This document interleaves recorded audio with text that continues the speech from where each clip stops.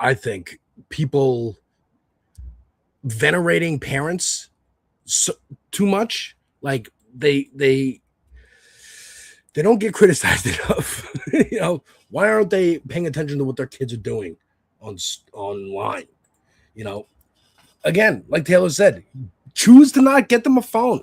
They might scream, they might complain. Fine.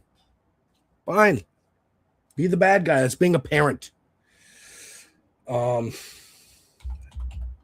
I'm just pulling up some election stuff here. So, firstly, we got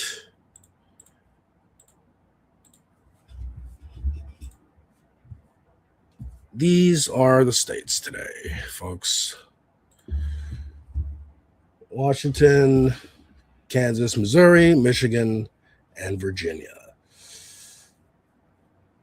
And we're going to be looking at these closely. Now, there's not everybody on here, of course. Like ABDUL SAYED is not a member of DSA, so he wouldn't be on this list. But luckily, we have live coverage. Oh, my man, Steve Kornacki. I am a Kornacki head. Okay, he is my favorite of the white dudes standing in front of a board pointing at numbers. He's my favorite one. So we're definitely going to be watching him. Folks, I got my Spider-Man review. Check that out. I think Majority Report's going to be covering some. So we'll have them up just in case for some analysis and whatnot. And then let's see if we can't get like CNN or something. Something boring.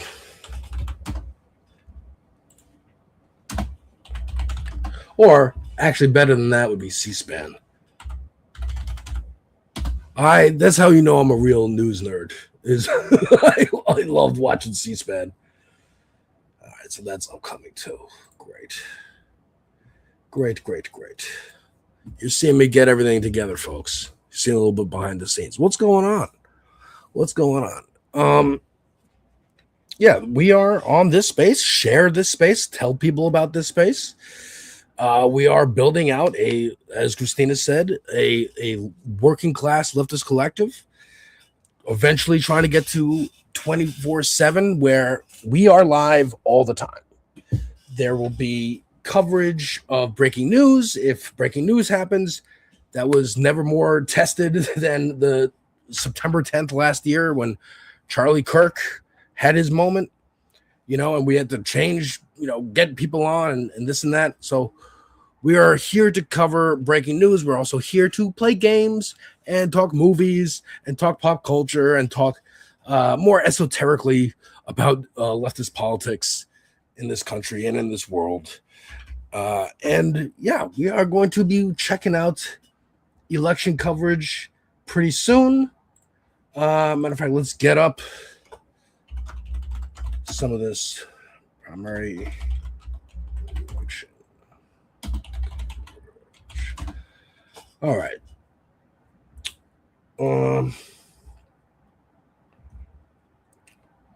I mean, you guys know, but let me say it anyways. Primaries in the Midwest have become a high-stakes proving ground for progressives. We are watching Washington, Michigan, Missouri. The ABDUL SAYED race is probably the most high-profile because it's Senate. But, of course, CORI Bush is also very important because that's a seat that AIPAC successfully kicked CORI Bush out and replaced her with Wes Moore? Let me see. Wesley Bell, I believe. Wesley Bell, who was the Attorney General. Oh, Google. All right. Again, forgive me if my internet craps out. It's been happening too much.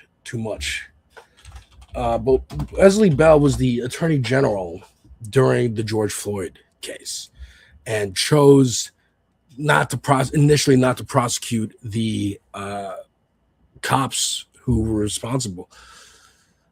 but eventually they did, and is in AIPAC's pocket. So, that will be another test more specifically on the strength of AIPAC as of right now. Because, again, Wesley Moore is their candidate, or Wesley Bell, rather, this dude. Let me throw him up there. Wesley Bell.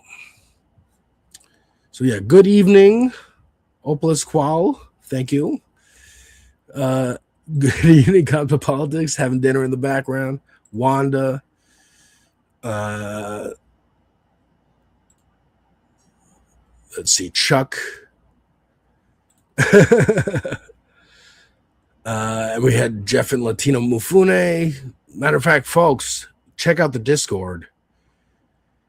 If you don't know, we now have a This Space Discord for everyone to hop in and say hello. They had the link in there. They'll post it again in chat. But yeah, folks, we are watching very closely these elections here, and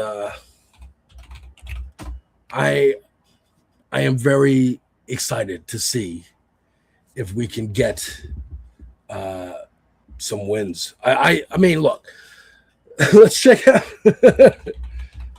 Poly Market. Let's see the odds. Right, these evil fucking gambling sites. I've never actually gone to Poly Market. These evil gambling sites. Let's see, primary elections.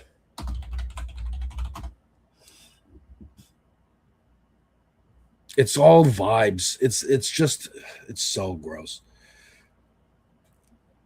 So here we go. Is Michigan Donovan McKinney in Michigan favorite to win on the betting sites? Now, the only reason I'm looking at it is, one, because I'm more really curious, and two, because I know my favorite show, South Park, when they would do election episodes, they would look at the Vegas odds to see who's more likely to win so that they can build an episode around, like, hey, Obama's going to get in office, or Mitt Romney, or John McCain, or whoever it was. And the only time they were wrong was when everyone was wrong in 2016. Abdul El-Sayed favorite to win. It's still moving. Again, this is like live polling, I guess, is the best way to use this. Wisconsin. We got, this Washington. Susan DeBene. Let's see.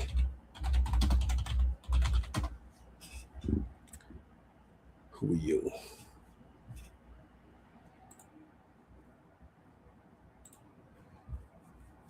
For Christ's sake, Google.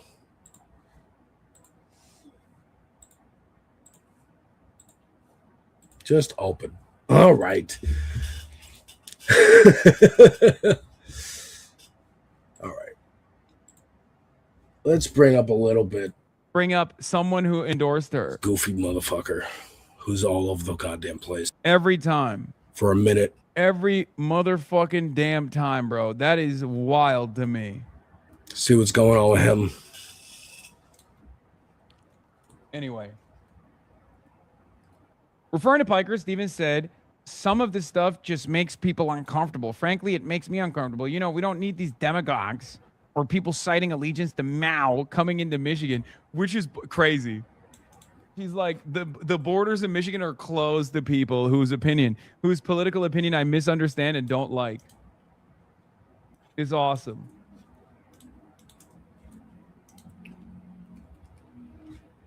And pointing to El-Sayed, Stevens added, maybe instead of being with Mr. Piker, if he ends up winning the nomination, maybe he'll come with me and hear from some of the small businesses who don't want these extreme politics coming into our state. This is so fucking weird that a Twitch streamer that, first of all, that I'm reacting to, someone reacting to politics. Weird. It's weird that he's having an effect on the natural fucking election system. It's weird that a beef between him and another streamer, Destiny, that establishment Democrats are taking their cues from him because they're like, well, you've been battling him online for years. How can we learn from you?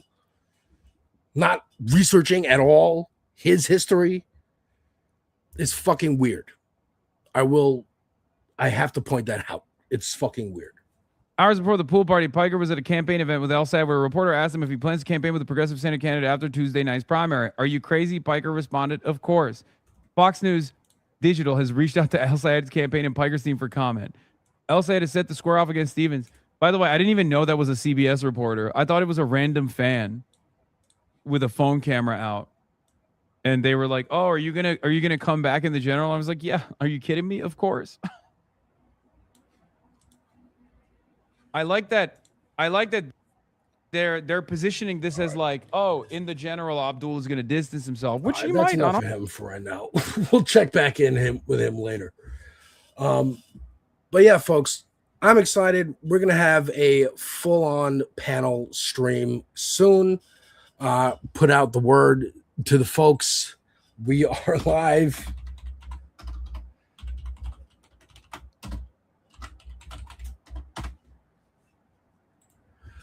And yeah, man, I'm excited. I think right now, let's see, polls in Michigan. I mean, we looked at Polymarket, but Polymarket's fucking bullshit, right? What's going on, Jeff? How you doing, brother? Hey, I'm doing good. Can you hear me? Yes. Boy, I look like I'm have like the worst filter. I have my on the road setup. I'm actually in Lansing, Michigan, broadcasting live. Hey, I was on the ground. On the ground. I was driving around Lansing today doing house calls. So I'm a union organizer in my day job, right? Mm-hmm. And I was doing house calls for workers all day.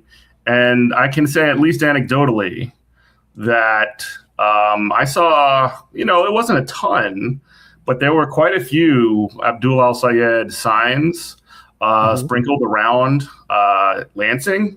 I didn't see a single, not one Haley Stevens sign. And this is one of the places where ABDUL al-Sayed is being outspent like something crazy, like 50-1 or something like that. And television ads, and I didn't see a single goddamn Haley Stevens sign. That's pretty wild. So, yeah, that's good to know. I did a phone bank last week for Cori Bush as one of my first acts as a newly minted DSA member. And anecdotally, most of the numbers I called didn't pick up. So that's, sure. Nobody's going to pick up like that's what phone banking is like. Most of the time, phone banking is like. Exactly. A bunch of phone calls and nobody answers. I will say this. I did some phone banking for ABDUL last night. And I guess I got through to like some sweet like grandma in Dearborn Heights, and she said, and she was very cute about it. She said she was going to vote for ABDUL, and she was going to tell all of her daughters and all of her friends to vote for ABDUL because he's for peace and he's against war. And I'm just like, that is so cool. Like, God, God bless. Like, it's like a little like Muslim grandma who, the type. They're just like always people on earth, and she's just like, I'm going to do the right thing. Like, I love that. Like, I'm that's sweet. I got a lot of those too. Like the biggest pool, like I was saying, the biggest pool was no answer. The second biggest pool was people who were positive on Cori Bush or had already voted for Cori Bush. And then on that was people who were going, how'd you even get this number? And the end. That's banking. Yeah. So that was my first inaugural experience doing that. It was very, it filled me with positivity. It feels good to talk to people and actually know that you're part of helping the overall project. You're involved. Get involved, folks. So, I'm going to be here. I might be in and out today just because I do need to get dinner. I've been driving around, like I said, trying to talk to workers all day. So, I'm going to be in and out unless I find like somebody's like, hey, come to this ABDUL party. And then I'm going to go to that. But otherwise I might be here for a little bit, Cool. How you been, brother? I don't know if you've been watching GMC, shameless plug now, but had a couple of amazing guests that if you haven't watched them, go back and go to Good Morning Comrade on YouTube. Check it out. We had a couple of organizers from We had a couple of organizers from LA and Texas talking about their Palestine organizing, their immigrant organizing, a lot of the really cool stuff. And they do a lot of their stuff through DSA. We had Mike from PA on the show a couple of weeks ago. He was talking about why DSA needs to endorse AOC now, because there has been a little bit of internal DSA politics kind of surrounding her, and there's always a little bit. Look, here's one of the things that socialists are always going to do. They're always going to infight. Always going to be a little bit of drama, but I do have faith that the argument, I guess, that Mike laid out, and I agree with him, was that, if DSA gets behind AOC now, that essentially means we'll have the ability and the proximity to her campaign. And she's the only person that's going to run, like, that only possible socialist candidate that could possibly run and have any kind of a viable chance. So, like, the question of whether or not she should run is, should a socialist run? Period. But the argument that he made, which I agree with, is that if she's going to run her campaign and we want to have any kind of impact, proximity, or ability to have any kind of quote unquote leverage, which leftists obsess over when it comes to lefty candidates and lefty elected, if they want to have any kind of a relationship with AOC, the only way to do that is to get involved now, because if we do as DSA, then at the end of it, she would be essentially dependent on us for one, getting across the hump for that victory. If we come in late and be like, oh yeah, we endorse you or whatever, and it's just like, that's a lot less meaningful. If we're building the infrastructure, if DSA is building the infrastructure that a huge campaign like that would run on, then we actually have control of that infrastructure after the fact, which, if you look back to 2008, when Barack Obama created his own independent infrastructure outside of the DNC and outside of establishment Democrats, when he got elected into office, what did he do? He dismissed the whole thing. He dismantled the whole thing and sent everybody home. It's like, all right, guys, we did great. And there was nothing left, because that infrastructure was answerable to Barack Obama.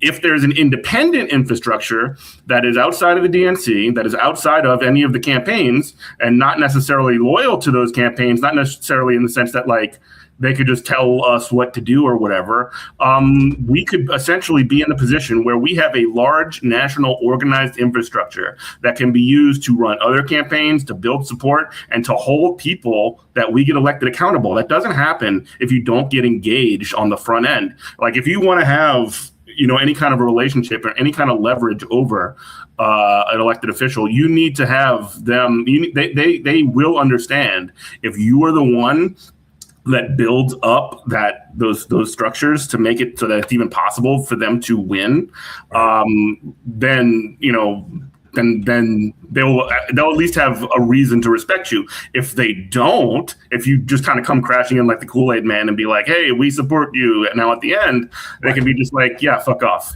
Yeah, I was watching your I'm gonna put it on the screen again. I was watching your interview with Mike from PA, and then the interview with Lexi and Alex. Yeah, I love Lexi and Alex. They were so cool, weren't they? They were great. They were fantastic. And everyone echoing the same strategy. And I will say separately, I went to my first in-person bro, do me a favor. Hold on one second. I got to click the subscribe button. Come on, bro. Click the subscribe button. I'll give one comment. Go ahead. 4K. I went to my very first in-person DSA meeting on Sunday, and they were saying the same thing. It was basically a one-on-one, like, here's what we are, welcome to the TSA, here's what our plan is. And it is, yes, get behind, this is the fastest growing, it's the biggest socialist organization in the country ever. It's the fastest growing since Bernie, really. Before that, they were telling us the average age was 68 of a member, and the national members, it's right between 6'7" and 69. Like, what the fuck?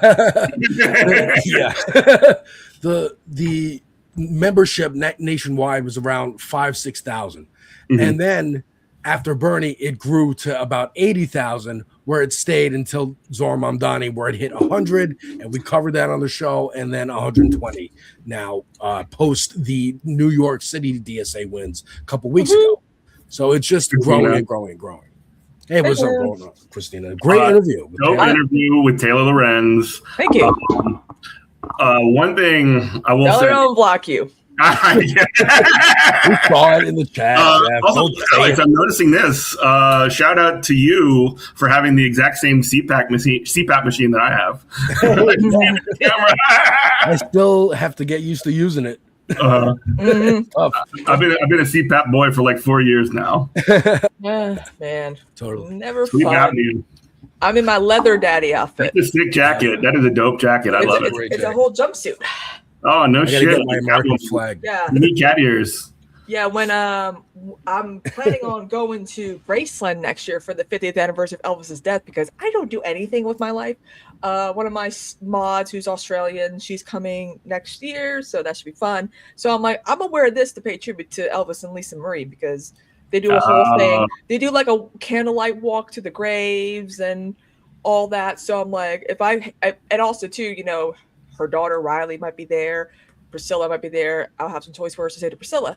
But I'm excited. I'd be like, yo, I'm told we look alike a little bit. Anyway, I was thinking Catwoman, but I appreciate your mother. I even told her, I'm going to tell her because they're going to be there because it's the 50th, it's a big deal. I'm going to be like, your mother was like my style icon when I was like 8. I wore with leather jackets, leather pants, graphic t-shirts, spiked bracelets and stuff. And she's been Captain Homer. Yes, we are aware of the DSA YouTube channel. I will say they also New York City DSA has a Twitch channel, which I'm like, let me help you with that. Oh yeah, absolutely. Our fellow host Dieter McBusiness has been trying to figure out how to do something with that channel. Yeah, there is no better time than right now. I get it. That is such an old man reference, like referencing the Avengers, like Emma Peel. That's incredible. Yeah. The Uma Thurman Avengers? Oh, no. That was like before that. There was a show in the 1960s that movie was based off of. And that movie was apparently terrible. I never saw it, even though I love Uma Thurman. But the old Avengers. Yeah. Did you see Spider-Man, Jeff? I haven't seen Spider-Man yet. I did see Supergirl a couple of weeks ago. I liked it, despite the fact that it completely missed the point of the movie.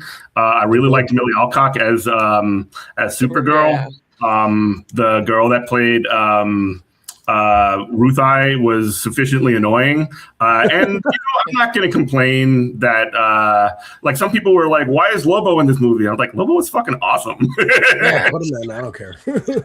That's one I really didn't have a problem with Lobo. Yeah, people were like overly mad about that movie, and I'm just like, I get it. Like, it totally missed the point of the comics. So I'm not going to do like the spoilers or anything like that. But like I get it. I hated the ending, but I just loved so much of that movie, and I loved Millie Alcock's performance so much that I'm just like, you know what? I had a fun time when I watched it, and I'm not going to complain too loud. You know.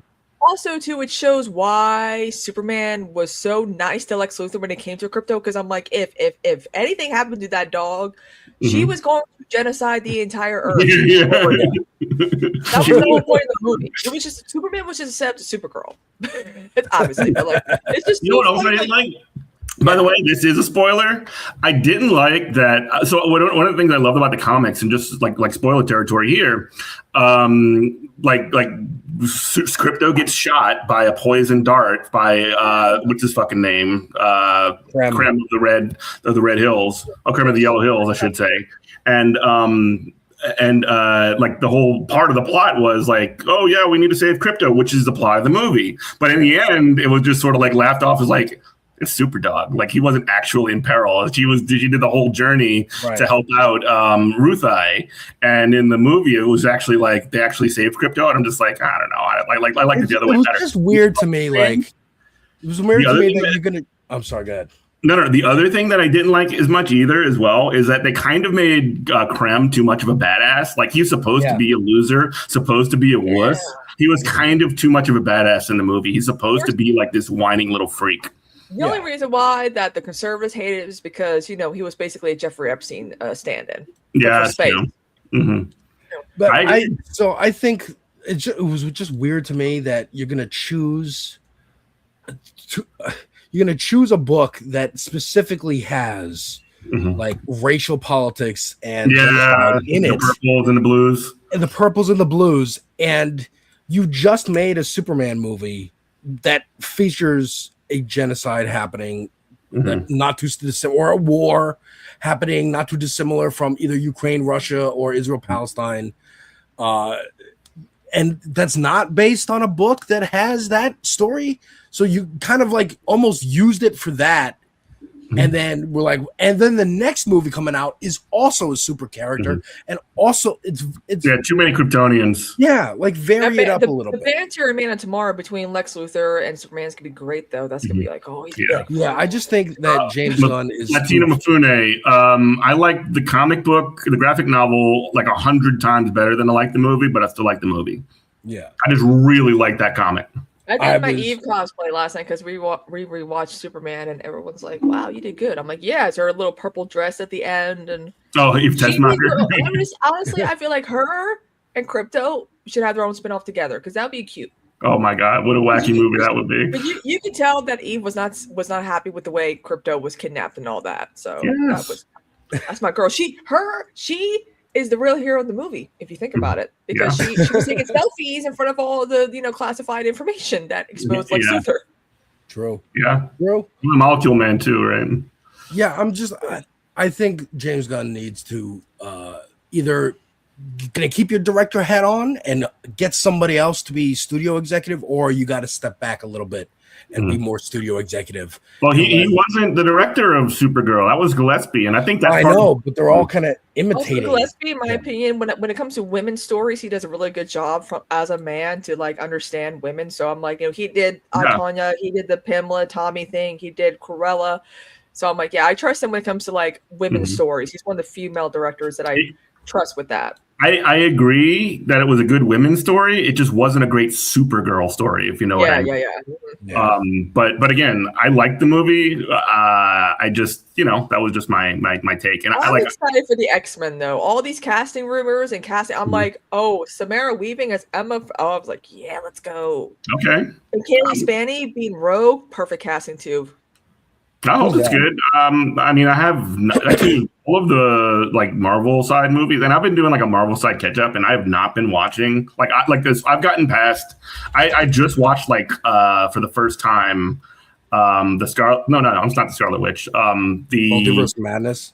No. I'm not even that far. Like I finished the Endgame 2 weeks ago for the first ever time, and then drive themselves and order groceries from your couch. AI can write anything you want. Well, I can hear whatever you're watching or whatever. No.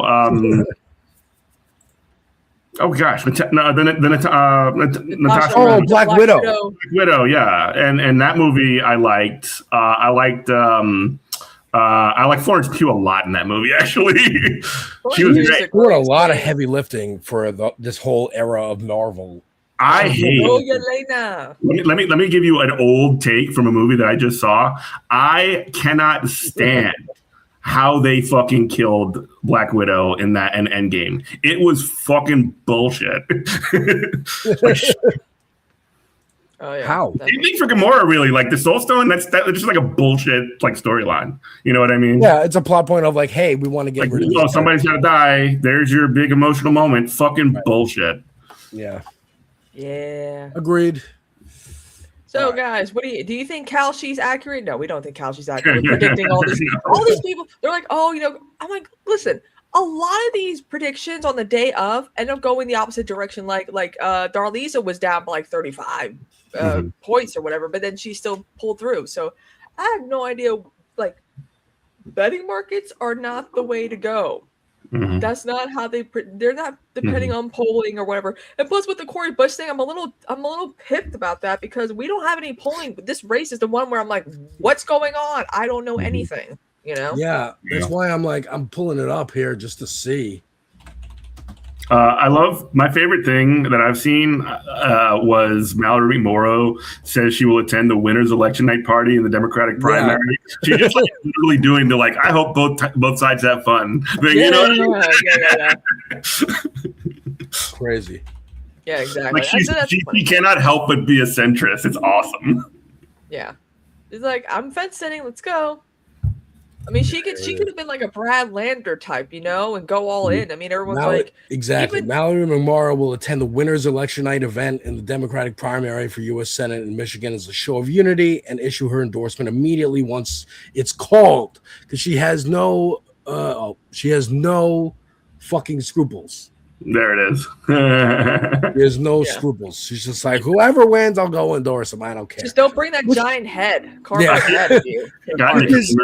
An example of her candidacy is whichever way the wind blows, I'll go that way. Yeah, that's why she dropped out, because nobody cared about you. I like Southpaw Politics on TikTok. He does a really good job at breaking like what went wrong with her. It's like it's like, yeah, we need good, you know, we need we need a better healthcare system, but you're not going to support me. We need to do this, but you're not supporting the policy, and that to me defies centrism.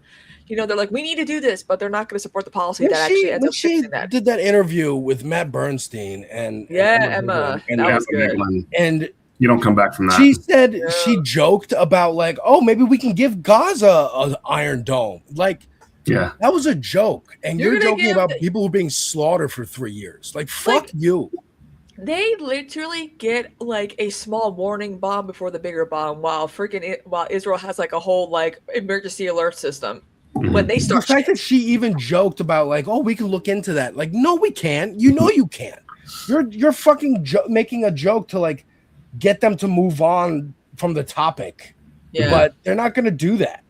And you know, your team wasn't good enough to fucking vet them and decide, oh, let's not go on this thing. Because I would have gotten on her side if she would have said like, yeah, give Gaza a nuke. Exactly. Oh, but tonight's gonna be fun. I'm excited. Good things. And then also next Tuesday as well. What's on next Tuesday? Next Tuesday is Francesca Hong. Yes. Yeah, Wisconsin. we got Yep. We'll see if we can get the Red Letter Media boys a new governor. Wisconsin. Exactly. Those are the most famous people I know from Wisconsin. Yeah, Wisconsin, famous people. What is that? Yeah. There are more famous people in South Carolina. Also, fuck Jim Clyburn. Jim Clyburn, yeah, it's like the one person that comes to mind. Is like, fuck. Yeah, I'm like, dude, like, I just don't understand. Like, was also Destiny had a meltdown. Like, we should just trust the older black people and not the younger black people. And I'm like, I'm like, that's part of the problem, though. We're not letting young people get a say in this process. Mm-hmm. That fuckhead doesn't know what the fuck he's talking about. I mean, he literally said he's going to join the Republican Party if any of these leftists win. So I'm like, okay, cool. Okay, cool. Enjoy. Have fun with James Carville and Bill Maher, like these irrelevant old shits like that nobody cares about. Good. Exactly. Should we tune in a little bit to Majority Report? See what's up. I love seeing Saul yesterday. Acquisition of unwarranted influence, whether sought I guess they're just beginning. They're just starting. Yeah. Sounds good. But yeah, so we got a lot of other candidates as well. What? No, just Kristina getting thirsty. I love it. Yeah. Hey, man, that's how we got him on Movie Night Show. I'm not mad at you. I got him out. It worked. You know, when people tell me, they're like, what? I'm like, yeah, but Carlos picked me out the same theater and it worked. All you had to do was just tell him that I was an attractive woman who had a crush on him. And he was like, I'm in. Look. And I will give you a discount for cedar seeds. I respect. Wow. That's you got to deal. Come on, man. Come on. Get your head out of the gutter. That's what I'm talking about. You brought that up, not me. Emma, I feel bad for Emma because Saul was like, you're 42, right? And she's like, I saw that, yeah. That was funny. I did not see that. He's going to go to Kowalski from Nebraska's farm to do labor next year. That's funny. See, we have to find Kowalski from Nebraska and get him to find Destiny and kick him out of the state. I'm in reaching out, seeing if he wants to show. Twitch. If anybody knows him, more. And Reach out. I've emailed with him a couple of times. He said he would be interested in coming on GMC, but he never There you followed go. up. Just it dropped. But shout out to Squalsky. Please come on GMC. Yeah. That'd be- Shout we out. will be, yes, it is somewhere in the world, it is 6:15-ish. Sam, 6:15 somewhere. Yeah. How's the volume, by the That's way? not true. Yeah. That's good. Yeah, It we're doesn't good. mean Not too you do it. loud over our voices. can we not prorate it? I don't think so.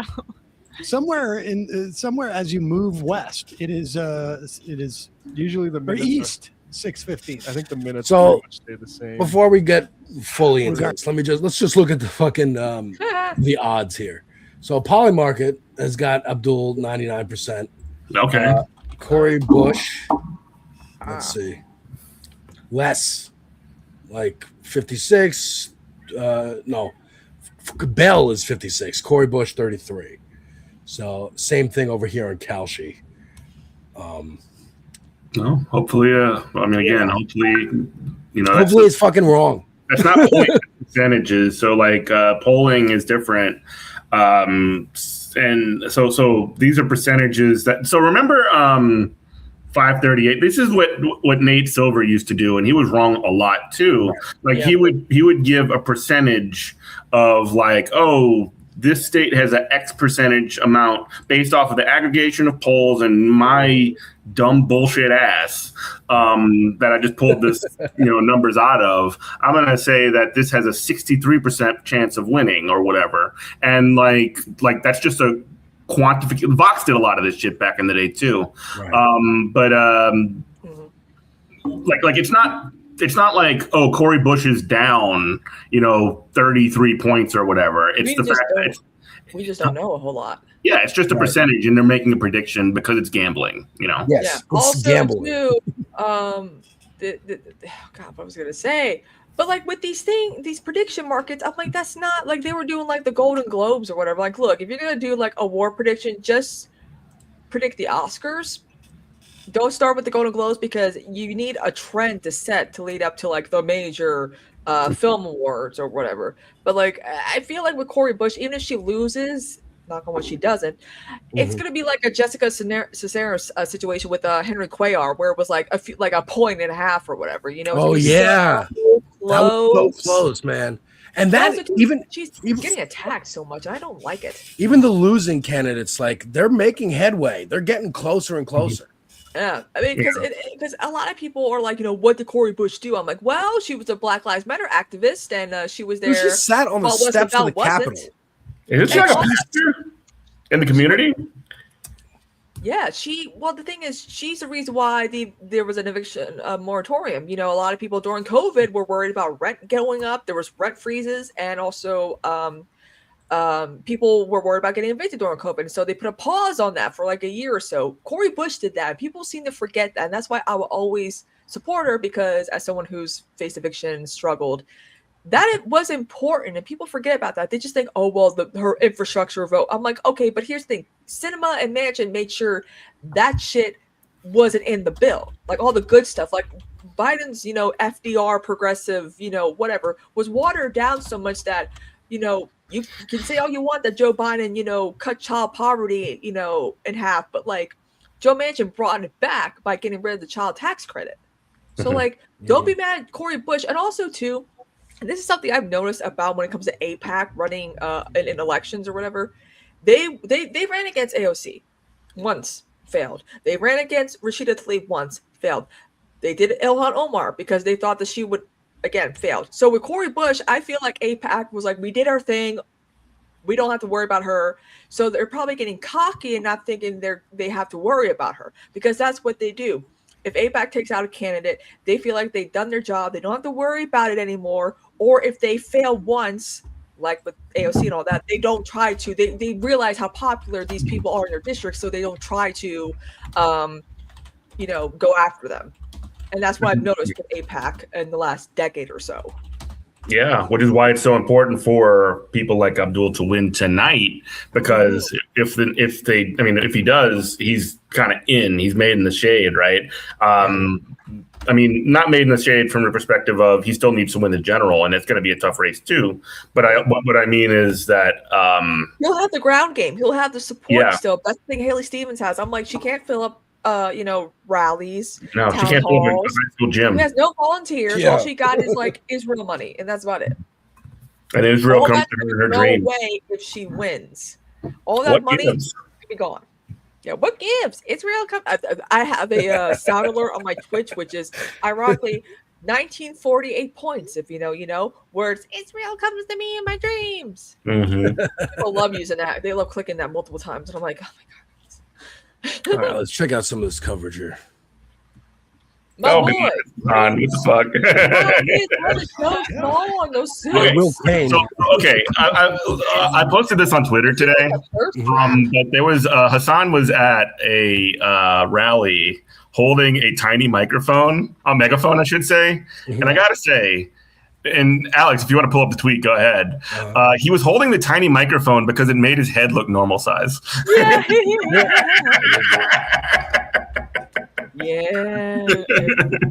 Also, I mean, stop making Hassan Piker an issue for an election issue. No, keep making it an issue. I think it's helping us. It really is because he's showing, and a lot of people are like, why is he getting popular? Why are these candidates doing so well? Because he's showing everyone what the experience is for people who campaign, people who volunteer, the candidates. It shows like this is what it looks like. There's community, there's camaraderie. People love doing this, and so that I feel like that is helping a lot by him. He wanted to do less, at home in studio streams if he was going to do this.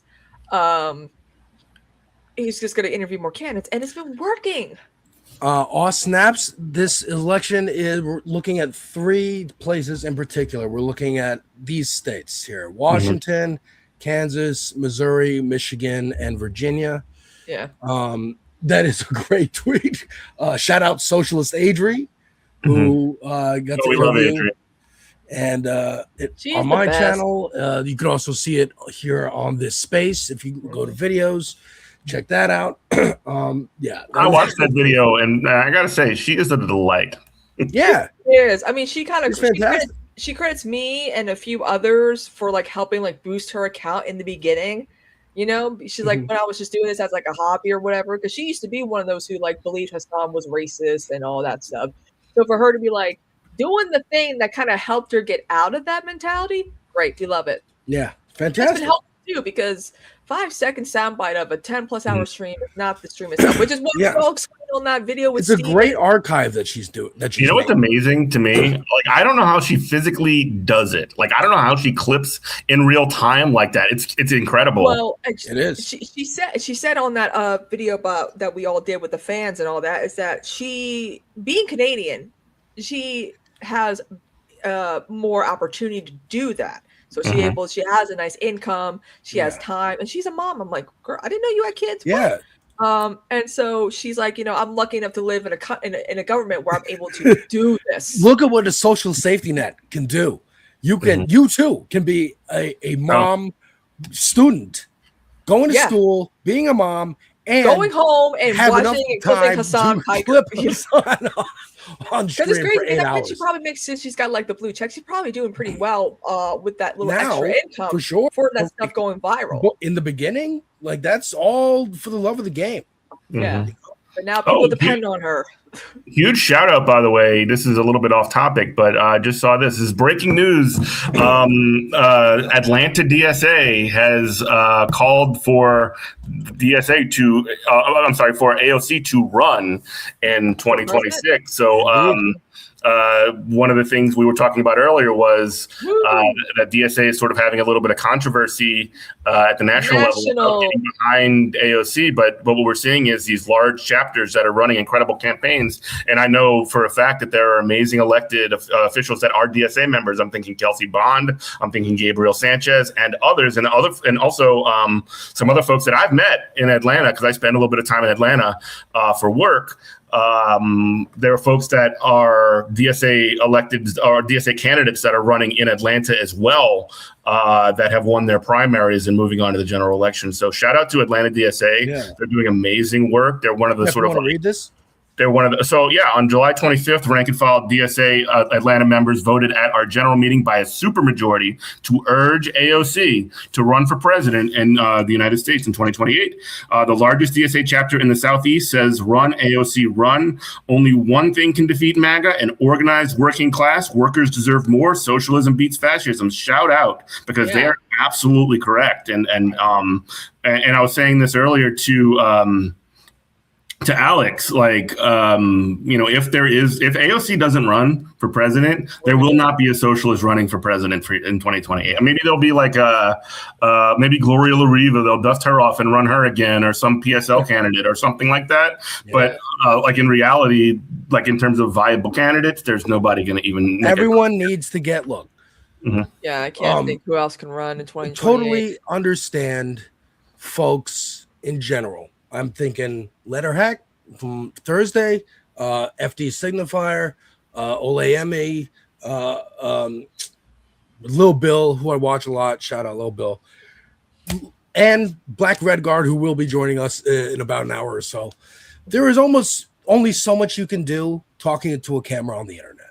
I understand that. But what we are encouraging people to do, and what Hassan and bigger streamers, Mike from PA, are encouraging people to do, is exemplifying. Let's go out and do it. Let me show y'all. And look, we know people imitate what they see on TV. One of the biggest lies in all of media is don't try this at home. People will try it at home, no matter what it is. From Jackass to doing what I Show Speed does and whatever, or Kai Cenat, or something more productive. Here's a big streamer, and his thing is trying to get people elected. I know Destiny was trying to do that, but Destiny's too fucking weird, and people don't want problems, and I don't think he's doing it. Also, he represents a politics that nobody cares about. Like, he's trying to represent establishment politics when we are in a situation he's James Carvin has failed us. He's trying to defend an establishment that doesn't work for working people, that doesn't work for anybody except for the ruling class, the millionaires and the billionaires. And he supports that politics because he is one of them. Right? He's acting in his own class interests to essentially debate bro. Right. Like to be like an online weird sexual predator version of fucking Pete Buttigieg. Bro, that's not how you're gonna make change. You know, I mean, they did the progressive victory thing. He does this weird digital ground game, which is just a cult for him. It doesn't even do anything. Mm-hmm. And I want to talk about DSA because everyone's like, well, DSA is 85% white and rich. I'm like, okay, then am I that 50% that's poor? Also, that probably might be like the national DSA leaders that are predominant right, but like DSA is not a monolith. Every chapter does its own thing, whether big or small. Let me tell you something. Oh, go ahead. Right across the river, the Augusta DSA, right across the river from me, we do. They do a lot of voter registration drives, driving to the polls, mutual aid, food drives, and all that. Because that's they don't have a whole lot of money or whatever, so they do what they can. Atlanta is the biggest in the South, Southeast. Great. New York City's doing the damn thing. LA probably is doing stuff, but like it really depends on like the chapter. Not everyone's reading theory. Everyone's doing their own thing, and I feel like that's what people assume DSA is all about, but. One thing that I can tell you specifically about Atlanta DSA is they have an amazing relationship with the unions down there. Yeah. They work with some of the union locals to get their union. Their pro-worker message out there. It's awesome. Like they're doing the work. They have actually shown up to actions that I have been a part of, that I was like organizing this to get workers out there. Actually, this is kind of awesome because when I was down there, I actually got to march with like a lot of the union folks in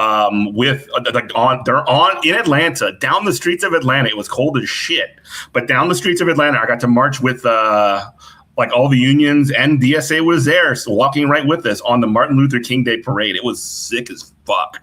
Nice. Yeah, also, you assume that Atlanta DSA would not be like all white or whatever. But like, it's just weird that national DSA can't get his shit together while all the local chapters are doing the damn thing. It's like you guys might be hindering the success that this organization could have. Let me tell you something though. The funniest thing, because people love to say DSA is so white, like over and over again, and it's very funny. I remember like right after all these politicians who aren't white.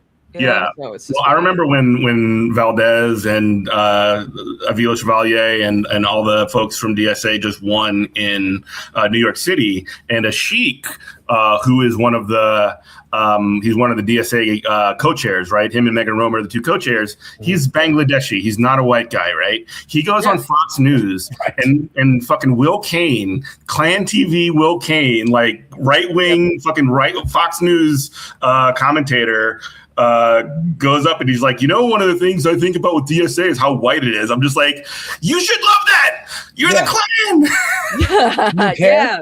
Like Republicans, they always do that. So white. I'm like, okay, then you should. Like, cool what? that, right? When did Fox News become this fucking woke? They always do that. They try to use, again, they are like supervillains. They think it's a weakness to care about other people, to have empathy. So they try to weaponize that and go, well, your organization's so white, so aren't you all hating each other anyway? You guys should go back to fighting each other. And the liberals fall for it every fucking time. It's crazy. Also, speaking of socialist Audrey, I found a video. Apparently, Abdul and Hassan have a beef now. So I got that. What's the beef? Let's see it. Let's see throw it up. Don't just tease it, Kristina. Let's see it. Okay. Well, apparently, Hassan found out that Abdul El-Sayed sold him out, and told him, my thing show? Where's my thing at? There we go. Come on. Here we go. There it is. Let's go. Let's see it. A lot of the things that our tax dollars have paid for in that part of the world. So those are the things in my dreams. My last question for you is, I've seen numbers floating around about how much you're able to bench. Some people saying that you can bench more than Hassan Piker. Can you settle the score? Yes, he can. It's true. He can. He fucking... Undeniably true. He chest mogs me every day of the week. It's kind of messed up. That him and Jamal Bowman. That's crazy. Look at him smiling. That's fucked up. Why are you laughing, bro? Why are you I thought we were supposed to be home. You're supposed to be like, oh, no. Look at him smiling. Look at him cheesing. Let us know how much you can bench. Uh-oh. How much? 355 on a good day, but definitely more than Hassan. Thank you so so much. Oh, no. He's right. So who's the girl, by the way? So homegirl who's doing the interview for Gen Z for Change. I've seen her a lot lately. I'm not familiar with her, but she seems dope as shit. I just cannot believe that Abdul would do this to our boy. Nah, give him the L. Hand him that L. Make him hold it. Make him hold it. Make him. So Hassan needs to work out because his arm looking a little flabby. Skill issue. Get in the gym. Go to the fucking gym. His ass is cake though. I'm like, damn, dude, is that what are you doing? Why is your ass so fat? He's squatting too much. He's not. And I've been wondering, the avatar for the right wing. We got the avatar for leftism on, again, rich white people, and then avatar for the Republicans is like uneducated. Let me caveat. Hassan is the streamer, the biggest leftist streamer, I guess. White leftist streamer. And then Abs and Gold. Then you got Destiny representing the center, the weird, corrupt Sex Pestinies center. And then you got Asmongold on the right. And this is what he just put out today, which again has not got him blocked from Twitch.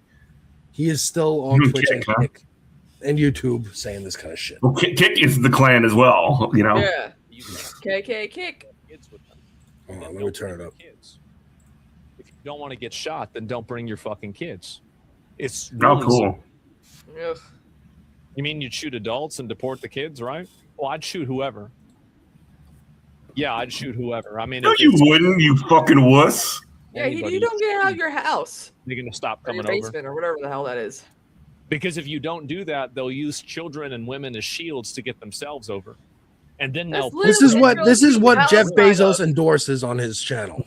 This is what Jeff Bezos endorses. He won't let you say cracker, but he will let you say Ritz that crackers and wheat. Children at the border can be shot. Cracker Barrel. Okay, we don't say slats. We don't say slurs on this show, okay? Yeah, man. We don't got the pass. I didn't give you that. I didn't give you the C word pass, brother. Let's see if some of these other channels are up yet. No, Kornacki, my boy Kornacki, not yet. Hey, have you noticed that when Steve Kornacki's not wearing his signature khakis, he's just wearing like plain? That's when the left does well. I've noticed that. When he's not wearing his signature khakis, I'm like, oh. And then I look at what happens. I'm like, oh shit. the left does pretty well when he's not wearing those khakis. Alex, I need you to bring this one up too on Instagram. Go to New Orleans DSA. My friend Lauren Jewett, who's running for Congress in District 1 against Steve Scalise, just secured the New Orleans DSA endorsement like over the weekend. So she's running for Congress in Louisiana. People, please give money to her campaign. She's running a work, like, I know her. She's a school teacher, a union school teacher in New Orleans. She works at one of the few public schools in Louisiana. I met her for the first time ever at an action where we were like, this was 2015, 2016. It was 2017, like right after Trump had gotten elected. And we were basically planning fight back to against ICE. And so she is somebody who is a really, truly to her core real one. And she's running a campaign against the Steve motherfucking Scalise, David Duke without the baggage, the guy who he's basically ruled over District 1, the district I grew up in for most of my life, or since basically 2008 for like 25 years or almost 20 years. And she's a very exciting working class candidate that really, really needs support. Please check out her website, sign up to volunteer, phone banking, just like we're doing for Abdul, just like we're doing for Cori Bush and all the rest. The primary is not until November 4th because we do Louisiana does crazy jungle primaries like California does. So right, there's plenty of time between now and then for people to get involved. So I just wanted to shout that out. Shout out to Lauren. She will be back on GMC again very soon. And we want to get as much support for her as we possibly can because she's a real one. Also, shout out to Comrade Cable, who's running out. How did this fucking happen, by the way? How did Louisiana get the Speaker of the House and the Senate Majority Leader for the Republicans? It's fucking crazy.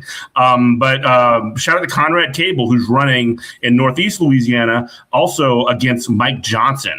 He needs help. He needs support as well. So check him out.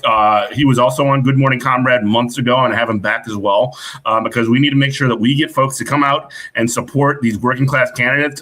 Like one way to fight fascism. I mean, look, we're talking about swing states.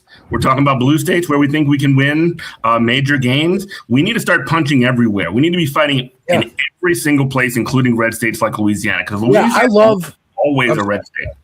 Yeah, I just love the way that it feels like people are getting tagged in.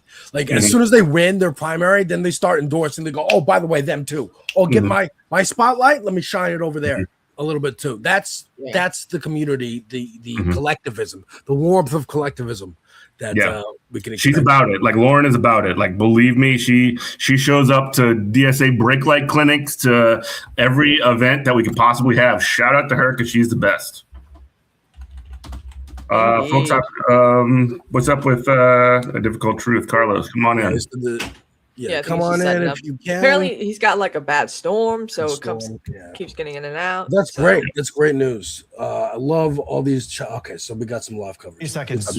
Well, look, Governor Whitmer, some of the debate, the chair of the Michigan legislature, where her voice was just getting more sounding like this. That I what gives? I know. I should make that as a sound alert too on my Twitch. I got a lot of good ones. Republicans 4 times over. Look at to them. Thank you so much, Congresswoman Haley Stevens, Dr. Al-Sayed. The vote is now she's going on me. Away. A critical conversation happening on this stage that, yes, is local, but is national. This dude was a great moderator. To hear what both of you have to say. We think people are like, they're like, he supported his fellow brown man. I'm like, shut up. Oh my God, man. They're not the same. What are you talking about? In America. Voters in they're just like so racist, like brown is brown. Whatever. All right, so there's C-SPAN. NBC, not yet. What's going on over here? Sam Robinson with against ABDUL Al-Sayed. Now, it's not a monolith. I mean, I am hearing from older Black residents who are like, Abdul is speaking to me. Abdul more resonates with my values. So, I do think the generational divide will be seen. How wide that is a real good question. I think with Zoran's election, you Bobby saw Hill that for Senate as well. Well, they could also come back for the general election in the way that some older Black voters in New York City did versus Andrew Cuomo, where once it's a Democrat versus an independent or a Republican in that instance, the dynamic changes a little bit. But what about the UAW endorsement for ABDUL al-Sayed? Does that play into this? Because I know you mentioned the McKinney race. There's also the Will Lawrence race. I just want to on that subject of DSA so white or whatever. One of the first, so I joined after Black Red Guard let me know that there's a dues waiver, so I could actually join for free because I can't afford to pay dues right now.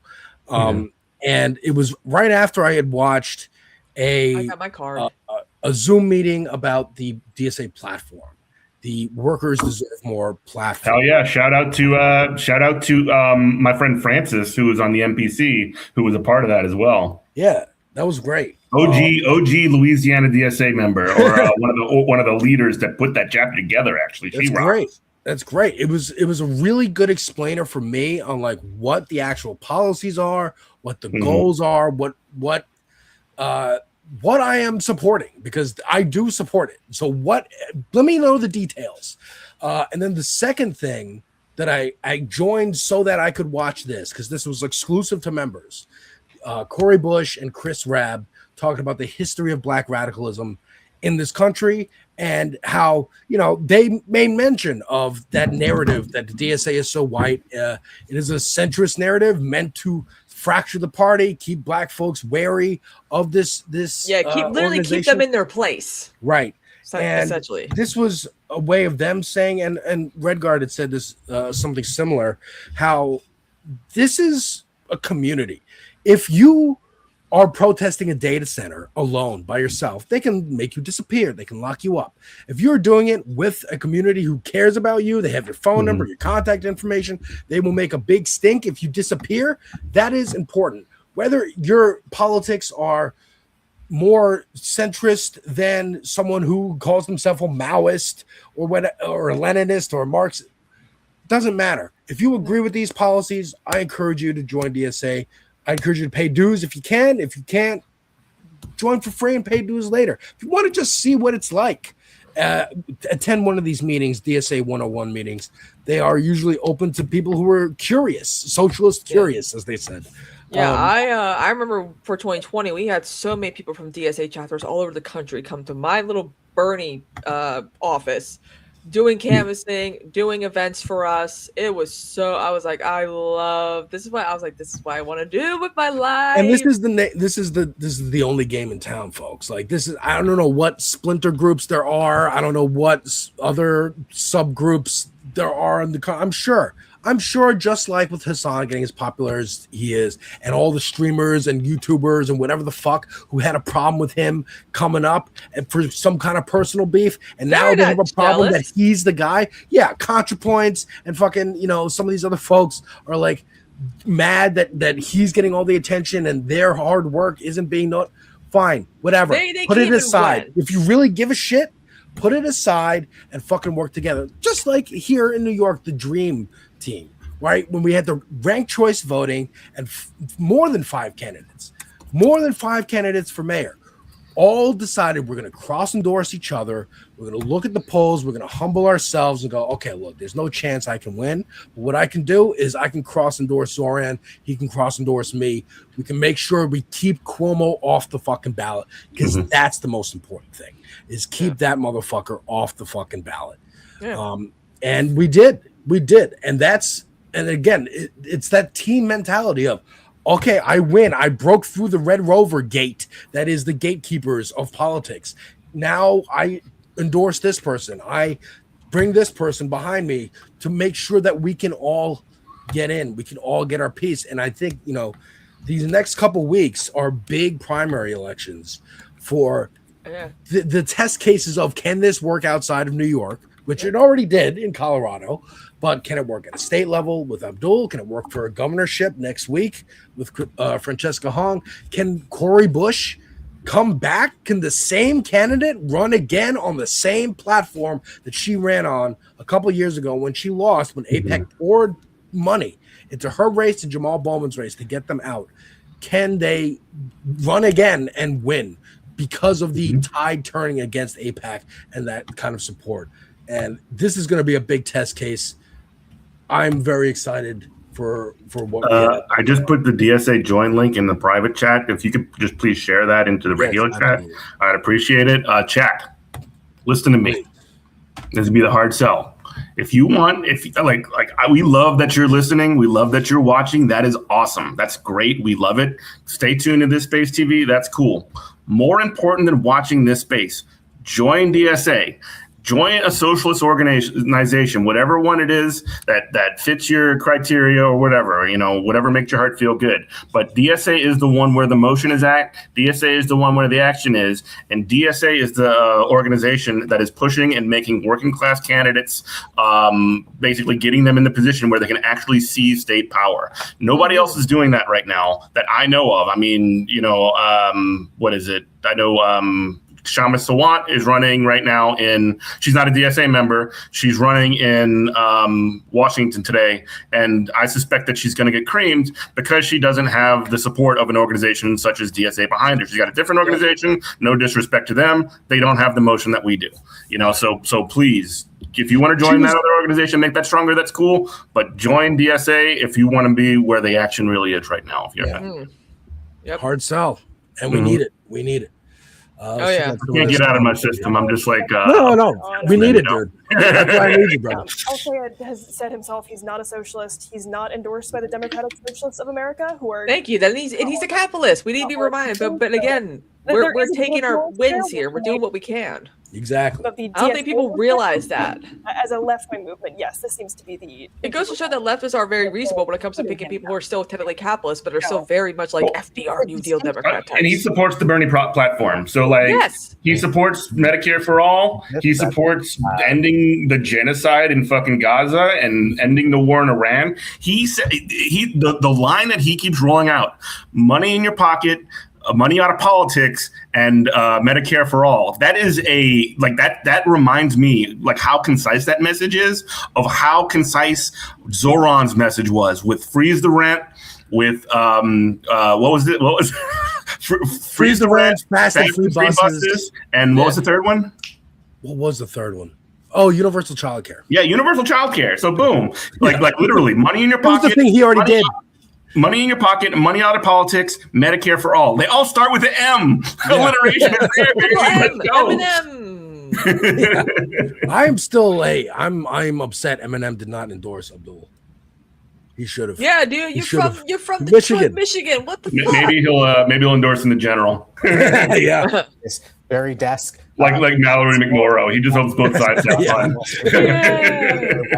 May 12th, third gubernatorial primary. Watch as Randy Feenstra lost his primary. Voters are not really interested in promoting people who have been in Washington for a long time these days because they. I need a soundboard. I'm on the road. I don't have. Israel comes to me. Even as she's been running on her. I can't believe she said that. I still can't believe she fucking said that. And she probably thought no one was recording that too. But once she started about Israel, I get the phone out. In Michigan, and of course, this bruising Democratic primary battle is the key race tonight that we are watching. Abdul. I think Michigan is most polls closing at 8 p.m. in Michigan. The others will close at 9 p.m.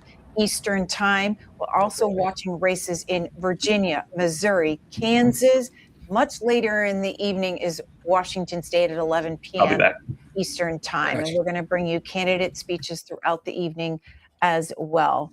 You all will be part of the conversation, so dial in now so we can get your take on dial in, folks. Dial into C-SPAN. Joining us from Michigan this evening, Emily Lawler, who is the government and politics editor with the Detroit Free Press. Emily Lawler, I want to begin with voters before tonight. How many were voting, and what does that say about turnout?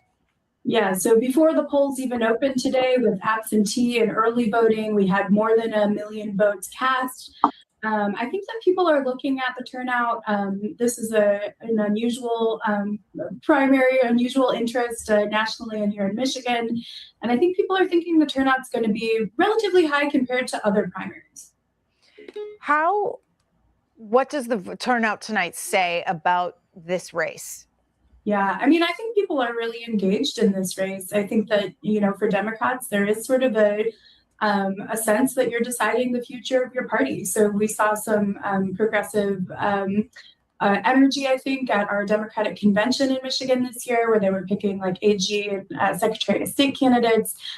We've certainly seen some progressive candidates this cycle, and it's not just ABDUL SAYED. There's a couple people running for congressional seats and further down ballot races that I think people are just really that's right. and see sort of a new wave potential. Yeah, we'll do those tonight as well. How quickly does Michigan count their votes? Well, I always love to go to bed early, but it sort of depends. Certainly, we have some counties that transmit faster than others, and I think, we're hoping they come in as smoothly as possible. I know the clerks in Michigan do a lot of hard work to make that happen, but this could be a little bit of a cliffhanger that goes past most of our bedtimes.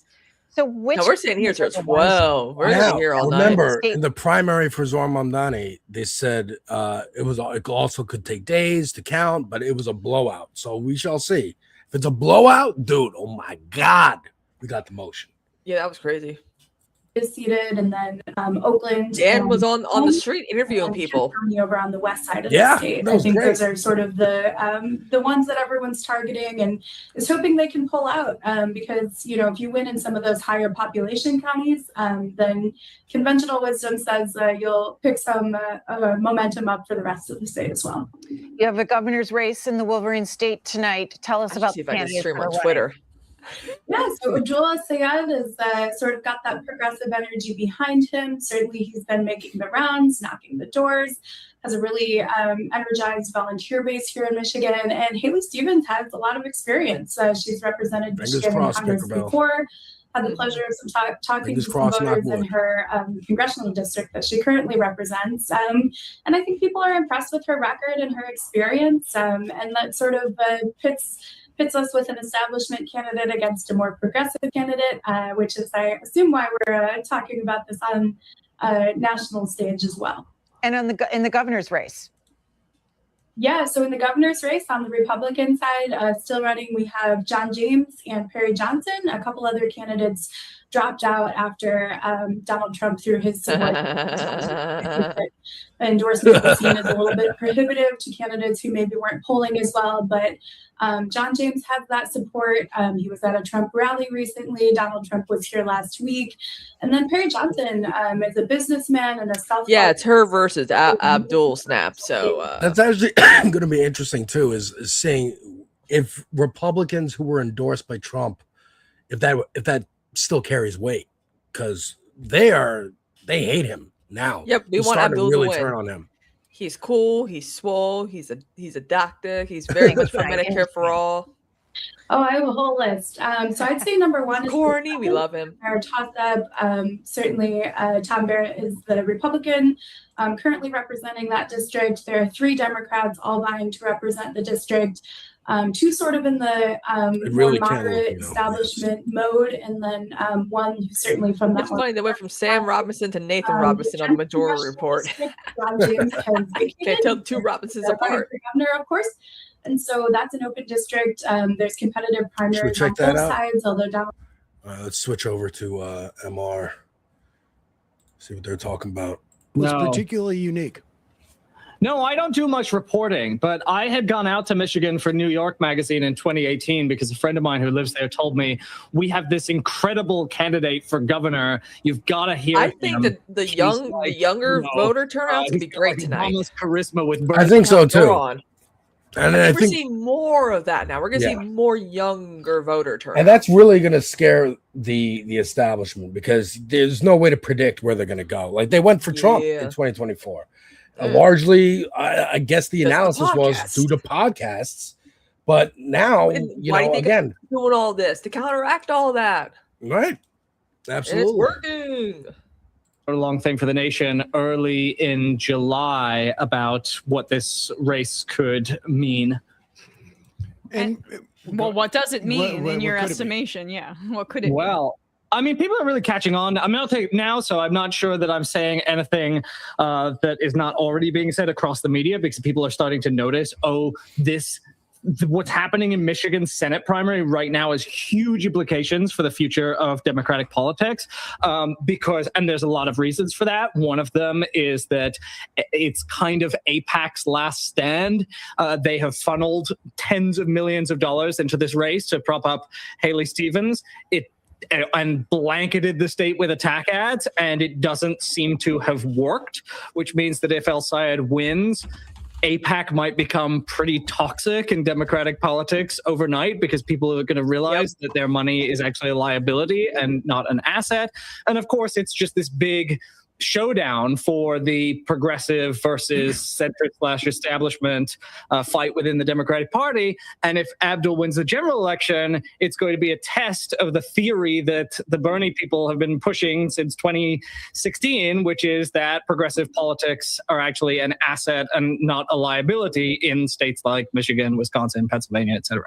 Well, that's what they're afraid of more than anything. It's why they want to kill him in the crib, as it were. That's what they're afraid of more than anything. Have to have that conversation about. Is there something on the ceiling? No. Oh, okay. They would prefer not to even have that conversation about or have to reckon with what electability really looks like in the Democratic Party, because it's so hinges on an old assumption about very conservative candidates in purple districts or purple states. Well, and of course, if Abdul wins, right, it blows a hole in November. It blows a hole in the whole theory that you have to run more conservative candidates in purple or swing districts, and then they lose the entire argument they had, because they never really argued that these people were better. They said you can't have these people because you have to have these people. You have to have people like Haley Stevens, because the progressives that you love, yes, you might love them, you might agree with them, and we saw this in 2016, where a lot of people who didn't vote for Bernie said they didn't vote for Bernie because they didn't think he could win in a general election. And some of us were saying, well, that's a misunderstanding of how politics work, but that's what they were saying. They say you might want Bernie, but you've got to vote for Hillary because she can win. And so that theory is finally going to die if we select Abdul, and then he wins in a general election. But then they don't end up winning, though. That's the thing. Vote for Hillary because she can win. Did she? No.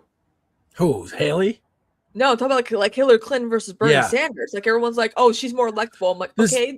Where is your electability meter come from? Where are you forging that? She could have ran in 2016 draft. Warren. That's why Bernie ran, because she wasn't going to do it, because she didn't want to overstep on Hillary.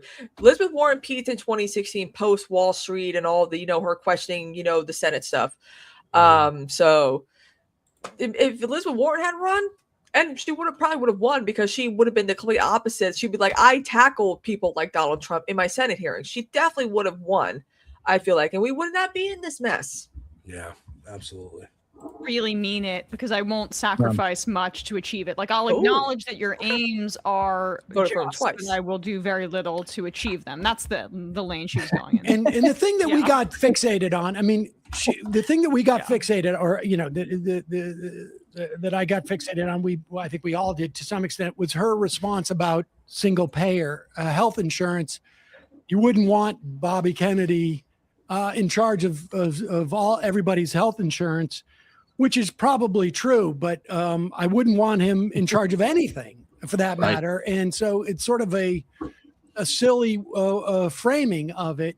But she could have dropped into there's a world where Mallory McMurrow could have dropped into this race, not complained about Hassan Piker, I mean, which was bizarre, but and actually been sort of like, I am also anti-AIPAC. I am also this, and she could have come in and done that, but she couldn't, because she couldn't raise the money without. It seems like there's basically only two ways to run now in this. It's either the establishment track and the sort of like progressive. SAYED is not DSA, but grassroots track, And it's really bifurcated in a way that it hasn't been in the past.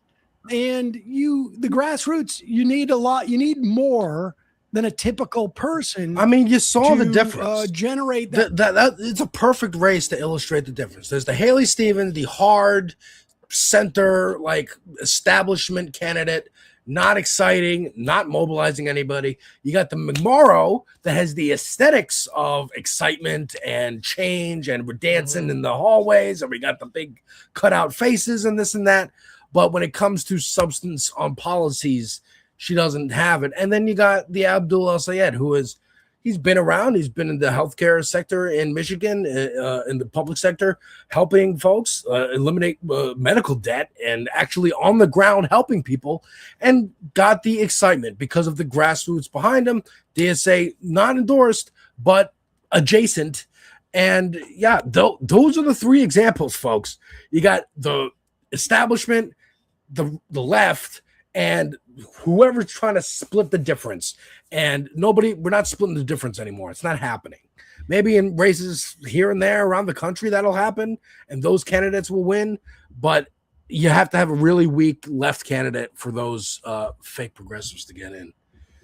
Didn't have a very clear narrative. There's all sorts of muddiness to what you're describing. Yes, but ABDUL is very, is Medicare for all, anti-establishment, anti-genocide, anti-ICE. If you care about these things, if you like these things, I'm your guy. Why would you go with anyone else? And so, I don't know if there was ever a chance for someone, unless early on the establishment had figured out, like they did in 2020, that they needed a compromise figure, and they all sort of rallied behind. And one of the things that worked to ABDUL's advantage was how split the race was for so long. I think that worked to his advantage. And what do you looking forward? I mean, what are the implications? Oh, did you? Let's assume for a moment. John Stewart had Fetterman on his podcast. He did. Yeah, that should be interesting. Let's check that out. Let's take a little break here. The Weekly Show with John Stewart. John Stewart, Fetterman. Oy. Could agree with them 90%, but Israel is the red line. Absolutely. Israel for me. Like I can't ever turn my back to Israel after where it's at. So, and I mean no disrespect on this, but that is not our country. Oh, you're saying that these candidates may have great ideas for our economy. They may want to do the exact same thing you want to do in terms of getting money out of politics. They may want to increase the social safety net. They may want to change the balance of power from capital back to labor. But if they don't agree with you on Israel, you don't want them in your party. Well, I don't know who you're referencing to specifically. No, I'm referencing what you just said. Name so one. in other words, Syed or AOC or Bernie Sanders, I assume you agree with a lot of what they say economically. Mm-hmm. What I'm saying is, like, if you are a DSA member, if you are a member of a specific political party, run under your own banner. And now I think Bill Maher said something very insightful. He said, the DSA are colonizing. Oh my God, dude. So just be Democrats if you're going to run. Hold on. What did he say? He said the DSA is colonizing. DSA is colonizing. That's we're going to colonize you, motherfucker. We're going to colonize the shit out of your fucking party, you piece of shit. That's God damn it. Colonizing the Democratic Party. Sorry, Kristina. I got animated. I hate that. That's the line that they've been going with since the fucking New York primaries. Jamie Harrison, head of the DNC. They're taking over. They're disrespecting. Run under your own party. Run under your own bed. No. We live in a two-party system. No. You tell us you don't need our votes to introduce third-party shit, and then you get mad at us and blame us for when your candidate doesn't win. So which is it? Which one is it? Yeah, fuck that shit. Fuck that. We're taking the Democratic Party. It's over. It's ours. The DSA is the Democratic Party, motherfucker. We're gonna make that the Democratic Party. So then, do you want to go join the Republicans or create your own third party with Tucker Carlson? Go ahead. Or go a ahead. centrist party of some sort. Fuck That's it. Yeah, just exactly. Israel The party. Destiny Party. So just be Democrats if you're going to run under the Democratic Party for that why have a DSA party for overall? So run on that, and you all understand. It's just an organization. It's not, we have a two-party system. We don't, it's like the Freedom Caucus in the Republican Party. There are, there's Randy Fine and Ogles and all these nutbags that are also part of an area, and Republicans, I'm sure, may not agree with all of them on all kinds of things, but there is no other party. So Jon Stewart's actually impressing me here because he's talking about how DSA isn't a party because it isn't a party. It is a socialist organization that is for dues-paying members. If DSA was a party, which it may be one day, it would have a ballot line. There is no such thing as a DSA ballot line. So, and also the way that parties work in the United States are so different than anywhere else they operate in the world. I'm sure, I'm going to put some people to sleep with this kind of shit, but it's an important distinction. Like parties are actually engaged in the community. The Democratic Party doesn't do that shit. No. The Democratic Party is a fucking sticker. It's a blue sticker with a donkey on it. And that's just a ballot line. That's all it is. And it's when it comes to the establishment of the Democratic Party, it's literally just a bunch of fucking consultants in a trench coat. That's all it is. So this guy, of course, wants to protect that because he fucking benefits from it. No other reason. So sorry to just pop off and like the Kool-Aid man here, but it's the truth and it's the reality that the reason that John Fetterman wants to come in and talk about it's the Democratic Party because he wants it to remain consultants in a fucking trench coat as opposed to something that actually engages with people, something that actually makes people's lives better. That's why Jamie Harrison does it. That's why fucking Destiny does it because they like the Democratic Party to suck. Yeah, because Jamie Harrison will talk about DSA shit on Twitter. Everyone's like, "What did you do when you were head of the DNC?" He posted a lot. He sure did tweet a lot. Yeah, I'm like, everyone's like, we lost some easily winnable elections because of your ineffectiveness as the head of the DNC, and now they're in debt, and now they put their HQ up for collateral and all that. So yeah. Mm-hmm. Oh, I mean, the reality is that the DNC is basically being cashed out. The DNC is not really necessary for the Democratic Party establishment because we have a system of outside money that can come in and control elections. That's why nobody's giving any fucking money to the DNC because they're giving that money to super PACs. Yeah. Exactly. And also too, none of this is working anymore. The whole give us $5 to stop Trump motto ain't working anymore. No, it's tired. It never worked. It never worked. They've been reliant on the big donors since Clinton, and now the big donors are like, we're going to fund the Republicans. Sorry, go fuck yourself. We don't care actually about fascism. We're not ideological like that. So now they're just funding the Republicans, and the only grassroots organization left, like you were talking about earlier, what did Obama do? He got rid of his. He handed over his list. DSA is not going to do that. DSA is going to outlast any candidate, anyone. That's why we got to endorse AOC or try to get it behind and encourage her to run so that she is the only socialist running. I think she is running. And also at least get her on the stage. I also want to point out that years ago, there was a lot of internal debate when DSA had just gotten started, on the upswing. This is years ago when a lot of people were baby socialists. I was still in DSA. And there was a lot of discussion about whether or not DSA should do a dirty break with Democratic Party or if there should be we should do what we do now, which is essentially run people on the Democratic ballot line. And my sort of approach, even at that moment, was that the dirty break was going to happen. And the establishment were going to be the ones that initiate it. They're going to try and break away from whatever wind can come in any kind of left populist, fucking democratic socialist, working class people sails because they don't they have more relation with the right wing and the Republicans than they do with any kind of working class movement. Kristina? I got some good news. Guess what? Steve Kornacki's not wearing his khakis. No khakis, no boy. Is he wearing pants at all? He's wearing pants. He's wearing basic brown, dress pants or trousers or whatever. I'm like, yes, we got. Bro, I can't. I'm looking at the NBC thing. It's not up yet. Well, I mean, is it though? That's weird because I think it's on MS Now. Oh, okay, I got to get to MS now. But I was like, oh, because just I one think of my it's friends, good. Justin Friedman, is watching. Do we want to finish that Fetterman clip? Yeah. See what Let's the finish that Fetterman. lame ass mother. Because I mean, look, this is gentle pushback. John is being very nice here. Yeah, I would don't be know like, why, you're an idiot. but- That stroke Yeah, ruined because your he's Jon brain. Stewart. He's not going to be. He's not going to be.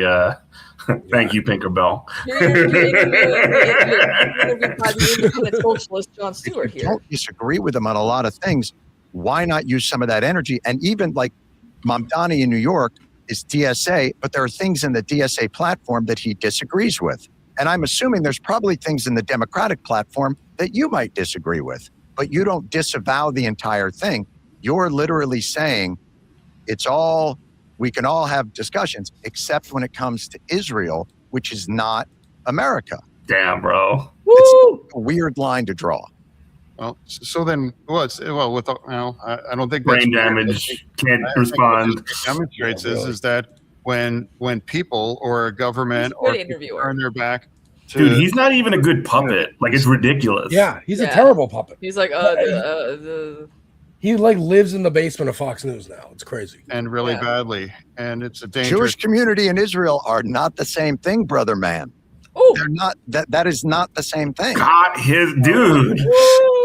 It's like You if can't I be have to mean decide at for- the But this is Jewish annoying. guy. Okay, this is you know. Let me tell you why this is annoying.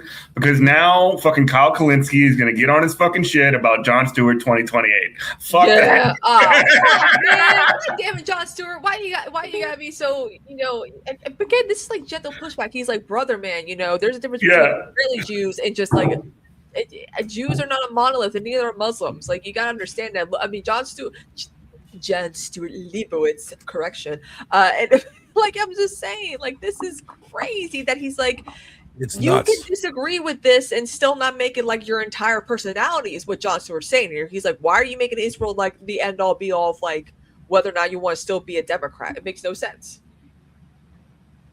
No sense. At for all. Iran. I'm always going to stand with Israel. I'm always going to vote and support whatever that's Jon necessary Stewart's to face. protect themselves He's and like- to prosecute Hamas, Hezbollah, and Iran too. He's cringing like as hard as I've ever seen. What the Yeah, fuck? don't get John off I camera. had to take him off the TV, off the screen. Democracy. You think that the left is pro Iran, not the country, but the regime? The fuck? What I'm saying though is like, if anyone in the Democratic Party is fine with Iran building a nuclear bomb, I disagree with It's like he's talking in Turby Durbin. Again, I think you're caricaturing the issue, but I want to. Is there anything you would criticize Israel about? Oh no, Forrest's here. It's crazy. Oh no, here comes trouble. What's up, What's brother? up, Forrest? How you doing? What's going on?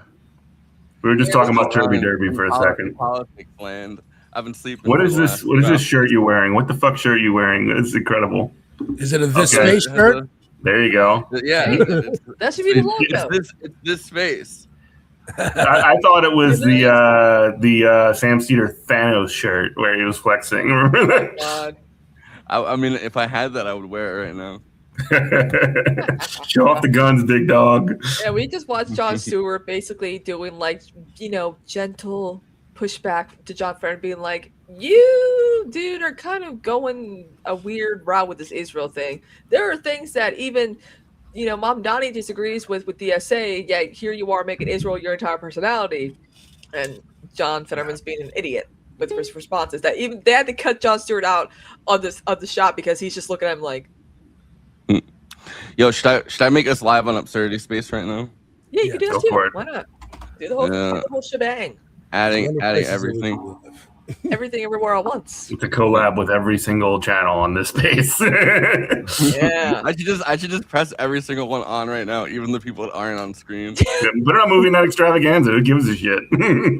That would be so funny too, because it's like, let's add it. Because I mean, like, if everyone can't make it, why not? Yeah. Oh, by the way, whatever night you're gonna do that Batman, I'm so in. If you want me, like for real.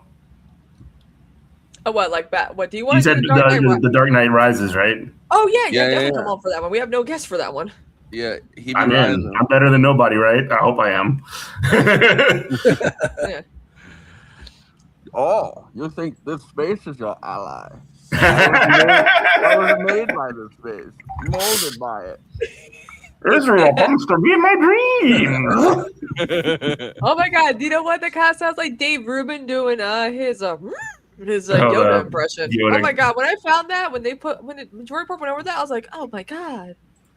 Why did he think Yeah, this what a was hilarious funny? comedian Dave Rubin was. What a hilarious comedian. He stuck to Unbelievable. doing that, and now even like he doesn't even get Coke money anymore because they realize, oh, making him out to be like a big deal was a bad idea because he doesn't have what it takes. I mean, look at Larry King. That whole clip was funny.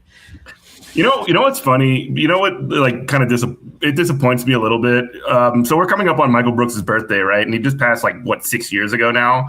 Yeah. People don't remember, or maybe like in the popular imagination, people love to put up like the incredible posts that he did about Palestine, or like all the shit that he would say that was like really sharp and smart. His interviews with Adolph Reed and all this other stuff. Loved all that stuff.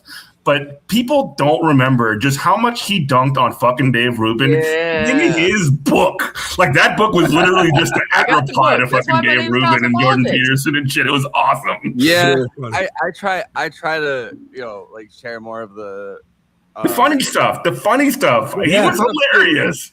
The funny stuff too. Don't get me wrong, but we had conversations towards the end of his life where he felt like he really embraced the be ruthless to systems, be kind to people thing towards the end of his life, and kind of felt bad for how much dunking he was doing on people. And I think going further into the future, I think he was going to have Except more. for Bolsonaro.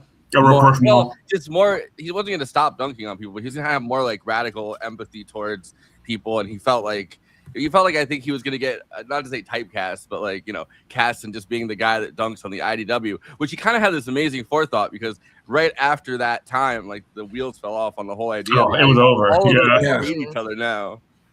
But I mean, I don't know. I think it's because you write a book, and your book is breaking down all of these these bad ideas and these arguments and stuff, and it becomes is that just who I am? Am I just the guy that breaks down right-wing arguments, or do I have? And that's why I think cosmopolitan socialism, Kristina, that's why his next book was on that, because he wanted to explain a positive vision of things, not a negative vision where he's just dunking on people. No, I agree. I just remember, just because that was the funniest shit. I mean, that Nation of Islam, Obama, right wing Mandela. I have a thought experiment for you. You guys remember? Sita. You guys remember? Wait, I have a clip of something that I wanted to ask you guys remember. Hold on. Yes, let's go. Let's go. His birthday's this month. It's in a couple of weeks, right? Yeah, he's a yeah. Wait, do you guys remember this? Hang on, this is the real version. It's not. This is the real version. It's not. It's not the Michael Brooks version. Wait, why is my? I don't know. Oh wait, here it is. All right, here it is. Oh no! What a hilarious comedian!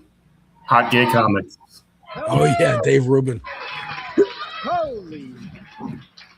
Holy Jesus, people showed up. I'll be damned. How you doing? I know, I'll be damned too. What the hell? Yes, how are you? We were a little nervous because this is above ground, and a lot of times gay people only do things in groups below ground. What the fuck? I'm glad you're all here. This is very exciting. Hot Gay Comics live for television. By a show of hands, how many of you have televisions? You have a pretty good. Okay, and how many of you have the Here Network? Okay, we've got some work to do, but we're that would be very good. Great. So do we have all gay people? Is everyone here gay? You're gay. Very good, very good. Do we have some? I wonder if Austin Show was there. A lot of discussion. Like, just come out right there. This is a very gay Lebanese crowd we got tonight. Show. I thought this would be a good way of doing it. There gay people here? Gay people? Gay club? Tonight, lesbians. Okay, we're a little lesbian heavy on this side. We may have to move some of you. And straight people, I should ask about this. He still has more straight people than gay people at his gay bar. He doesn't have enough of a gay audience. Disproportionately powerful. Really? My That God. many straight here? You, sir, obviously straight. Ugh. I don't know. Just wanted All right. Wow, I got some live. What a comic genius that guy is. To confirm though, Steve Kornacki is not wearing his signature khakis. That means the left's going to do pretty good tonight. What are you looking at? Are you looking at NBC or MS Now? Let's see. Because this is MS Now. MS Now. Whole 6 MS o'clock hour here, and even before that, What am I? primary He election, doesn't have it pulled up and anymore. people are showing Damn up, it. and people are feeling engaged. I don't want to MS now. I want to MS later. Steve Kornacki looks like he's on NBC, regular NBC. Waiting for is that the Trump administration sent observers from the And he wears Department signature khakis, This right? is important. Detroit, and I talked to the local election official here in Detroit who told me that Yeah, at he- 5 different locations, both in East and West Detroit, All right, polls close in 17 minutes, folks. looking Get at ready. the integrity Yeah, of the see- process is working, how poll workers are doing their jobs. And I've been talking to poll workers both on and off the air today, and I can tell you that it's almost extraordinary to even hear that there's questioning of the integrity of the process. The fact that there Trump aren't is long sending lines people today already. is a great sign. Many people vote by absentee ballot here, and you're seeing kind of the final trickle in. Yeah, so People that's what he was saying, that the Trump administration is sending people to Michigan to the polls to make sure that there's integrity at the ballot box. Thank God for that. They're already trying. polls. They're gonna try and rig it. Yeah, You notice, it depends too with the votes as well. It might take. It depends. Like if the votes are really like just how the process works. It could be very fast. It could be Don't like know within an snaps. hour. Yeah. You notice guys like Zoran and Assange, they're all wearing suits now, and the guy on the guy in the news was just wearing like a t-shirt. Yeah, Steve. What the fuck? Come on, We're man. flipping it around. They're trying to seem more relatable. We're trying to seem more professional. Or at least some of us. Yeah. Hey, I have a button-up shirt. It's linen. What about an It's very comfortable. I'm just wearing a track. Tracks. Hey, you're dressing up like Michael Brooks. You said affordability. You said okay, and then I wanted to see if I could go further, and I said, "What about a Tasmanian Sauvignon Blanc?" Because I know there's like a 40% chance you're just fucking. Oh yeah, where's Jake been? I don't even know where Jake is. Jake has Abdul some family issues going on. Okay, so he'll well, be back when he can. Just Hope he's gets back on his feet, you know. I guess I should have called the independent line. All the first generation people that were at the top. Going to be we one replaced to them. fight with, and then Oh my God, we have, haven't we? after the I mean, we've been here. We've been here since the beginning too. You know, most of I us. know, but I would stay at the top level. Like, I want. And Andrew's still here. Super Mal. Where is Andrew? Yeah, where is now? he right now? He's not here. General election matchup against one of these candidates is going to face Mike Rogers. Yeah, so that's kind of been Haley Stevens' whole argument, is that she is the She kind of looks like Haley Stevens. against Mike Rogers. She's like if they smashed Haley Stevens and Emily Jashinsky together. Rogers lost to Elizabeth Plotkin in 2024 and is back for more.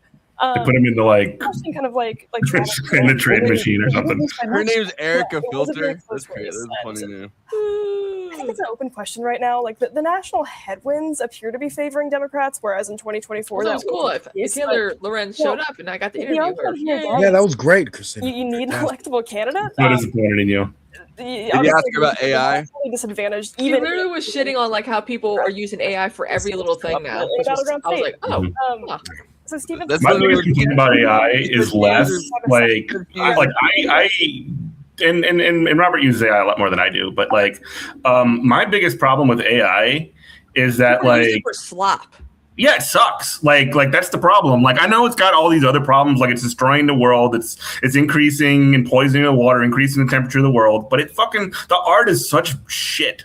Yeah, I use cannot it for like medical advances and stuff like that. To me, Yeah. where it's been meant for, but everyone's like, let me make this lemon fruit AI video where I'm cheating on my husband and get pregnant and then I get murdered by the. I'm like, what is this story? The silverware. Oh God, it's so bad. Okay, Steve Kornacki was in or was in something with the squid and the whale. Really? Maybe I mean it could be a different Steve Kornacki, but links to Trump's businesses because of money laundering concerns. We'll have the details when the weeknight returns. I have a photo with her. Still got beef with what's her name, Sanders. Simone Sanders. I'll just never forget the betrayal. I know. So and she's been like pushing a lot of this, like, oh, Abdul can't win over Black Detroit voters or whatever, too. She's been entertaining that. the white lady will do better. Okay, that's why I don't understand. Like, the white candidates are going to do better than the other people of color that are running. That makes no sense to me. What? I'm sorry, but like, I have nothing in common with people of color. Why should they vote for me? They should be voting for someone else who probably shared experiences with them. As well. So the prediction markets are bullshit. Still going for Wesley Bell. But like, the prediction markets aren't anything. Because every time they predict a leftist is going to lose, they always end up winning, though.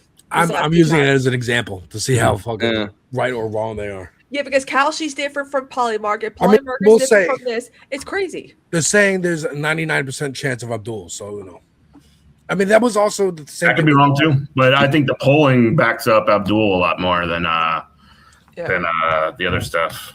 They haven't, but a lot of it, like, it doesn't seem like. I mean, I guess it's that at least people like AOC have like now like which is the opposite of how she ran in the beginning. So I don't know what the fuck. But she's like, I don't really endorse against incumbents unless that pissed me off. I really have to. But she didn't endorse Cori Bush. Bernie didn't endorse Cori Bush, which I mean he's a senator, I guess, and she would be running from the House. But like, he still endorses House people sometimes, and it's like a lot of the attention that's gone to Abdul Sayed, or like I don't know, even just to a lot of the attention that's gone to like Michigan in general, right? Like it just seems like they've iced out Cori Bush. It doesn't like I haven't seen a lot of people going to cover Cori Bush's campaign or anything Besides like that. It seemed like he did a lot. But even then, it's not like he's appeared on stage with her or anything. Like, it just seems like they've kind of given up on the seat while not really admitting that. Well, I don't know. I don't know how much and maybe this is a question for some other folks, but just the Democrats put no money towards her, yet they endorsed her. Well, the DSA in St. Louis, right? I don't know what their ability to canvass is. I think that could be the equalizer. Because, I mean, if you remember, specific with Daria Lisa in New York City, like she was behind in the polls. And the fact that they had such a strong canvassing operation, which may be the case in St. Louis, it could erase a lot of these sort of like on paper poll deficits. Here at this space, we have a diversity of opinions, and we will even entertain diverse opinions that maybe some of us don't agree with. I don't particularly like Brianna Joy Gray, but I agree. This is literally what we're just talking about. The relative lack of attention of Cori Bush's race is interesting. I met up with a friend from St. Louis last weekend in Chicago. She told me her Black family is getting absolutely inundated with flyers and ads for Wesley Bell. It's difficult for her to break through and make the case for Cori even to her own family. Would love to hear from organizers on the ground about what happened, whichever way it goes. Me too. Yeah. Some of the commenters here like, why didn't she get the indie media attention that others got? And this is because Abdul Sayed took up a lot of space, and it's a Senate seat instead of a House seat. Like in terms of priorities, it's and winning a statewide election is something that has in a swing state is not something that's been done. I'm not saying that like more could not have been done for Cori Bush, but there is a concrete material difference between these two races. But it's just I don't know. It's just kind of interesting because that was like the biggest deal in 2024, really, for the left. Like, I mean, Cori, that's what matters. Was a big blow for it. But also, APAC didn't do their outside spending thing to the left. Like, they didn't really pull in for Wesley Bell this time. Like they got him in there, and they're like, that's APAC, what I was saying earlier too. I was like, it seemed like it was like for APAC, they do like one and dones. If they know they can take someone out, they feel like if they're going to try to run again, they don't have to do anything. If they know they can't take someone out like an AOC, Rashida Tlaib, or Omar, they back away for good and don't even bother again. And I wonder if all these APAC stooges and these Twitter accounts are very cocky when it comes to Cori Bush. And that's what I mean. Like, it is as important as El Sayed. I mean, technically not because of the Senate and whatnot, but to prove the point that APAC is losing steam, that the same candidate can run with the same platform 4 years apart and win this time when she lost, That is as important a message, and I think she should have gotten a bigger push. I don't know why. Yeah. Well, and another thing is that a lot of her messaging. I mean, who knows how much a candidate, speaks to people in like kind of an echo chamber, but she's talked a lot about how, a lot of the people that, kind of abandoned her, or people that she knows that abandoned her in the last race, have come to her since and been like, we didn't know about the APAC spend. Like, that's not something because when APAC makes ads, they don't say like, we're APAC, we're for Israel. Right. It's like, oh, Cori Bush abandoned, black voters, even though it was white voters who voted her out, because they were basically focusing all those ads towards like white communities in St. Louis, not necessarily black communities, but they knew how to work their way around things to make sure that, the Build Back Better bill and blah, blah, blah, blah, blah, and that stuff. And it's like, look, that bill sucked because of Joe Manchin, Kirsten Sinema watering it down. Like, they have to be reminded about that. Also, too, and other members of the squad voted very similarly with her. Yet they're still here. They're still standing. I mean, look, here's another counter narrative.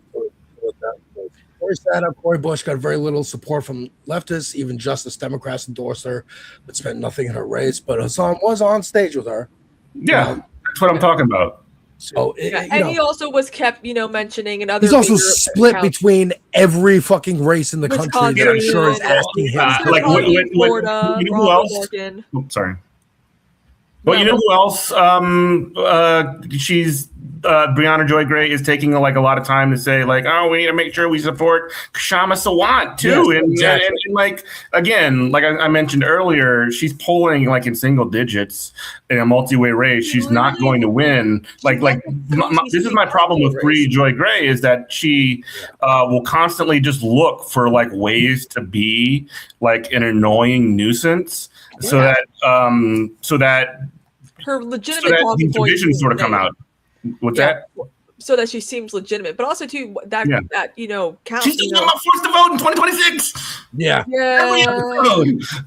Fuck that. Speaking of, I'm sorry, Kristina, I said that way. We were not going to give Medicare for all that, but it's what's funny too is that that woman left her cushy city council seat to become a podcaster, and she burned so many bridges with the left. Of course, she's not going to do well.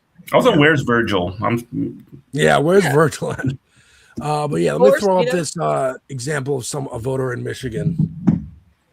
The one issue that seemed to be the most salient, the most elicit the most passion from people certainly was her stance on Israel and her support for taxpayer dollars continuing to be used to support the Israeli military. I want to play you portions of my conversations with voters here today, and I'll start with that point specifically. This is what a voter had to say when she learned that Haley Stevens, relative to Abdul Sayed, supports U.S. support for Israel. Take a listen.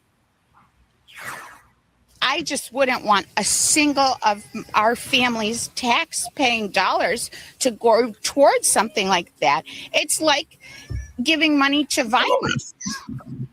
So would you support a Senate candidate, in this case, Haley Stevens, who's more of a moderate like you tend to like, but would that be enough? That would definitely turn me off.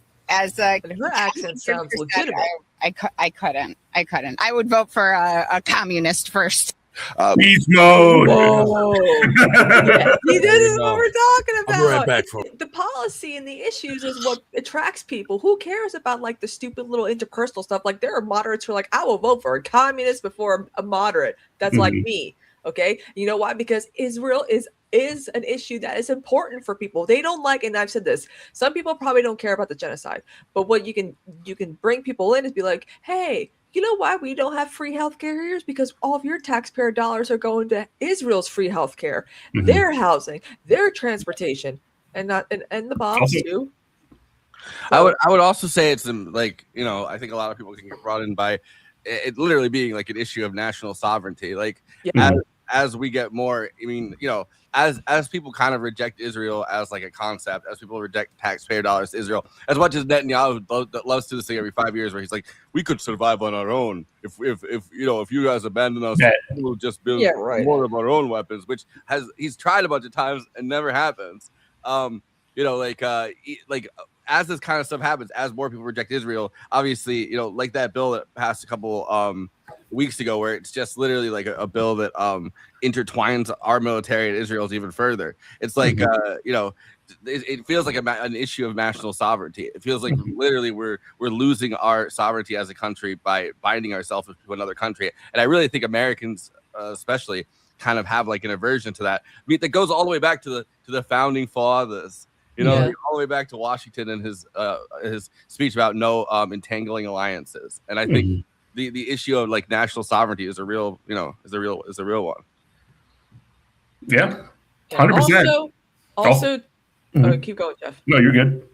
Also, I will say this, Fox, the white heads of DSA need to not be on Fox News because they're the ones saying like the weird shit that's turning people off. And I feel like Fox News having them on is not like them agreeing to go on Fox News and say, yes, we should abolish the Senate, we should do this, and we should do like all these crazy kooky things or whatever. I'm like, that's not going to sell people to the policies that are very popular within DSA. And the fact that these people I feel like are just used as an opportunity to be on camera and get some exposure, that's not going to be helpful. Just get the candidates who are running to speak up.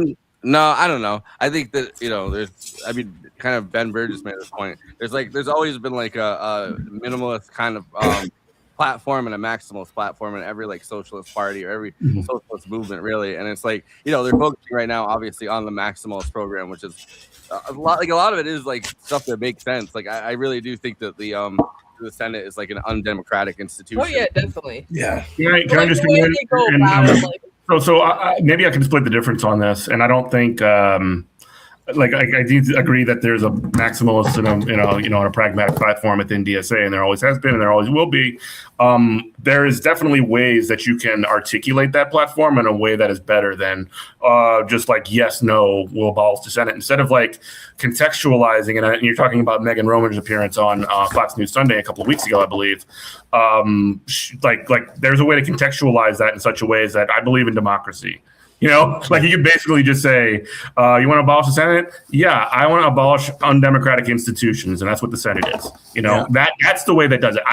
The Electoral College is an undemocratic institution, and everybody knows that it's an undemocratic institution. I mean, I would disagree that everybody knows it, just because I just don't think a lot of people are very informed. And I think that Electoral College, most people do agree that it's not democratic. But I don't connect it to the he's Senate. not wearing the khakis. Of the people that have paid attention to civics and like understand how our system works. Yeah, but I do think that we have like a lot of people that are not very civics minded or not very informed, and I think that that's who that kind of stuff works on.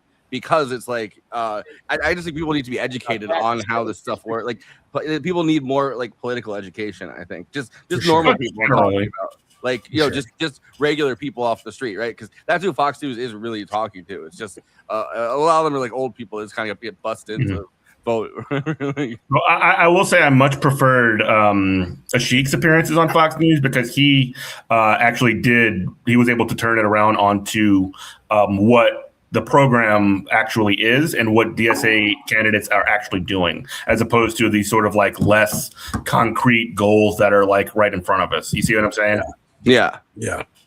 Let's see what Konak is saying. Ashik's appearance on Fox News, but that was I'll grab it.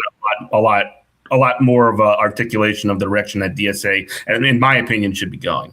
Yeah, I think to everyone out there that one of these candidates was going to win this primary, our decision desk could not call it. We will not call any race while there are still counties where the polls have not closed. So keep that in mind for the next hour here in Michigan. We are going to have the first of our news now in 30 seconds. So we'll give you a quick read on how that works.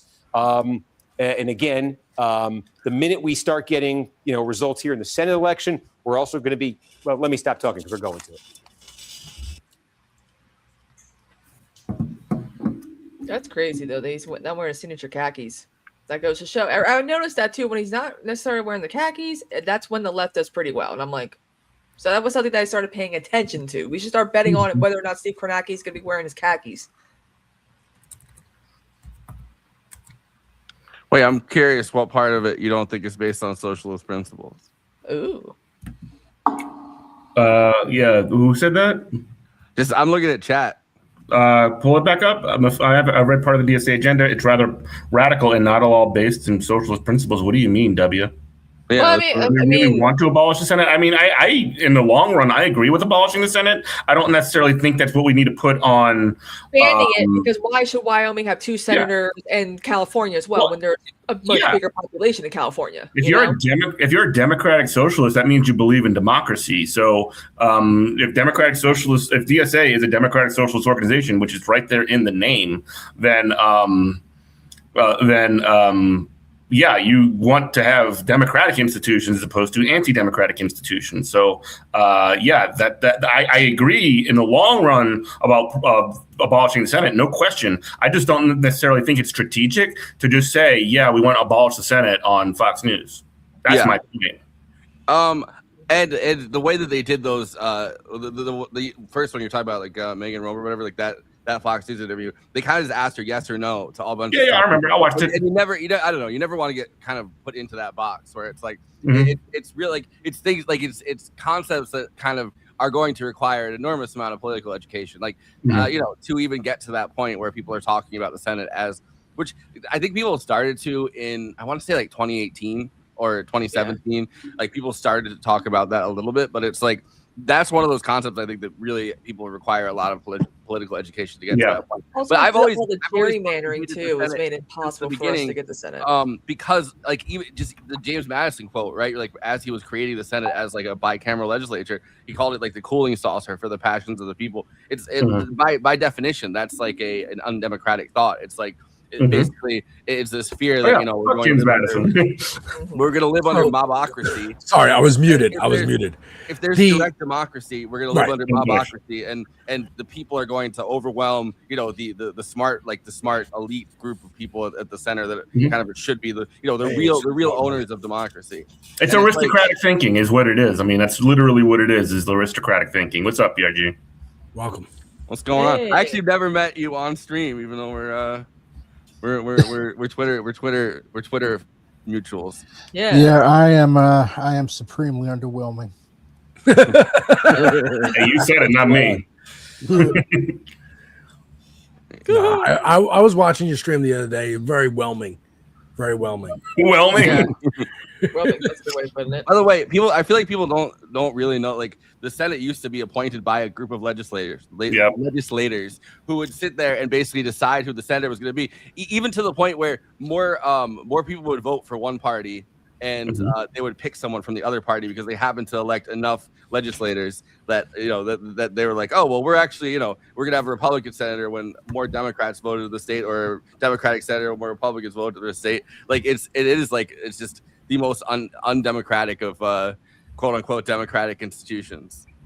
No, I agree. It sucks. It's designed to maintain an aristocratic structure. I mean, it literally is a check on democracy. And then even not long after the they had the direct election of senators, which is in the Constitution now. That's when you started getting shit like the filibuster, which makes it even more anti-democratic because it takes this anti-democratic institution and makes it so that it's impossible to do anything. And you don't have to be on topic. If you're going to keep this anti-democratic, you got to also stay on topic. Like, why should Strom Thurmond protest against civil rights and reading the telephone book to kill time? Like, I would be like, nah, because it's designed to put the brakes on any kind of democratic possibility. That's the whole point of it, right? Yeah. Like literally, that's what the point of it. Ted Cruz read Green Eggs and Ham for the protest of Obamacare, and I'm like, do you not know the story of Green Eggs and Ham? You don't like something, you say you don't like something, you try it, and then you end up liking it. Yeah, they defeated their own. Robert Kerr, Master of the Senate, does a really good job explaining the history of the filibuster, because that's such a big part of the anti-civil rights movement. Yeah, Edgar, what's been going on? What you doing? What you up to? Where you coming from? I'm looking at the results. So I'm pretty sure you all are aware of the electoral page. Yeah, fuck that dude. Fuck Kornacki.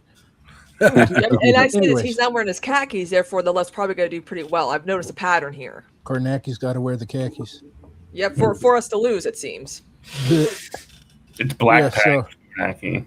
Yeah, so you've got this. This covers all the races that DSA has endorsed in. This is the one I'm watching. There's no results in for CORI yet.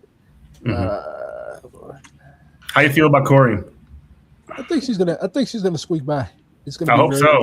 Yeah, it's like gonna by be, like a percentage or two. I'm hoping. yeah. It's There gonna was be we were pretty- actually just talking about Cory Bush a short while ago, and I'd like to get your opinion on it. There was sort of like a Brianna Joy Gray, one of my least favorite commentators on any platform, was trying to make a little bit of hay about like why isn't Cory Bush getting as much attention as she might otherwise get. And I agree that she could have gotten more, but I don't necessarily trust her intentions. I agree that she should be getting more attention, but I just like there is a lot of things going on with like the Senate and in Michigan right now.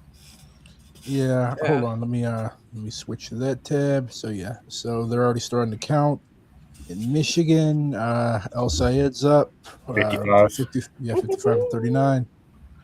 Stop the count. Stop that count. Stop Why that not? count. Let's go. Yeah, we all love a little election rigging, don't we? There's no results in the first district, which is what everybody's watching. Yeah. The fuck is Alyssa Murphy? Y'all are Central Time, right? Yeah, we're Central. It's 7:08 here. Mhm. Yeah. So Then polls close at 8. yeah, okay. Yeah. Then you've also got I'm gonna screen grab this and just be like, stop the count. All right, so we've also got Mo 4, which is my buddy Hartzell Gray. Yeah, tell us about Hartzell. Even my dog's excited. She's barking right now. He's a good dude. I love him. Yes, he's Hartzell Gray the third. He's running against this piece of shit named Jordan Herrera and another piece of shit named Wayne Russell. So, yeah, our Missouri results aren't coming in yet, but I will definitely yell and scream when they do. Oh yeah, I wish I had some good alcohol, but I gotta work tomorrow. But I clean houses. You probably know this, but like it's gonna be an easy day for me tomorrow. So I'm like, I heard you clean houses.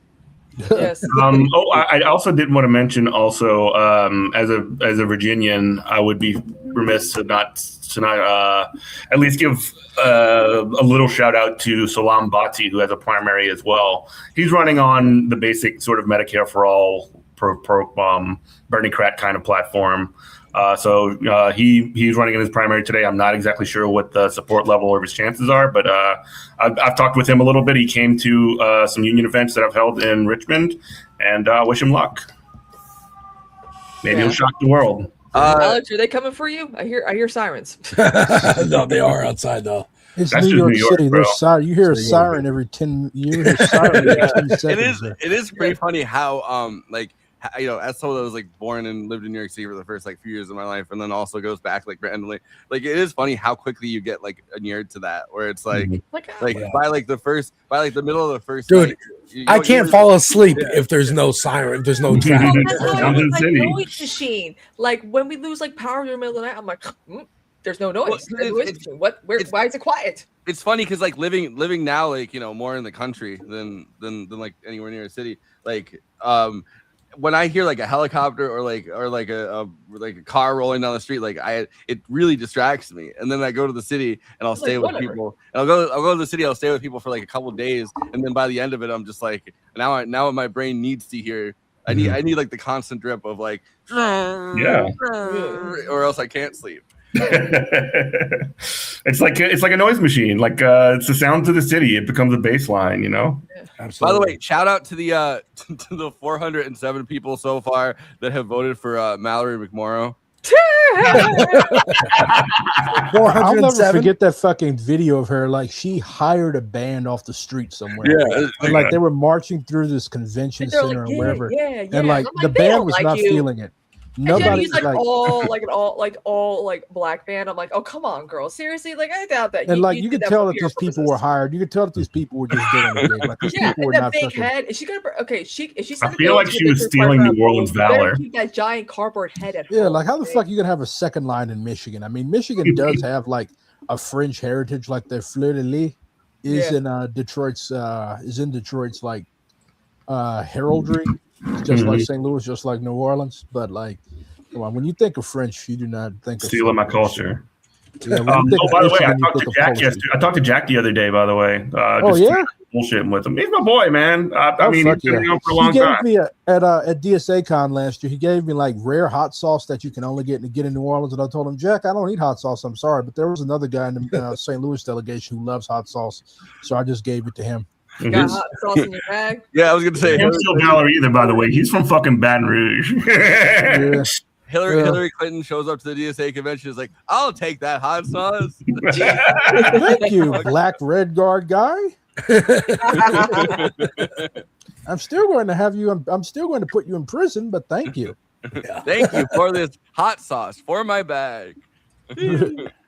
It was like, it was crazy, like, dude. yeah, she I drinks still the hot remember that sauce shit. for whatever, and I'm like, I still remember like live watching her interview with Charlemagne where she pulled the hot sauce. She's like, he's like, what's one thing you always have in your bag? And she's like, hot sauce. And I remember just being like, that's not true. You don't have hot sauce in your no. And then they're like, that she actually does because she takes a few dabs of it because it's good for her health or whatever. I'm like, that's still bullshit too. We're in the formation era. Okay.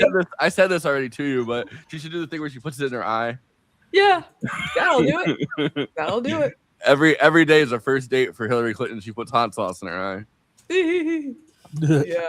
Oh, apparently, Hassan called out Mike from PA for not looking presentable. He's like, if he cut his hair and wore some suits, maybe people would take him seriously. And I'm like, cut your hair and get a job. Is that the level we're at? In this I guess. country? I'm like, Get a job. Stay away from her.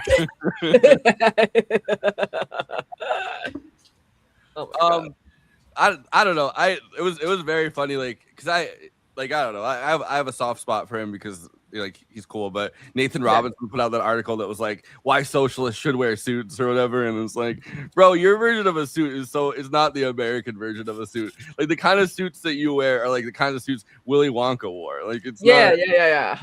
He's wearing fucking Two-Face suits like Jordan Peterson. Yeah. Oh God. All right, let's check out some of this the numbers here. I mean, it looks like Abdul El Sayed is doing pretty well. Yeah, he's up 15 last I checked. Yeah. That's crazy. I'm just like over here, like frantically and maniacally refreshing my I'm gonna get his DMCA and just gonna play Celebration by Cool the Gang, you know? Okay.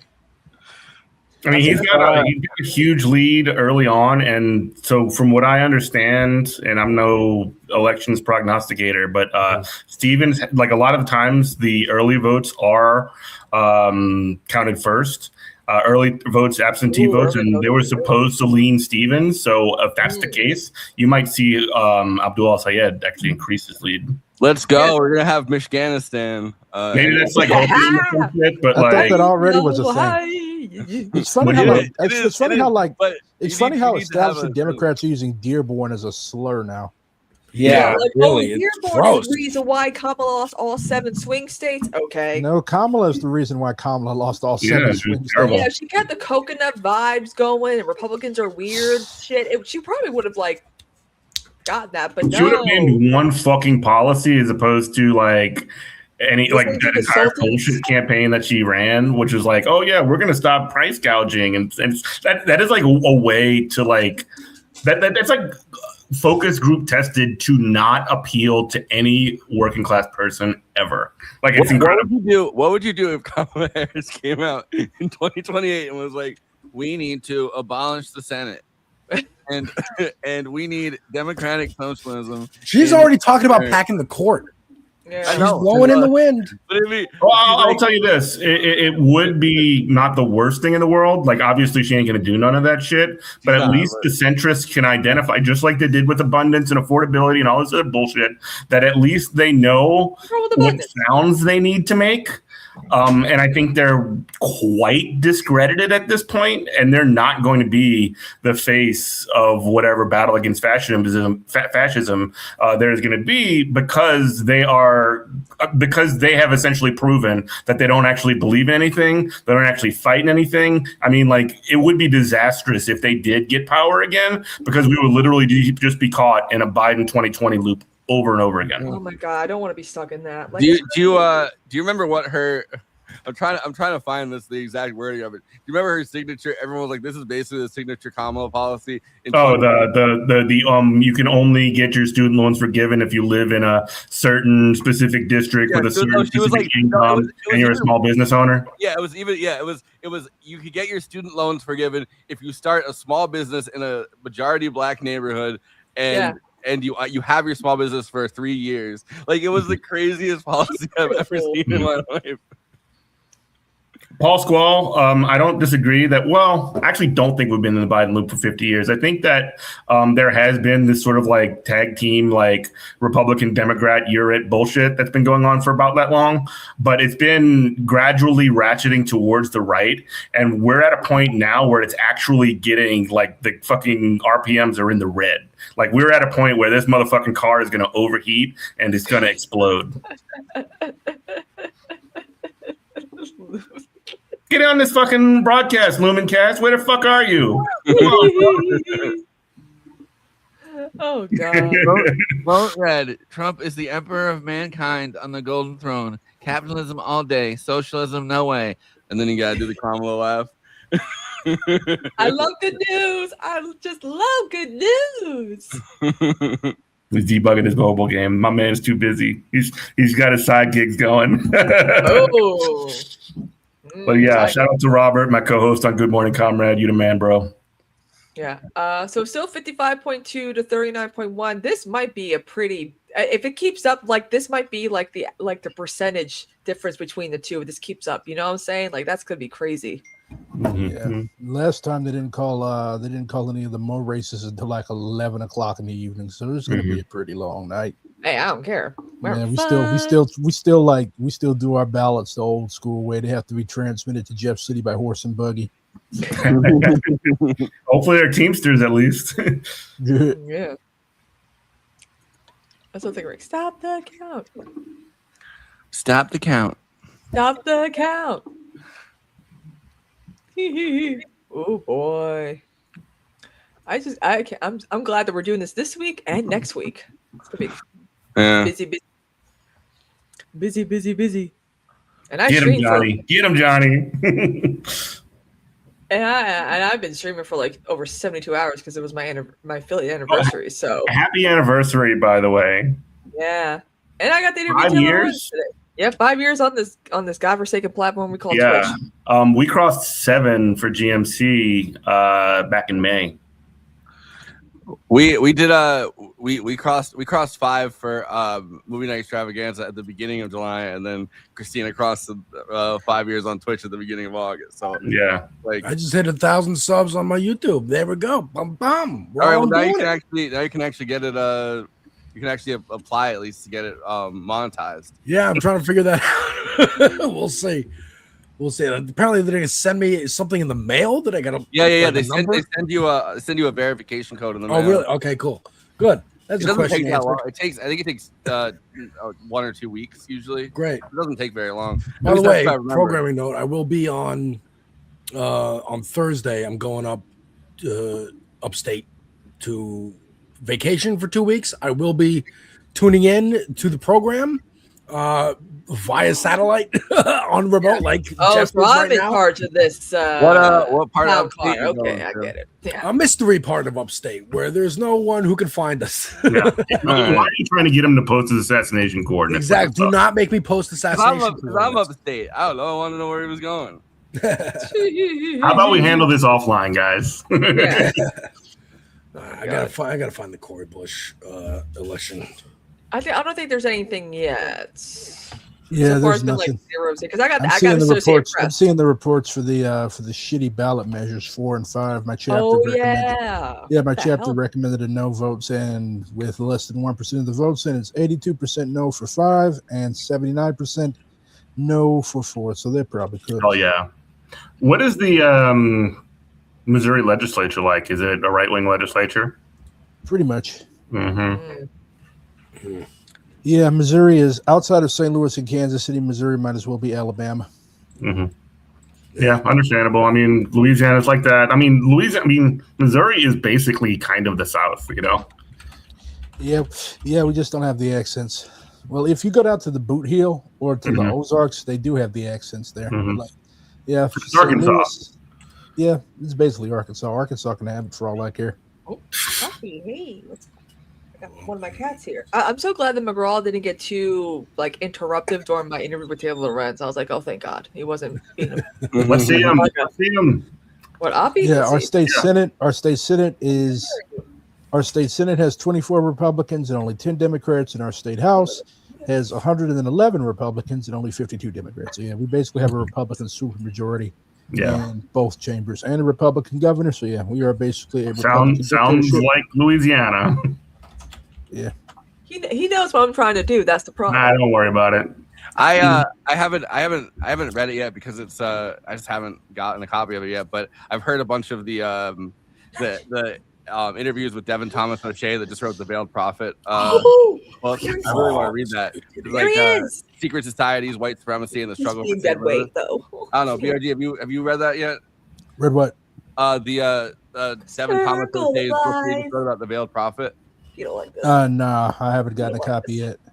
Oh, he's been all over the place with like these really good interviews about. He like did a bunch of research into like obviously like the history of St. Louis, but we got 230 through the guise of like the Veiled Prophet Society or whatever, the like Ku Klux Klan modeled. You know, like it was very crazy. I saw some of those interviews.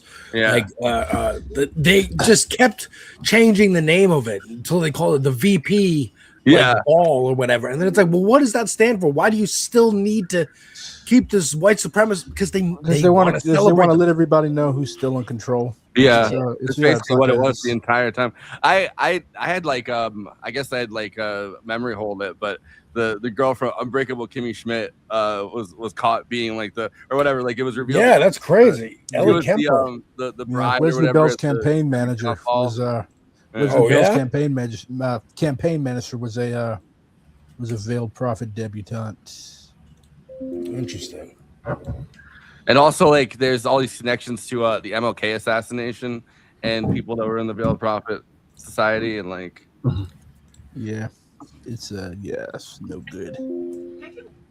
Okay, so 55.9 to 30.6. Okay.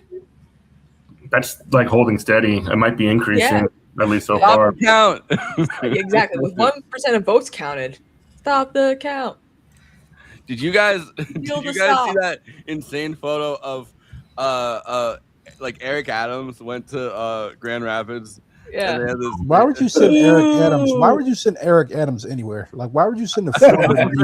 Why would you send like, you really think that the people in Michigan would be like, you know what I'm going to do? No, you know what I'm going to listen to? I'm going to listen to a fucking former mayor of a city I hate, and a city that considers us fly in the country. Send him anywhere. Send him to Turkey.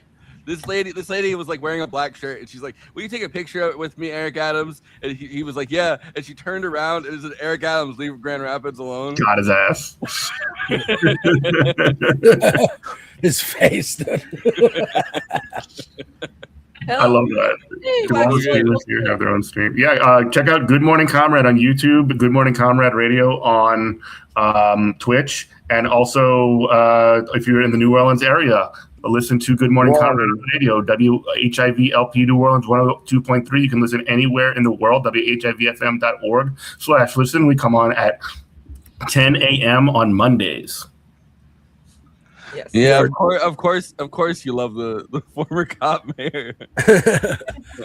BRG, you have a YouTube. You want to plug that? Have a what? Got his ass. BRG, you have a YouTube. You want to plug that? Sure. Why not? There's nothing wrong with a little bit of shameless self-promotion. Hey, I'm pro self-promotion. We're all in this together. I'm not egotistical and be like, don't be promoting your stuff in my chat. Because when are you having Dr. Phil on your stream? I'm gonna smack the shine off your head. Did nobody say shit about Dr. Phil? I want to. I don't like him. I don't like him either. Real McGraw. Oh my god, someone posted this. Remind everyone where everyone somewhere started somewheres. And it's an old video of a song from 2008 streaming, and it's like, yeah, this is very much like an old school. Whoops, that's not what I wanted to click on. It shows this. If it'll get here, there we go. Going on. He looks like a teen. Teen Titans go. Right now, in the future, we're not going to have any of these issues, especially because the boy is about to get a PC. That's He sounds the like kind of me. dedication you get from me, Hassan Piker, the man of the people. That's the kind of dedication I have to streaming and never stopping posting for the rest of my life. Oh till the God, moment man. I am Everyone die. starts somewhere. I will never, ever stop posting. And what's the best form of posting, you might ask? Well, the best form of posting is streaming live every night for 4 hours. Only 4. That's the Wow. best 4, kind yeah, of what? Amateur. posting because it compromises you in a Oh, wow, very damn. meaningful way.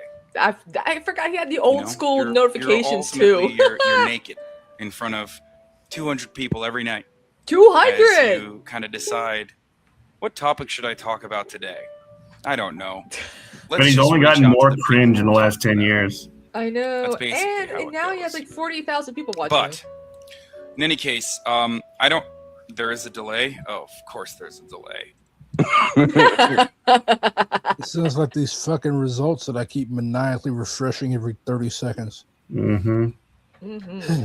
I still remember when he came on Michael Brooks show and I had to edit it, and he was Yeah. like, he was awkwardly trying to ask Michael Brooks if he ever dry jacked before. Yeah, I remember that he was asking, and he had didn't he have like Cornel West coming on after or something like that to talk No, about he had Milton Alamati. Milton Alamati, that's what it was. Coming and talking, like Hassan's like, "No, you ever dry jacked it?"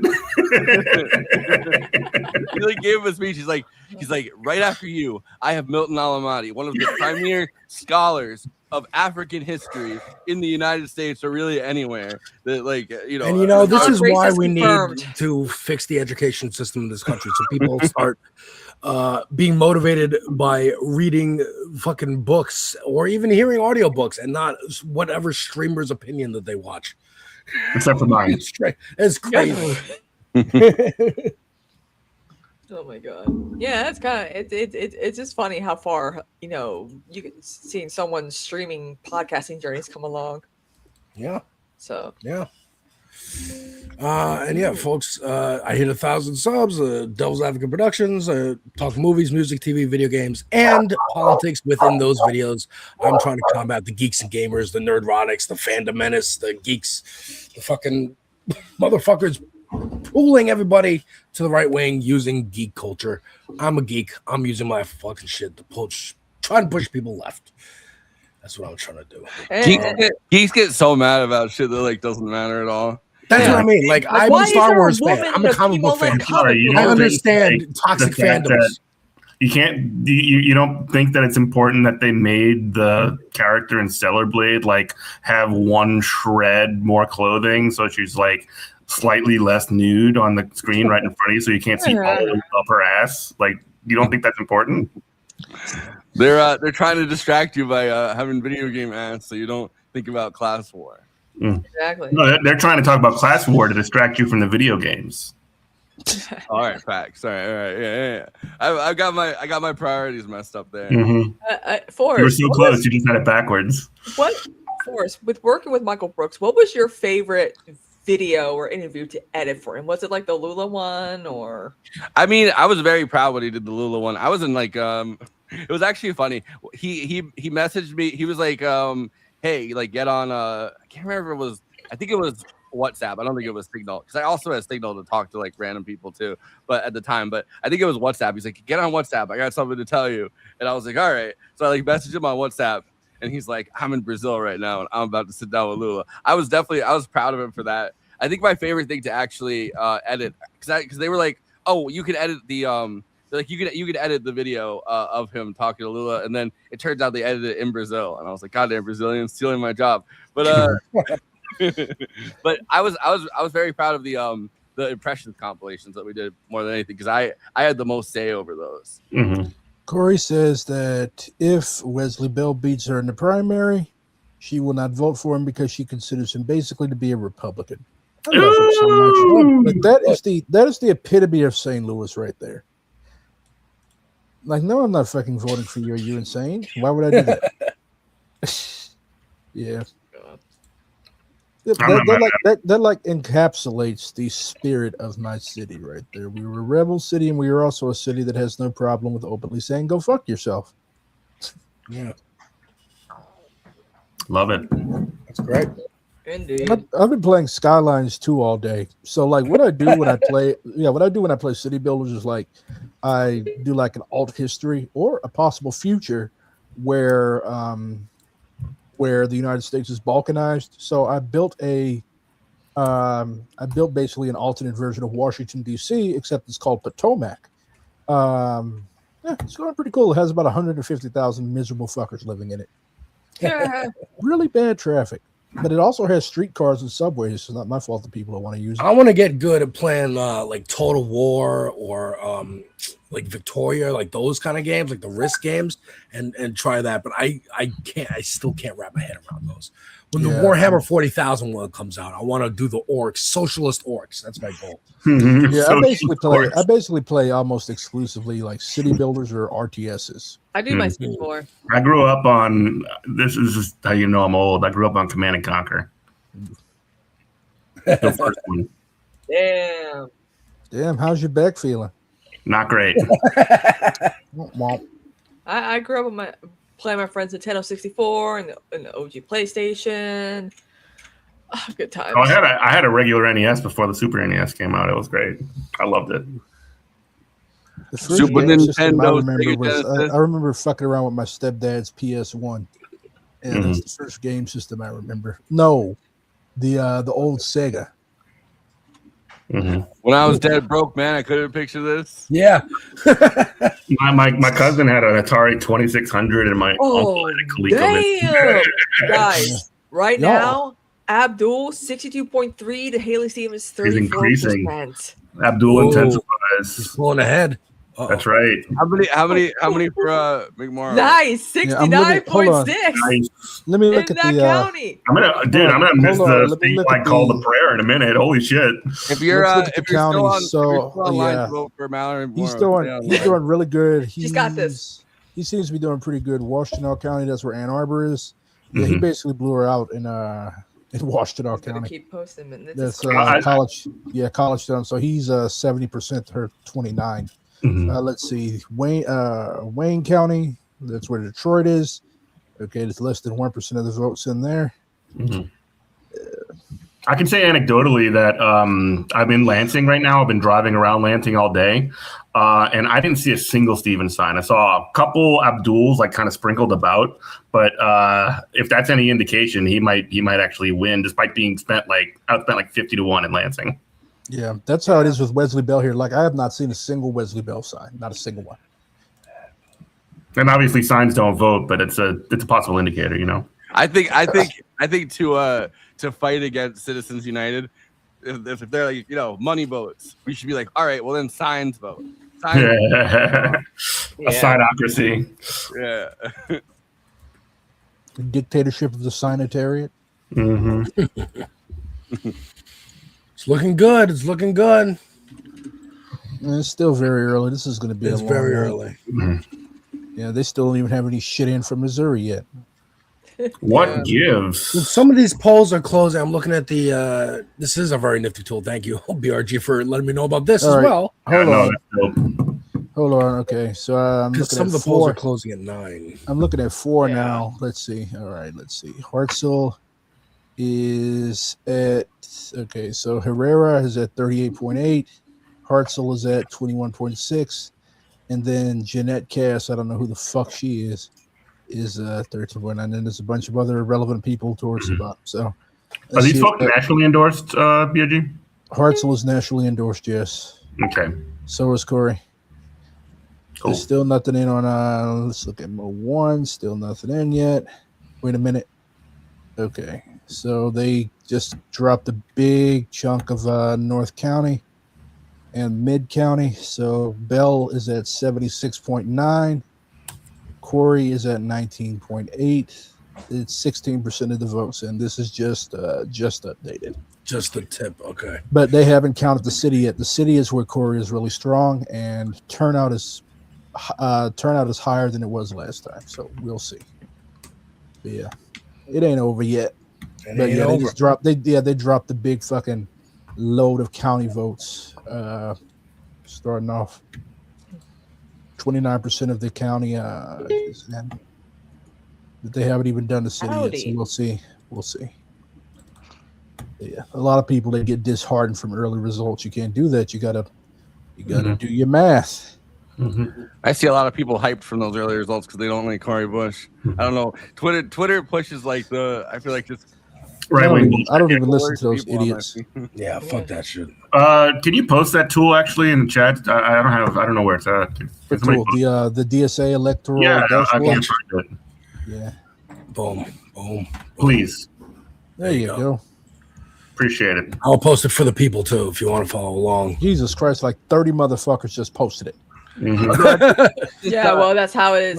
That's just all the accounts that are. Yeah, so that are all if you post We anything all in that post. main chat, it's going to go to every single chat. Which is fine. Which is very helpful though, because all of us have different audiences, and I mean, Yeah. right now with all of us streaming combined between YouTube and Twitch and Twitter and mobile, we Yeah, got shout out Twitter. What's going on? 332. That's my Twitter. Yeah, I should. You know what? Fuck it. Let me do my Twitter. I should start doing that now. Yeah, I don't have Twitter on this space as a thing, but I've been doing it for Movie Night Extravaganza. I've been doing it on both my Twitter and the show Twitter, and it actually gives a good. I mean, I don't I only occasionally get people commenting on the whatever the space or whatever you call it, but it does get it seems like a good amount of views of people that at least scroll past it. I don't know. Okay, we've reached the limit. Okay, we're cool now. I am also, by the way, if you're wondering why I'm keep looking this way, I am actively working. We are a real working class collective here. Emphasis on the working class. Amendment 4 just failed in Missouri, thank God. Oh, what was Amendment 4? Amendment 4 was basically okay. So you have to. Amendment 4 basically says that you would have to win every single, for a ballot measure or something, you would have to get every single fucking congressional district. So if we want an amendment to our constitution, it would have to win in each and every one of the state's congressional districts, as opposed to it's basically right as it is now. You can just get something you can get an amendment to the constitution with a simple statewide majority. So it's basically Republicans in the legislature trying to rat fuck us. And then there was another one, Amendment 5, to eliminate the state income tax. And that's also a bad idea because it would basically bankrupt the state. But this Republican. Louisiana's budget. Did you guys get forced into redistricting and stuff? Do we have what? Did you guys get forced into more redistricting? They rat fucked us like that too. Yeah. That's something that Lauren Jewett, my friend who's running in Louisiana, had to deal with. She had to qualify twice. So she got all the fucking she got all the signatures. She got all of that stuff, got through qualifying, and then they changed all the districts and made her requalify all over again. It's fucking bullshit. But she qualified with signatures and not with money twice. So shout out to her. Lumen, what's going on? Can y'all hear me all right? What up, Robert? What up, Lumencast? I'm trying to figure out how to make my stupid mobile game work. But no, I was just going to say, I think this is the most important election of our lives. And I know we're told that every 6 months, but I'm not even joking. I'm more pumped. Leave. The last time I was this pumped, with any mistakenly, obviously, was first term Obama. But this is such a huge, because I'm Haley Stevens is a demon, right? And I know we need Cory Bush to win, we need Hong to win, but if we could just get Haley Stevens out of here, and she is a demon, a racist demon, but $80 million APAC money. It's APAC. This is your vote versus APAC. There really has not been an election in our lifetime that's more important than this. Because if I'll say God forbid something happened and he went down, I mean I think that's it. For any, and me, Jeff knows me. Jeff, my heart. I don't give too much stock in elections anyway. Honestly, after what the New York State Democrats did to India Walton. That was pretty much it for me. But like this, we can get some of that back tonight if Al-Sayed can pull this off, which it looks like he's going to do. Because this isn't against Haley Stevens. Like, this is against the whole Death Star. This is literally like, this is as close you can get electorally as like one lone X-Wing putting a bomb like in the drainage ditch to the Death Star. Yeah, and I feel like like the forces behind Al-Sayed, which obviously is not like DSA necessarily, because he's a capitalist. Ooh man, so election results. But I feel like we like a lot of the progressive forces behind the Al-Sayed campaign haven't had haven't felt strong enough, I guess, to run somebody as left as he is for Senate specifically. Like a lot of House races that have been successful, but the Senate is like a different story. Also, some of the earlier results for CORI, but Wesley Bell, 76.9 to 19.8. Yeah, I just said, okay, what they did was the county reported before the city. CORI is really strong in the city and turnout is up there. So yeah, but the county was going to be around. Yeah, the county was going to be pretty strong for Bill anyways. It's going to be like that one's going to be basically that's just like all the white people voted, basically. Pretty much, yeah. If you're looking at like especially that little chunk towards the south of the county, Clayton, all that's where all the rich white people live. Yeah, and that's basically who voted her out. Yeah, Florissant, Ferguson, those areas. Those are pretty working class black and Latino areas, with a like decent amount of working class white people too. And that's probably where I'm going to say that a lot of the county support for CORI is going to be coming from, because Ferguson is up there and CORI cut her teeth in Ferguson. Like that's where she, Mike Brown, right? Yeah, Mike Brown. That's where she started to like come to political prominence. So she's basically the product of the rebellion of my city's people against the police. So yeah. That's why we go so hard for her. But yeah, when the city drops, we'll see. We'll know what it's going to be. Yeah. Hey, new video just dropped. Ready? And in the United States Congress, I will continue to fight for the people of Israel. I will continue to fight for Israel's existence. Israel comes to me in my dreams. I see Israel's future, and I know that Israel will continue to exist for the Jewish people. Can I just say, by the way, you got your sound alert. Can I just say that the funniest thing about that is Can I have 10 seconds of my life back? The funniest thing about that is the sign on the podium that just says menorah in the D. Like, why does that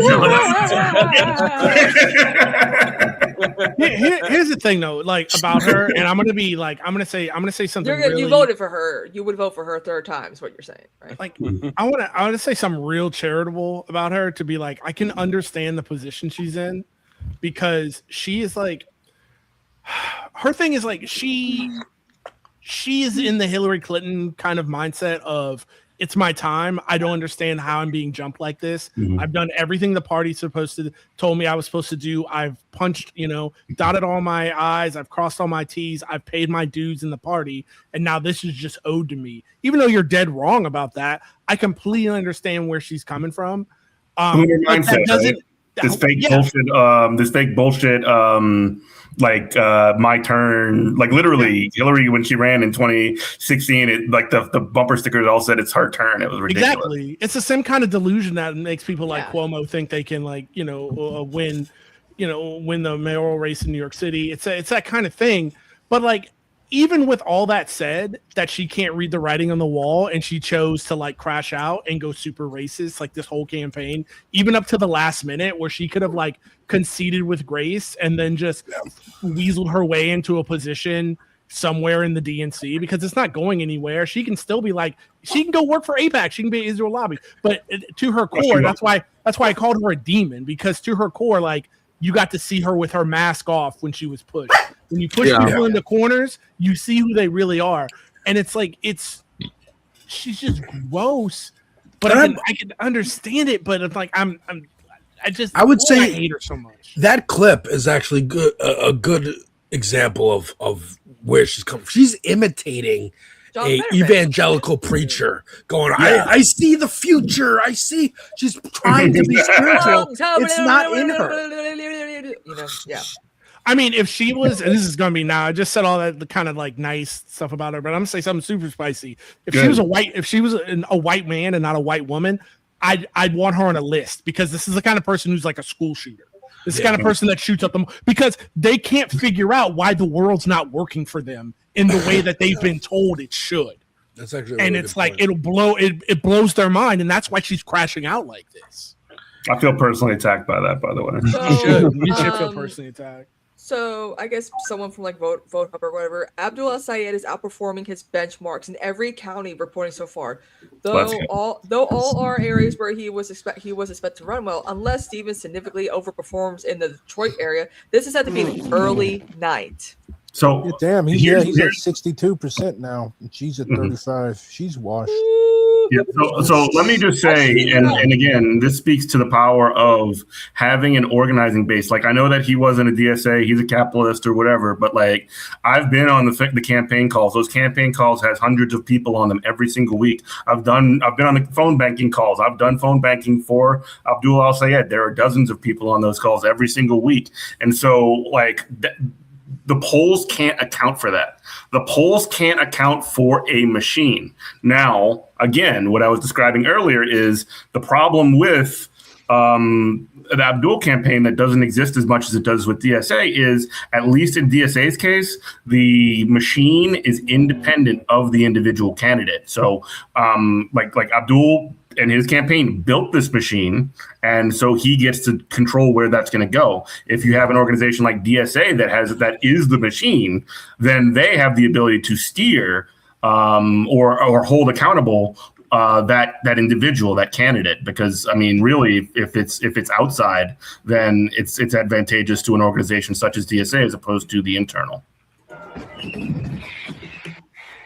What is this? The fuck is that? That is one of those counties. It's Wichita County now. Washington.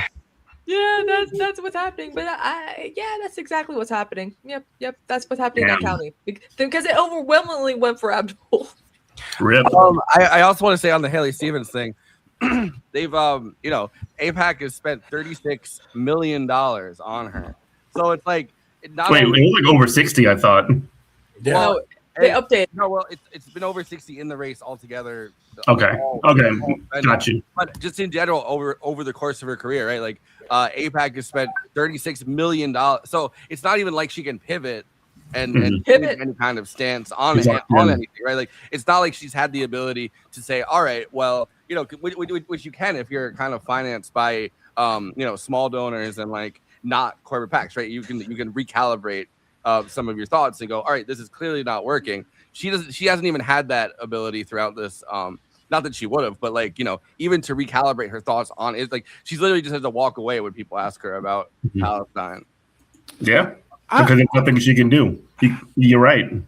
I also want to say something about like the whole idea of, ABDUL like not being, endorsed by the DSA, and he's not a socialist. He calls himself a capitalist. And I would say it as a critique to ourselves, as far as electoral, like we can have these conversations. Jeff, you know where I'm going with this. Like we can have these conversations here. This space is a great space to have it, but we got to kind of let that go and just like, if they have the right policies, vote for them. I don't care what you call me, as long as you call me. Vote for them is different than endorse, though. Like we should not be endorsing people who openly identify as capitalists. Well, I don't care. I think endorsements are kind of dead anyway. It doesn't matter. And I'll give you an example of like what I'm talking about. Out in the boomer world of like Facebook, because I like to lurk on there and whatever, and like troll.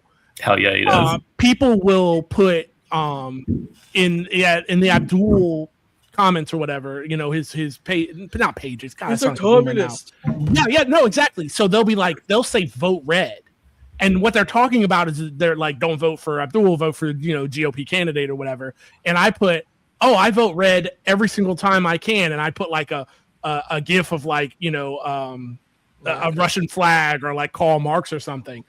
And what will happen after that is people like these grandmas will go in after me and be like, oh yeah, you're a Trump supporter, and oh yeah, you know, what has Trump done for you, and what has the Republican Party done for you? So they're not getting the joke.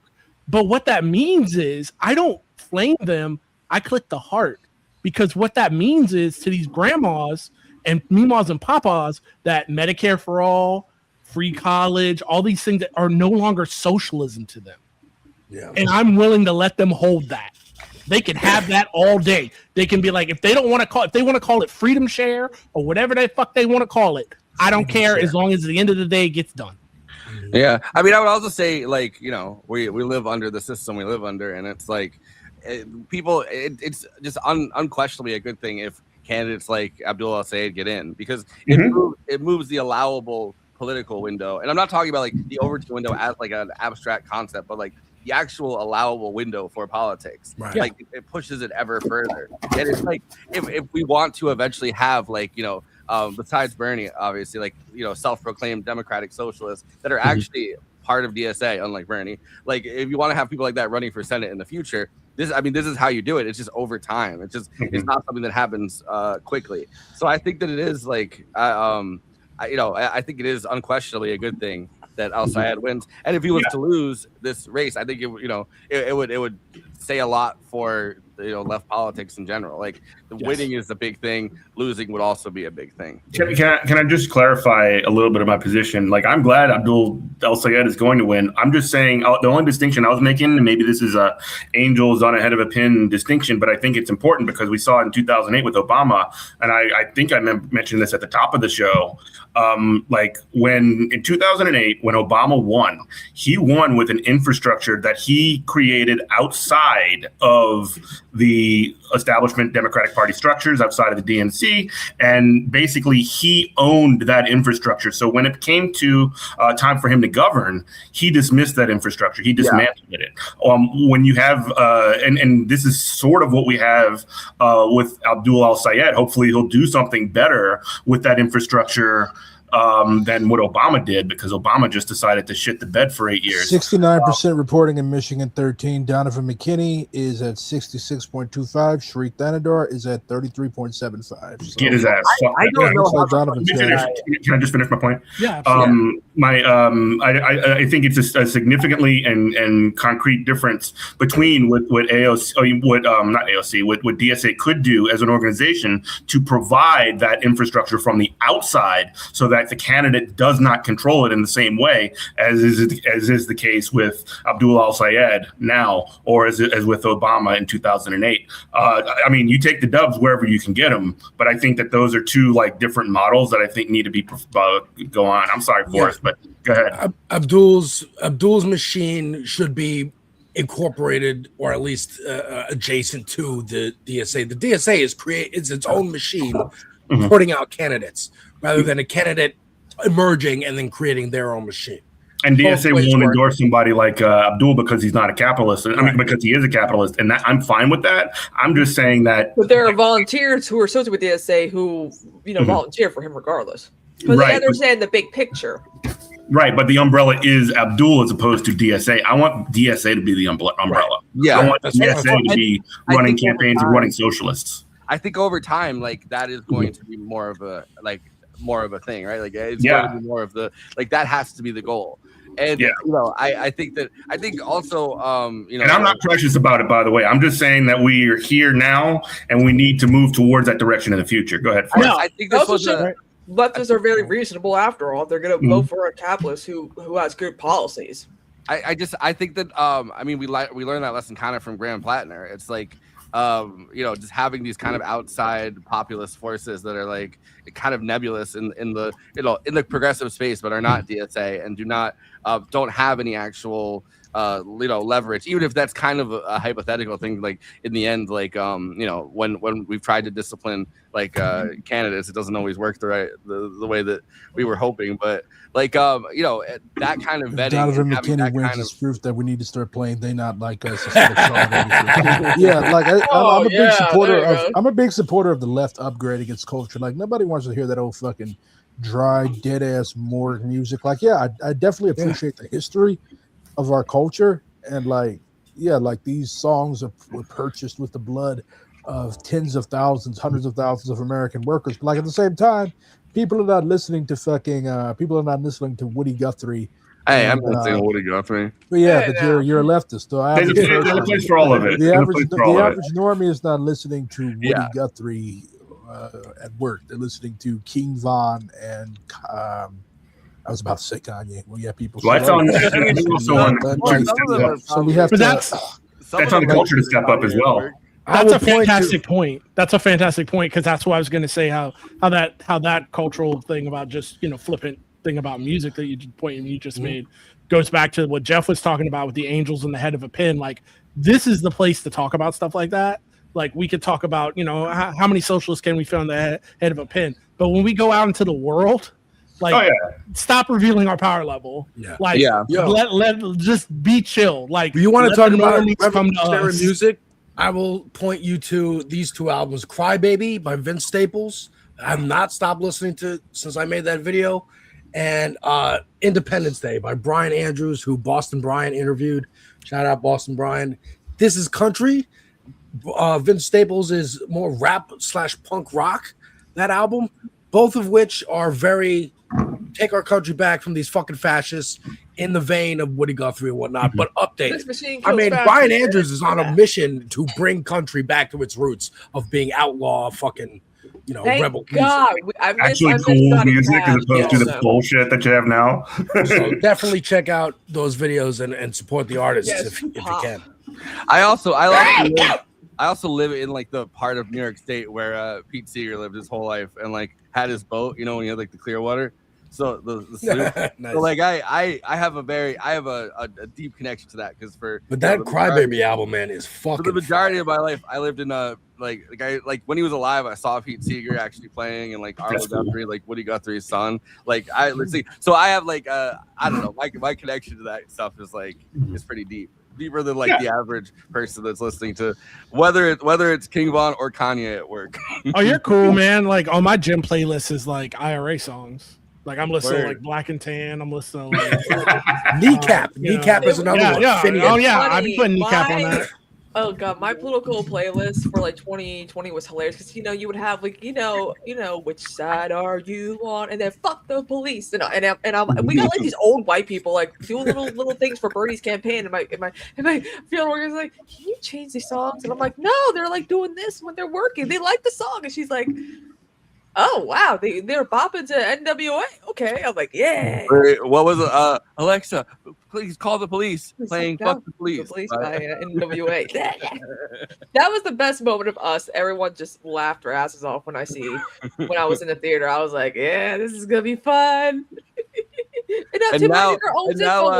Now evil Tim Heidecker is Alex Jones. Yeah. Oh my god, that is so true. To this point, let's see if I'm trying to, I don't know. I do a show every week and still can't do it.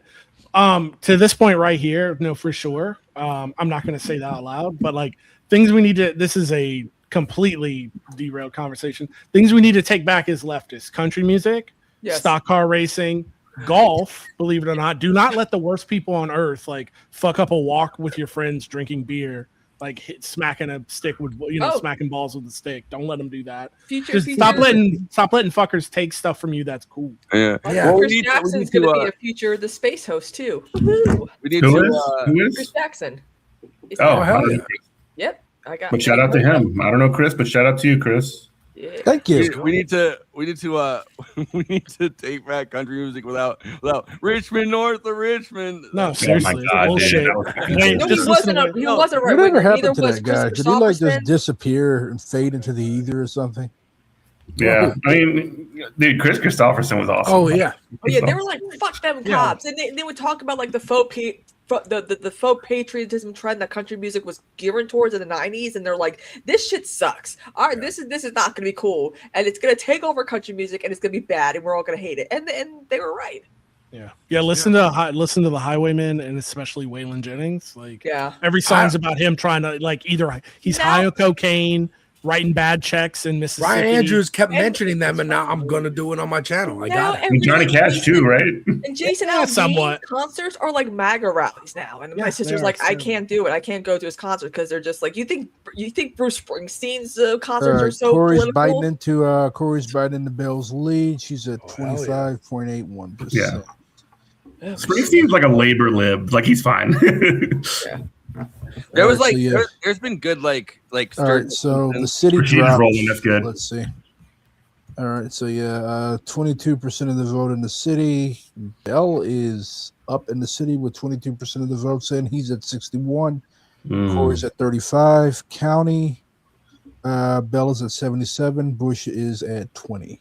Okay, Hopefully that narrows throughout the night. Okay, so Haley Stevens got a bit of a jump, but she's still like it's still 52.6 to 44.4, but it's because she's getting some It's decent over. Detroit numbers. Mhm. It's Which is out. where the hardest numbers are going to come from. Yeah. So sad.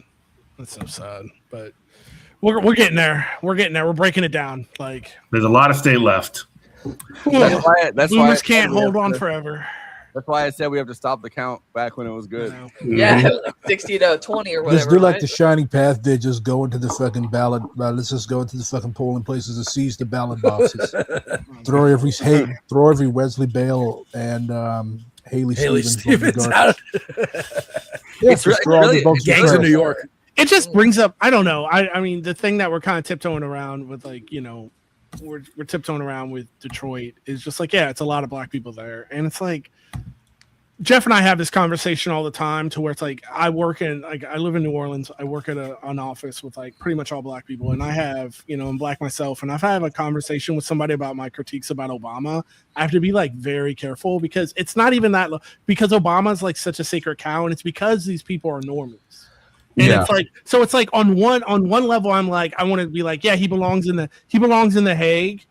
But like, I understand. You can't say that unless you want to get punched in the fucking throat. Around. It's like true. Norman. It's true. And it's like, but I also have to be like, I've said this before on other shows. Like, if there's the people with like the full Obama family, like, decorative plates, man, I'm gonna leave them alone, bro. Because like, what can I say to them? Like, I'm glad my grandparents got to see the first black president. That's cool and all, but it's just like, it's like, how do we get to the point where it's like, how do we have that conversation to be like, hey, Jim Clyburn's like a piece of shit, right? Like, Don't I know it? Like, you know what I mean?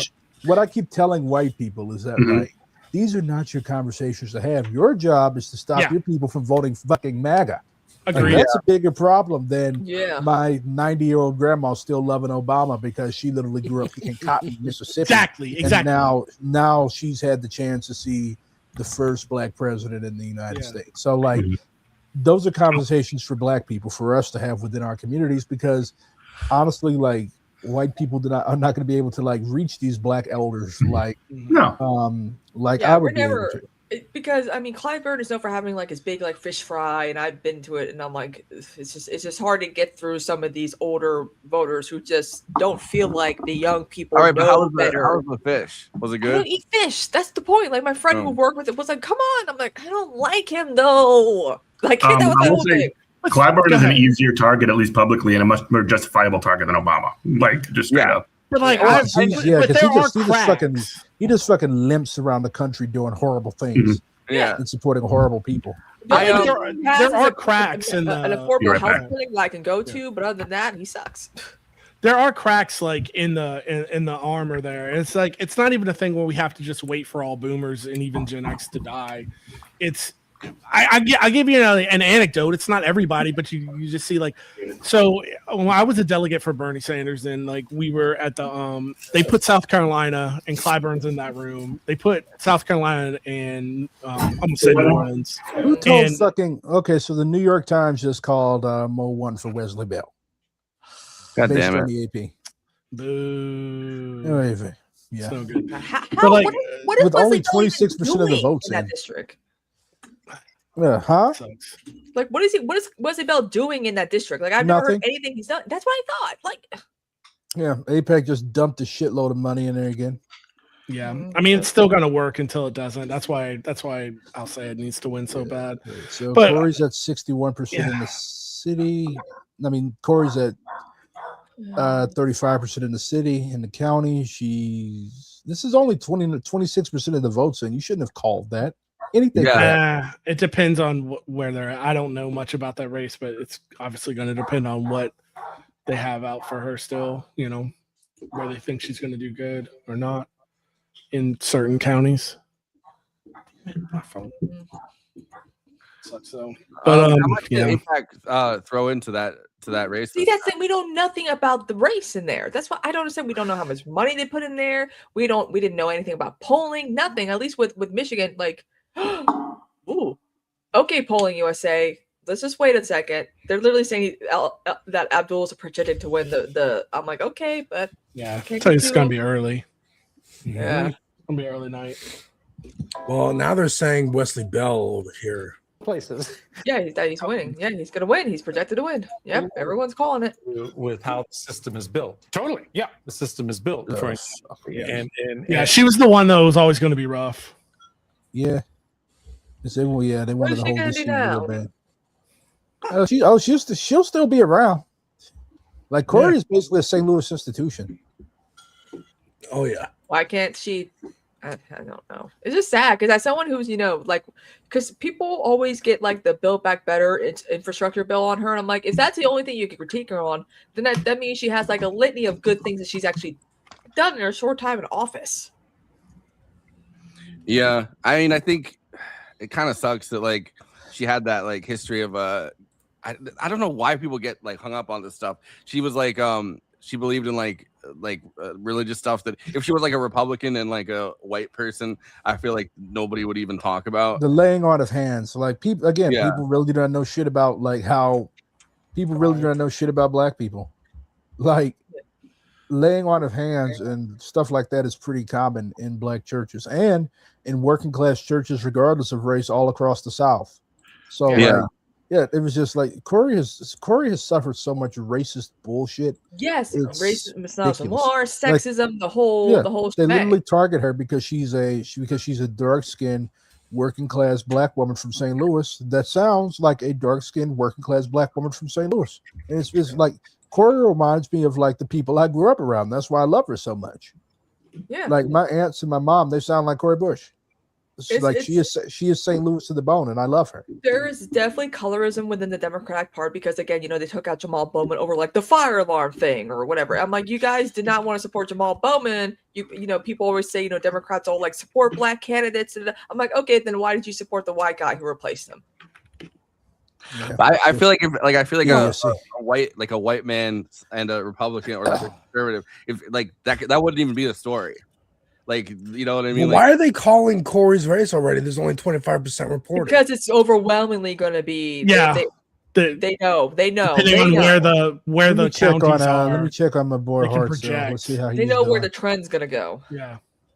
But no, we were just saying is why would they do that? Because that's the Democratic Party in a nutshell. Like, Bernie's too old, but then like Biden is somehow acceptable.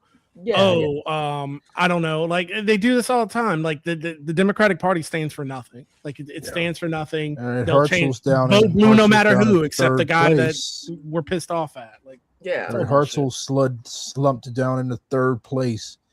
I still don't know who the fuck Jeanette Cass is. I really don't. It's so weird. Again, it seems like, you know, the Democratic Party again makes a big stink about, you know, having, you know, black people in the party but they're not going to vote for them because they their policies might be too radical. This is fucking crazy. They use this as a firewall to just do nothing. It's she still has a chance. Well, anything could technically anything could happen, but yeah, I hate saying she's cooked, but she very well might be. Love you, Corey. Yeah. But she'll stay in there. She's a fighter, like you said. She's an institution. She ain't going nowhere. She's still going to be around in St. Louis. We're still going to be seeing her as shit. She's still a proud member of STLDSA. And with that, I'm going to go find some beer to cry into. All right, Redguard. Thank you so much for hanging out. Nice to finally meet you. Yep. Yeah. On stream. Of course. Hopefully, I wasn't too underwhelming. No, perfectly whelming. Perfectly whelming. Whelming enough to be a host if you He's like. perfectly whelming. We'll see you next time, brother. See y'all. Damn.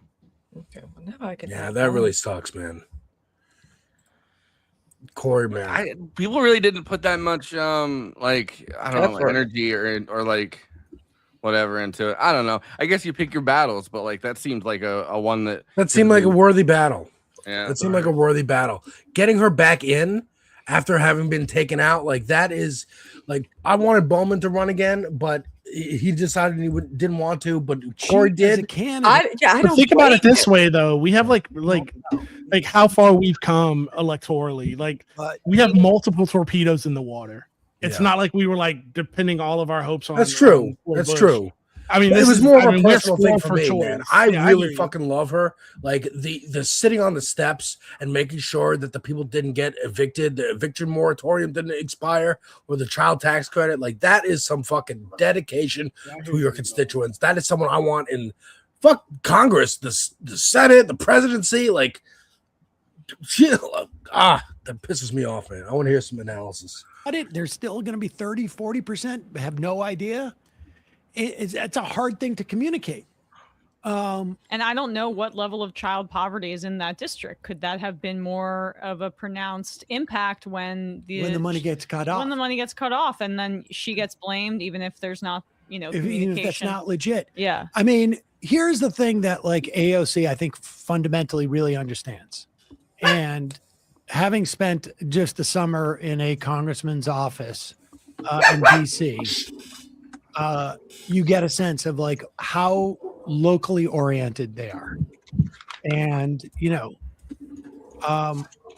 AOC spends a lot of time in her district and she focuses on those services. And Ilhan Omar is also she's very adept. I mean, she was a politician. And Summer Lee both came. AOC is an exception, but both Summer Lee and Ilhan Omar, in terms of squad members, came out of their state legislatures, and they both have reputations, as well as AOC, for having excellent constituent services. Yep. So that's a tough loss, but I think there's clearly a formula. I mean, a lot of times, like, over the years, I've said this a couple of times. In the main, we see shadows. We don't actually see what's actually happening. We see shadows, which are representative of what's happening. And the contours of that are distorted. Yes. Based upon where the light is. I mean, everybody knows how shadows works. Right. That's how shadows work. Yeah. Okay. You hesitated for a moment. I'm sorry, I wasn't completely fixated on what you were saying. I was looking at something else. I'm Fixated on looking what at you're saying. You didn't listen to what I I was wasn't listening to what you were saying. That's all right. That's fine. That's never happened to you You can before. say- Sam Peter's going full cone and neutron on that right now. What we're reporting on very often is shadows, and we try and translate what that is. We have no insight as to was Cori Bush's constituent services really bad? Was did other people in Congress feel like something was amiss in her office? Did she staff poorly? Who knows? But it didn't work out, and it was a quiet race, relatively speaking. Yeah, guys, you were part of that. Well, we have Have her her on when on. you were out. Oh, well, okay, they did. Yeah, Never you were mind. out gallivanting around Hollywood. Yeah. Jesus. But we've always I mean, this also is had just a good so many lesson damn in, like, politics. they had them on. Like I said, I was just criticizing. Why didn't you have them on? And they did. Yeah, they had them on once, and they are a large podcast on the internet. Podcasts are not the end all be all, right? Join DSA. I just posted it in the chat again. Join DSA. Help this movement, this broader movement on the ground. Meet some cool people. There's cool groups. There's like running groups, exercise groups, coffee groups, arts and crafts groups. This fun shit. Join your local chapter. Find out what you can do to help. Phone bank for some It's candidates. just crazy how how she managed to win, and then by the disgrace of like racism. It's like they took her out. They took her out. Yeah, absolutely. Twice. I mean, and sexism. you know, the next couple of weeks we got, like I said, next Tuesday is another election night, and the following Tuesday is another one. Find those races, phone bank, canvas. Oliver if you're in the area. Larkin. Yeah, Francis, that's a big one in Florida. Yeah, Aaron Moskowitz. I mean, imagine still winning that race, even though you're nowhere to be found as the representative in that district. That's gonna piss me off. Well, the fact that we have any part to play upsets them. That's why there was the backlash to the Plattner thing that you largely missed. But like, it was. But I mean, it like they wanted that because that was a misstep and a candidate that obviously had issues and didn't work out. That this space was supportive of. Many in the space were supportive of. There were people taking an opportunity to. Yeah, but I mean, I don't think space. this reporter had a axe to grind. And that over on this space, we already had internal conversations about that. Me and Robert had a good conversation about Plattner, and me and Andrea, when that shit fell apart. So watch this space. Done anything different? I haven't done anything different in 25 years here. Yeah. Well, we did upgrade the cameras. We did. Barely. And they're the same cameras. We same just changed cameras. the We plugged cable. them into a different device. It's crazy how much their is that there Brian is sounds like Michael Brooks, so ecosystem. I find it I know. eerie. The first time I heard, I was like, wait a minute. Is helpful, but only because the ecosystem exists. And so putting having a lot of politicians on is helpful to the extent that it's helpful, but we're not making or breaking anybody, but we're like, Oddly, I feel like the most impact I had on an interview I did on any race was outside of this show, was when I did Matt Bernstein's show with Mallory McMorrow. Yeah, like, it worked. Well, now she's only getting 3%. Yeah, I mean, I don't know. This is weird. This is weird for me. Like Emma and Uncle Sam, like trying to save space and backtrack on like Plattner, because it's like they didn't do it. Like they carried water for what at the time was the best guy in the race. Like they didn't essay anybody. Like they don't have anything. I feel like it's whatever. Like they don't have anything to be like ashamed of or anything they need to apologize for. Whatever they felt they needed to, Emma felt that she needed to like talk to the women in the audience. Fine, but like you and I had a discussion about Plattner like early on, and you were like, "I don't fuck with it." Blackwater. The end. Yeah, I don't fuck with him, but if I lived in Maine, I'd go vote for him. Right, exactly. That's what it is. Like, but now we got adorable, mushy teddy bear Troy Jackson. And I think it's going to be Republicans, because that's the worst they could find on if him. Troy wins, that's the bigger win, because that's a pivot mid race after winning the primary, switching candidate, and then still winning against Susan Collins. He's also that'd be a bigger win to me. It's also DSA, right? He's also the most New Orleans coded Mainer that we've seen run for any office, because he lives right next to Quebec. That's where like his home. Oh, is that where the accent comes from? Yeah, then, like it's a mixture. It's because it's a mixture of a Maine accent and a Canadian, like a French Quebecois. Canadian. Quebecois. Which I think Quebecois accents, they sound. I've said this theory before, but I'm going to say it again because it's hilarious.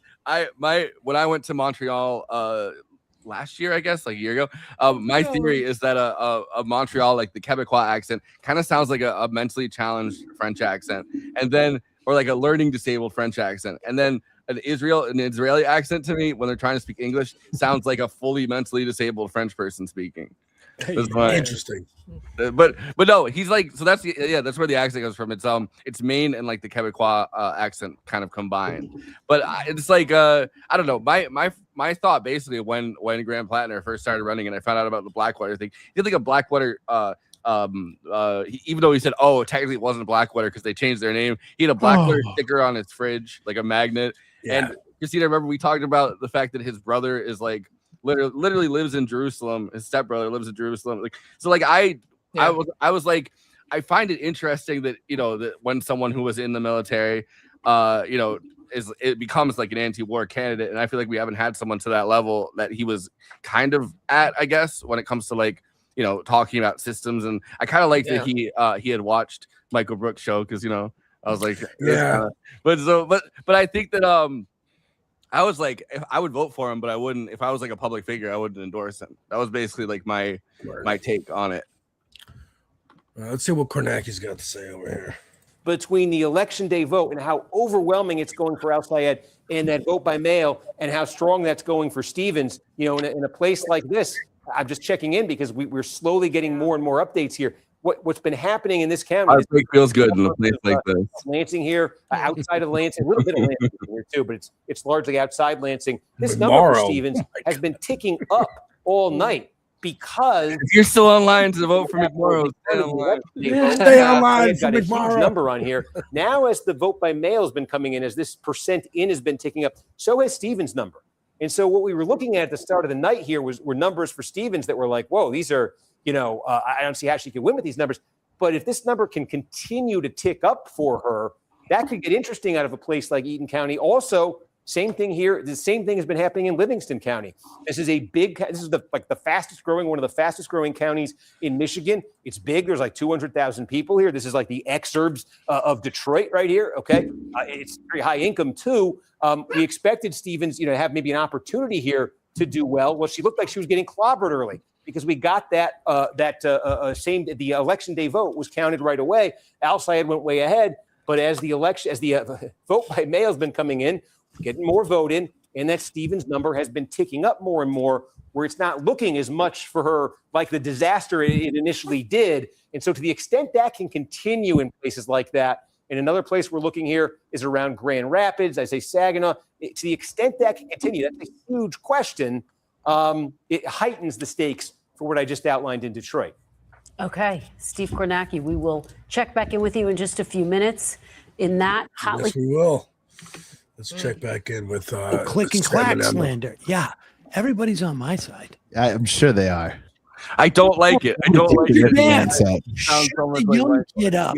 I repaired know. it. And he looks nothing like him. I was like, that voice comes out of that face. Mendeley. Brian has never been more wrong. It's called the stump at the chumps, and they were right all the time. They were wrong all the time. I know what stump the chumps is. Dude, look at this. Look at the spitball idea. Insane slander against the Tappet brothers. Please punish that man. What the As hell? a guy who is focusing focusing so much of my effort on ending human suffering on the planet Earth. My God, Cory Booker. I like God, it's so self-aggrandizing. It's unbelievable. Eric's Trump plug as a New Hampshireer. Hampton Beach is disgusting. We've reached a level of cope from some of these centrists. I just saw a tweet. Someone says we need to seriously explore ending primaries. Yeah, and that's not the first time. Don't vote, no matter who. Who? Shoot me the tweet for us. All right, wait.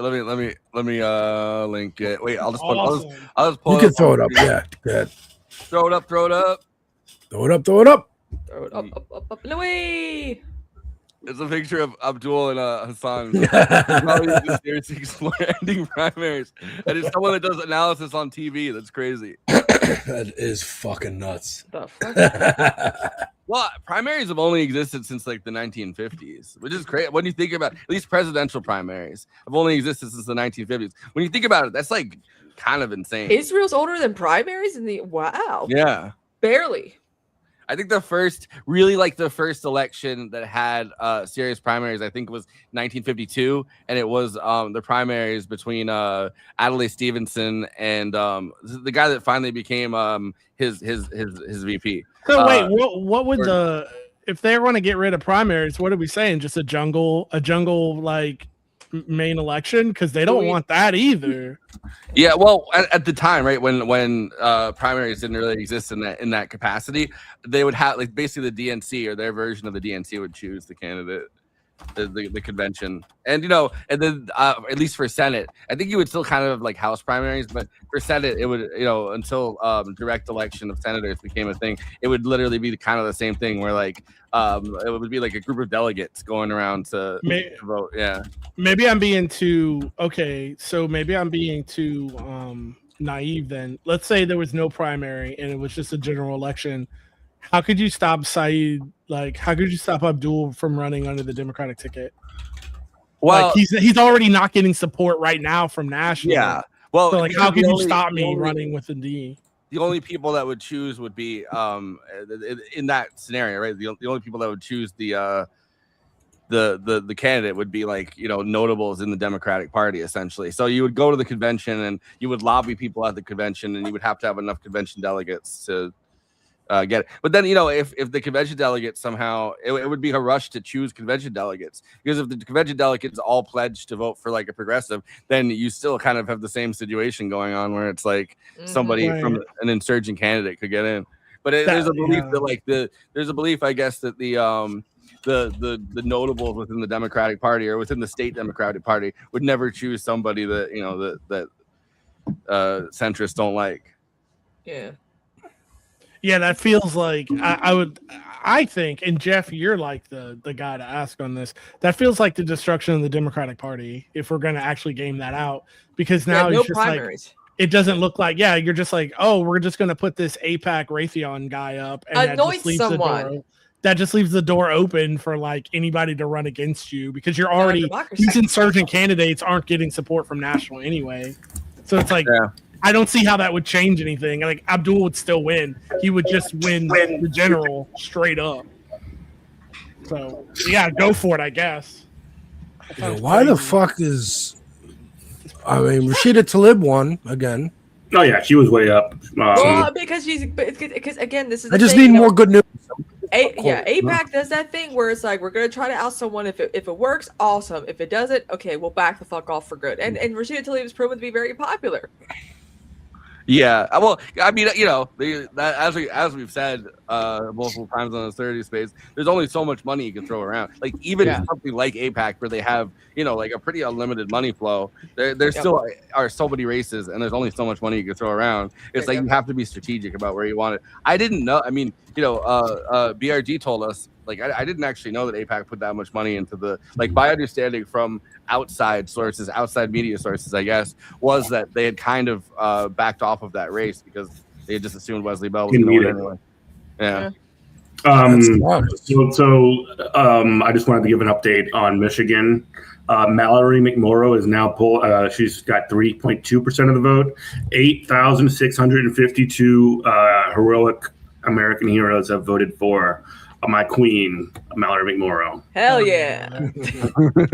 Dude, I want to meet like a Mallory McMorrow voter. Mm-hmm.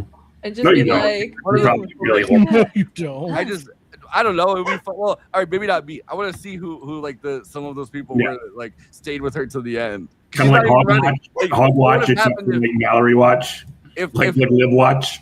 If there was some upset, right? Like, if there was some crazy upset where Mallory McMorrow had somehow won, like, obviously it would never happen. He would be like, what? How? But she had dropped out already and wasn't in the race. Like, I guess you could still do that, but it feels like, I don't know. Like, what would happen? Like, would she just be like, all right, I guess I won? That's like a movie plot. Like, it's like a comedy movie plot. Like, what was that movie where there was like, oh, it's a tie in the election and we need one guy? Oh, that movie's so stupid. The movie's so stupid. It's made for the dumbest person on earth. Yeah, really and it was like Matthew McConaughey was the deciding vote. Yeah. Swing vote. Yes, that's what it was called. So Yeah. Stupid, dude. Like, that's not how this works at all. Jeff, let me ask you this, because you're like you're the electoral like wizard guy. Yes, I am. Do you think, like, okay, let's say, because now if you are, let's say Hong wins tonight and Hong's next week. Hong's next week. Sorry about that. Let's That's say why Hong wins. That's why you're up there. Hong wins and Abdul wins, and now so the really the only centrist hope is like they both go down in flames in the general, and let's say that they don't, and they both clear that hurdle, and now they're in office. Are we in dirty break territory? But the dirty breaks coming from the centrist wings, like the Carvils of the world. It's already happening. I think that's always been the case. Is it for real though? I don't know if we're at like the moment where it's going to happen, but I don't really think that you can necessarily predict the moment it is going to happen. I think that I mean, if you know what, I don't think like Democrats that have like brains in their head, like actual establishment Democrats who are elected to office, other than like John Fetterman, are going to do anything. But like you're going to see sort of like the first wave of like cleavage happen here, and so like cleavage. Yeah. Is that you know word? But anyway, like what? It's good. Bieber, Like yes. that signal. I said, is that Peter Griffin's neighbor, cleavage? Yeah. Cleavage Brown. Anyway, but I guess what I mean to say is that like you're gonna like maybe like Bill Maher will leave, and maybe like James Carville will leave, and maybe like Destiny or some other fucking dumbass will leave. But like there's too much money. The getting is too good for like normal Democrats, and like there's no constituency for anybody else to go and do that. So I'm looking at like Fetterman. Fetterman's already alienated by Democrats. Nobody fucking likes that guy. So like who gives a shit? Like he can just go on Fox News as a Republican as opposed to a Democrat. Or more likely he will just stay a Democrat, and so they can just say, hey, this guy's a Democrat, like get a load of what he's saying. Yeah. The Dave Rubin strategy.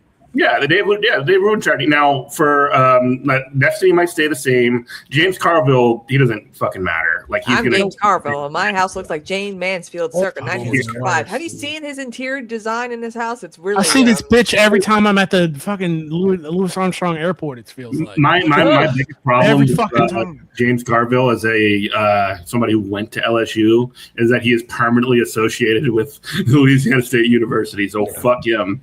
But no, he's gonna do whatever. But like as far as like meaningful like Democrat like establishment Democrats who are elected like leaving the party, I don't think it's gonna happen yet. I don't think we are at a capacity where we can. This like, is actually a good question. For those of you who don't know who James Carville is, give us a little explainer, Jeff.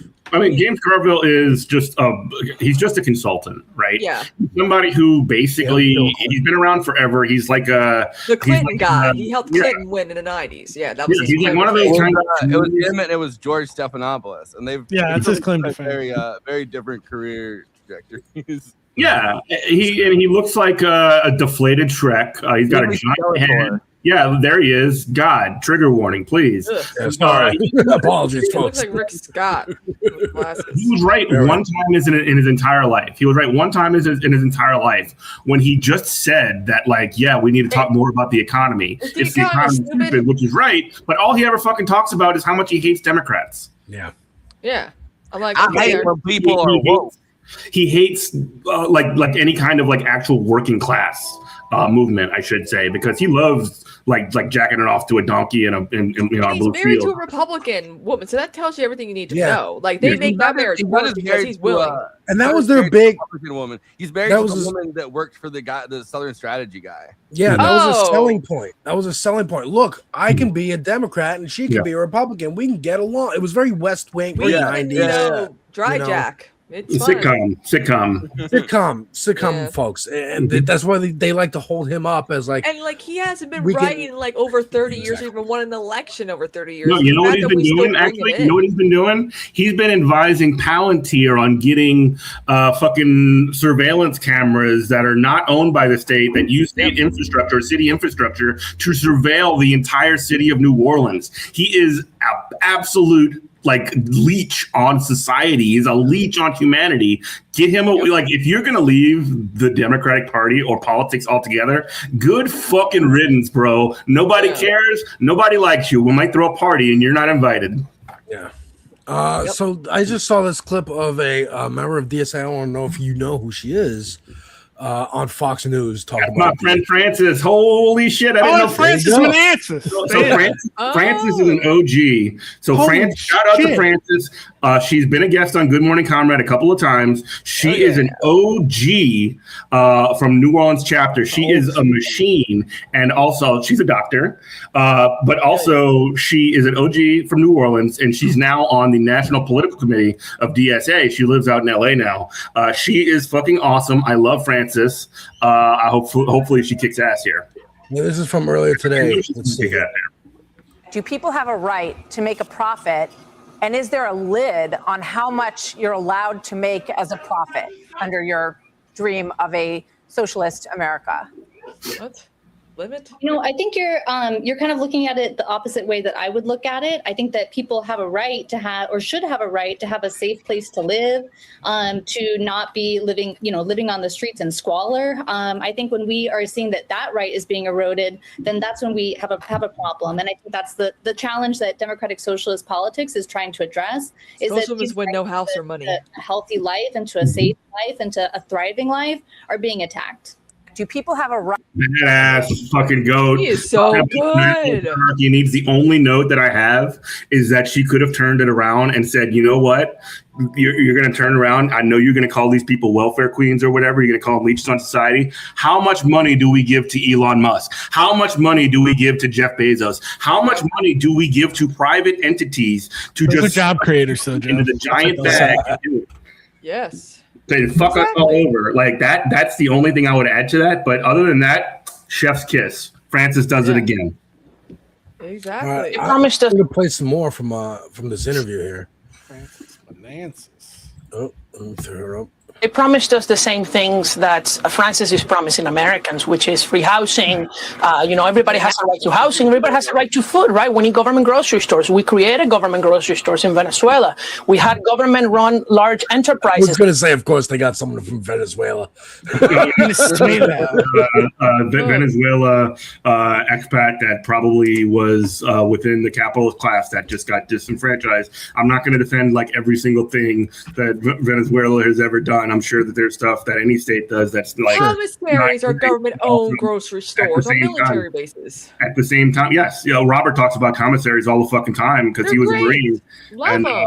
Great quality food, more bang for your buck. It's great. But what they love to do, what Fox News and what Western media loves to do is find people, find people like diaspora people and exploit the shit out of them, or just find opportunists like what this guy looks like, and just essentially make it so that this is the voice of Venezuelans. This is why people are so oppressed. And like maybe something happened to his family, maybe something happened to somebody that he loves, which is radicalize him against Venezuela. Maybe he's just a person that is in a like acting in his own class interest. I don't know this guy, but they love fucking finding a puppet. They love fucking finding somebody from these identities and putting them up there and saying, go talk shit about Venezuela because that's communism.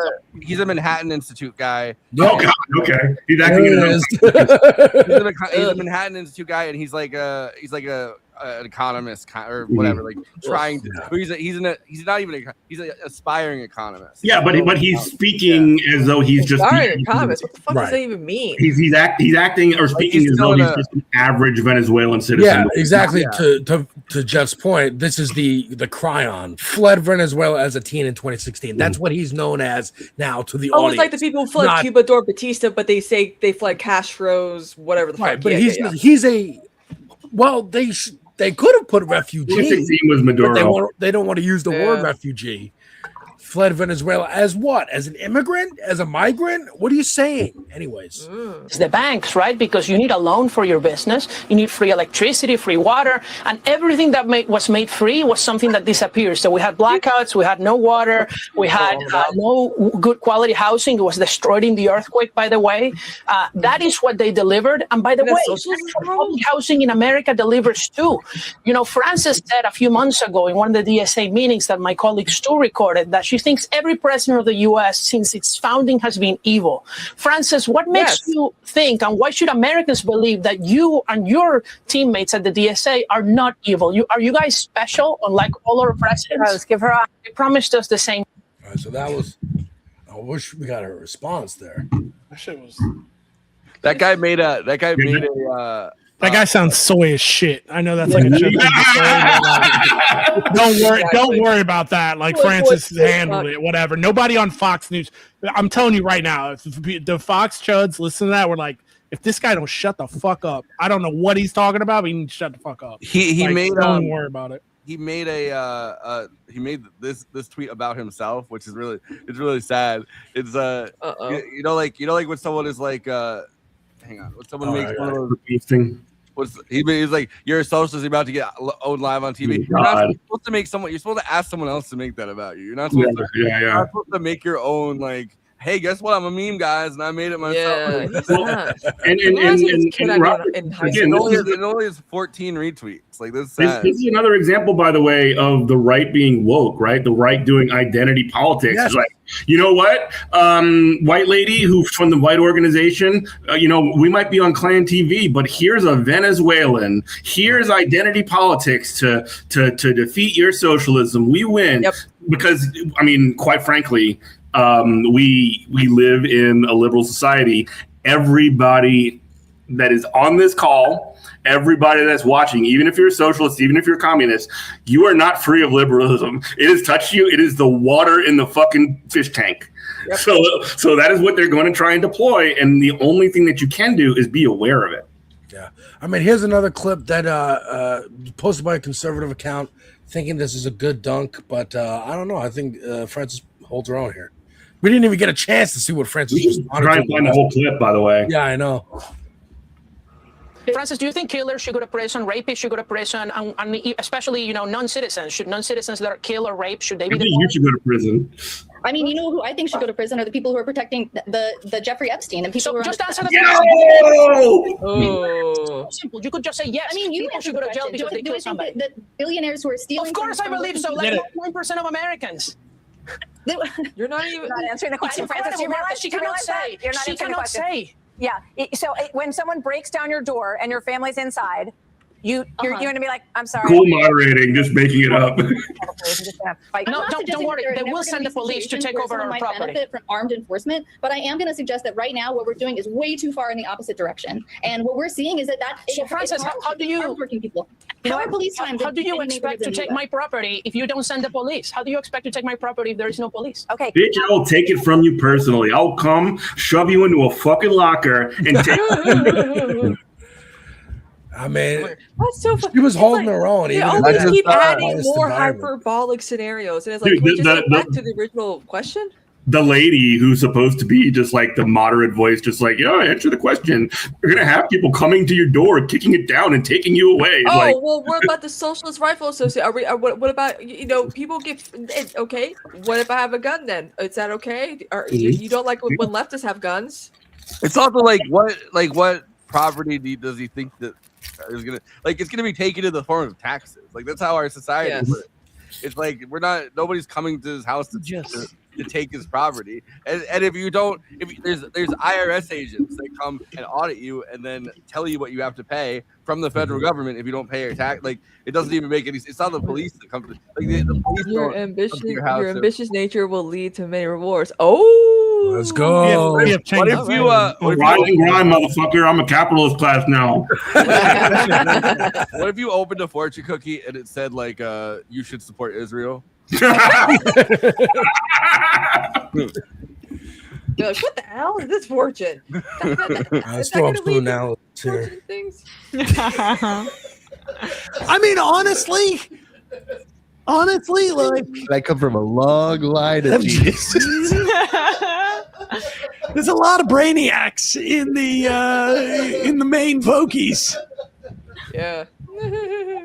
It's just I think it is not it is not a one-to-one thing. Let's check out the mainstream Voters here. is not actually made Hassan? Oh. Missouri law have really resoundingly handed them. God, I hate Rachel Maddow so much. I know. Missouri's Republican legislature organized this Amendment 4, which would make it harder for citizen initiatives to get on the ballot in Missouri. This was a good idea, me streaming on the YouTube. on the Twitter as well. I'm streaming on the Twitter. Yeah, The thing is, everybody watching on Kristina's stream. Subscribe to Good Morning Comrade. Yeah. I don't know how. I mean, I've noticed. I'm gonna start doing that for Moon Eye Extravaganza as well, Forrest. Yeah, I've noticed since doing that, our numbers have gone views up. go up. Yeah. Yeah. And then also since you've gotten a lot more people watching our views go up on the. I always like watching the little. Do it on Blue Sky too. Your biggest audience is on Twitter, isn't it, Kristina? You've been You know what though? Years and years. We give Blue Sky a lot of shit. Like I've been I don't. My mobile game that I do. have has a Blue Sky account, and I'm kind of soft promoting it over there while I'm running through beta. And like Blue Sky feels like the old internet. Like there's not Yeah. bots in there. Like there's actual real people. And as long as you like duck all the turbo lib shit, like my account is just like birds. Dude, I was Birds worried. and, I was great. worried about Blue Sky. All right, I like I said I don't give Blue Sky a lot of shit, and then I'm about to. I was worried that if Graham Platter actually hadn't had those scandals and he had won the nomination, there would have been like a plot fomented on Blue Sky to kill him. Yeah, probably. They really, really hated him on there. Yeah, they did. I was like, damn, people, what the Yeah, hell? they're celebrating about Cory Bush. Okay, Of course they are. Yeah, because they're turbo libs. Just avoid all that shit. Just use guess it how as a many, bird watching app. And go to Guess how Hassan. many people have Go to officially voted- Hassan. Guess how many people have officially voted for Mallory McMorrow? 10,000. 10,959. Oh yeah, Queen. let's go. I voted illegally for Mallory McMorrow 7 times in Why? in Don't Michigan. admit that. What are you doing? A parody. Imagine doing voter fraud, like highly illegal voter For her. fraud, and potentially getting caught. But you did voter fraud to vote for Mallory McMorrow. 7 times. Look at 7 my times. man. He is. I cannot wait to move up to Jersey, and when Hassan comes, Yo, to he's got the cream suit I'm on. gonna follow him around and be. Don't announce your intentions on stream. Well, Stalk whatever. someone. I like watching that. My favorite video. It's gonna be you, and it's gonna be Olivia Reingold, and you're gonna have to fight for. Olivia Reingold is obsessed with him. That's She has hilarious. to have a crush on him. Showed It's so up- weird. She was there. She's here She now. showed up in Michigan to follow him around. I'm like, are you like the what Free Press or who are you? Are you like the Hassan Piker official? I mean, Fox News has a Hassan Piker person working for them, but I saw the this Jam thing- podcast. I like watching the video of that These old guys are woman cool, just man. like lurking around him, and then she probably like is like, you know what? I'm gonna climb that tree. It's gonna take a while to get to the top, but I'm gonna do it anyway. Who are you? What are you Oh, doing? these guys are dope, dude. The Jam Thirsty. podcast. Yeah. JAAM. Oh yeah, those kids are cool. I like them. Yeah. I really hate the kinds of things that I end up looking up just because I'm bored online sometimes. Really? I But didn't know one of- that. I get really in depth on some weird shit, but I If you hated it so much, you'd stop doing it. One of the funniest things is back in like February, the Free Press did their like how I met my partner Valentine's Day stories and did not include Olivia Reingold. They're like, She's waiting for her son. That's what it is. Well, no. So but then she forcibly put up her story that she submitted to them, but as a tweet because they wouldn't let her into the Free Press's version. That's of it. so funny. So she was like, my I don't know if it was her boyfriend or whatever the fuck the guy was. He's like, he's a photographer that showed up to take pictures of me one day, and we ended up going on a date. And I was like, yeah, well, of course they didn't include that as like. She's still he's still I think the guy that follows her with the camera everywhere.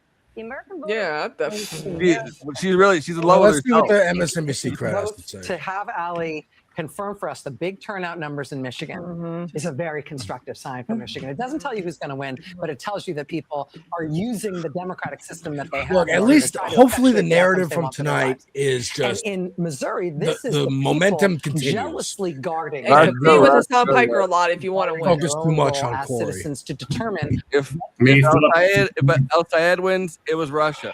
But if Haley Stevens wins, it was Russia. Wow. Yeah, that's exactly what's happening. Russia's playing both sides. Kornaki's still doing No, it. you're joking, but I've heard people say like, "Oh, the Democratic Party's rigging the election." I'm like, for the socialists? Or like, how the fuck does that even work? I heard the same thing with like in the the LA mayoral race, where it's just like, what do you mean the reality star guy didn't win? Because it's obviously rigged because the Democratic Party's rigging the elections for like socialists. Like what the fuck? Like in is it- California? like, yeah, it just shows like these people have they're just saying shit. Like my wife and I went to a paranormal conference, and it should have been called the Just Saying Shit conference because it was just people just saying shit. This is the same thing. Like the logic isn't logicking, so they're just like saying whatever at this point. How's Aisha? Remember the Buff Bernie meme? That was so cool. I How's miss that. how's Aisha the who's running in Haley Stevens' old seat doing? Oh, I don't know. Good question. You She's should know, a- Jeff. You're the Kornacki here. What are you doing? I'm not the Kornacki. More like Kornacki. I'm not worried. What is this candidate?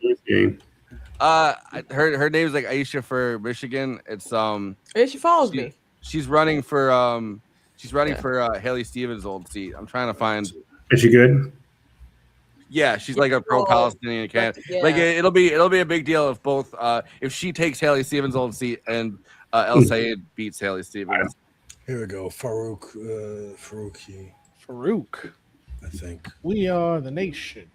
Domination. Domination.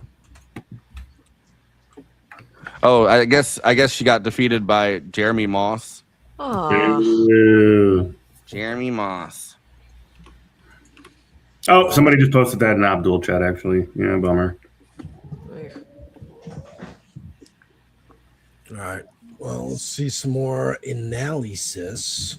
It's taking longer than we want, but rest assured that we are working, hand in hand with HHS and the FDA. Oh yeah, they want to completely ban abortion in the country for realsies. Like, make sure no states have the rights. That Todd Blanche is doing that. Decision becomes permanent in every single state. Yes. So that means that if states are allowing, if states have said we are going to protect the unborn and we're going to protect every life from the moment of conception, we're putting practices and policies in place so that other states and other organizations can't attack that, and they can't, they've got to get like mailing in mail order drugs and things like that. And it's a process that takes a lot of time, and that's why it's been 19 months and we don't have complete victory yet.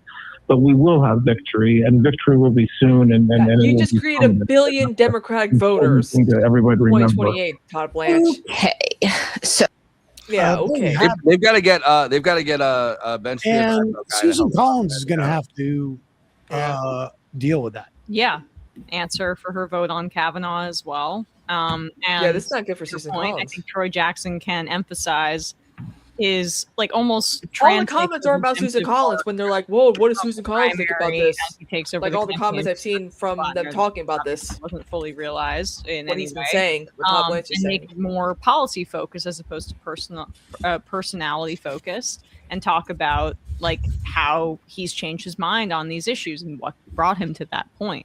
I think people will be refreshed by that. Also, if Tom Tillis votes to confirm this guy, North Carolina is not so, North Carolina is it's a red state, but it's like a crimson red. I don't know my colors well enough to know like what happens when you have a little bit of blue in that red. Yeah. And wait. the idea of the federal government join the Discord, folks. Join the Discord on abortion. Roy Cooper may be able to make some hay out of that if Tom Tillis votes for it as well. I think that's right. That's right. We should actually post that in all the chats. Funny tweet alert. Brace. So I'm clicking a link in the chat. So Jonah Platt, one of these like right-wing Israel shills. Yeah, that's Ben Platt's brother. Yeah. Yeah. He uses Jewish identity. He says, things are bad for Jews when the entire industries of Jewish celebrities are terrified to come on a podcast to discuss their Jewish identity. I'm talking major names who are absolutely frozen by the fear of hate. It's really wild, and I'm really disheartening. And Brace from TrueAnon's like, can I come on? One of the only people that guy could get on his podcast recently was Scooter Braun. Oh, I don't know how Brace stays so consistently funny and like finding these weird little like nuggets of like things to dig into that are hilarious. Hold up, fucking bro, what a delight! So this guy is Jonah Platt, host of Being Jewish. Yes. That's Ben Platt's, dude, I love talented brother. I do love Ben Platt is more liberal Zionist because he's friends with Rachel Zegler. They do stuff together all the time. So Ben Platt voted for Zoran and was like a big Zoran supporter. Well, his brother was like fear mongering on the podcast where like they're gonna take over New York City and you're not gonna be allowed to be exactly. So it's like everyone's like, what the hell? But also too, Jonah Platt is more like his father, Mark Platt, who's like a big Hollywood producer or whatever, and he's very much pro-Israel, very much a Zionist. Meanwhile, Ben's like I guess the black sheep in that family, the black cat in that family. I don't know. The red sheep. It's funny as hell. Crimson red sheep. I know. All right. Okay, I froze for a second. Go ahead. Oh, you're good. All right. So say I'm gonna bounce out and get some dinner. No, I'm just wondering if I'm okay. Oh, you're good. You're perfect. But I'm gonna bounce out, get some dinner. My game is officially bug free for the time being. Oh, I just pushed a new release. So go to Blue Sky and or Facebook and look up and search Warbler 99, WARBELR, like the bird. It's a birding game. Warbler 99. Get on the beta test. It's pretty cool. All right. Cool. Love you guys. I'll see you tomorrow. Nice. All right, take care, brother. See you tomorrow. So next week, are we all doing this again? Yeah. Yeah. If I can make it. I'm actually working that day, but we'll see. Yeah, it's kind of weird. We have like 50 other hosts who couldn't make it. Well, actually, it's good because we didn't get to rotate a whole lot. How many of them are streaming right now? Oh, what's the Space Station looking like, by the way, this week? We got a show going for Thursday? Thursday, I might not be able to make it because we're going to be going like literally. I'll probably be. What time we doing it? Because I need to show up to my I'm show traveling probably. that day. I'm gonna be on an airplane, so I can't make it. But 5 p.m. EST. Okay, cool. Mm-hmm. And it's like an hour-long show, right? Two. Okay. It won't Probably be do the long. first hour, and then hop on to my stuff, or just keep going because just keep going. Everything now. Yeah, I mean, really, it's starting at 5. Really, the 2 hours is just because if Ben Dixon does his show, but if he doesn't, keep going as long as you want. Yeah, that could be Kristina's space. Yeah. Hey, I'm doing what I can to make this a 24/7 thing. We just gotta find someone who could do like production overnight, so Nick gets a break. Forrest, would you like to do this? Since you're more of a night owl.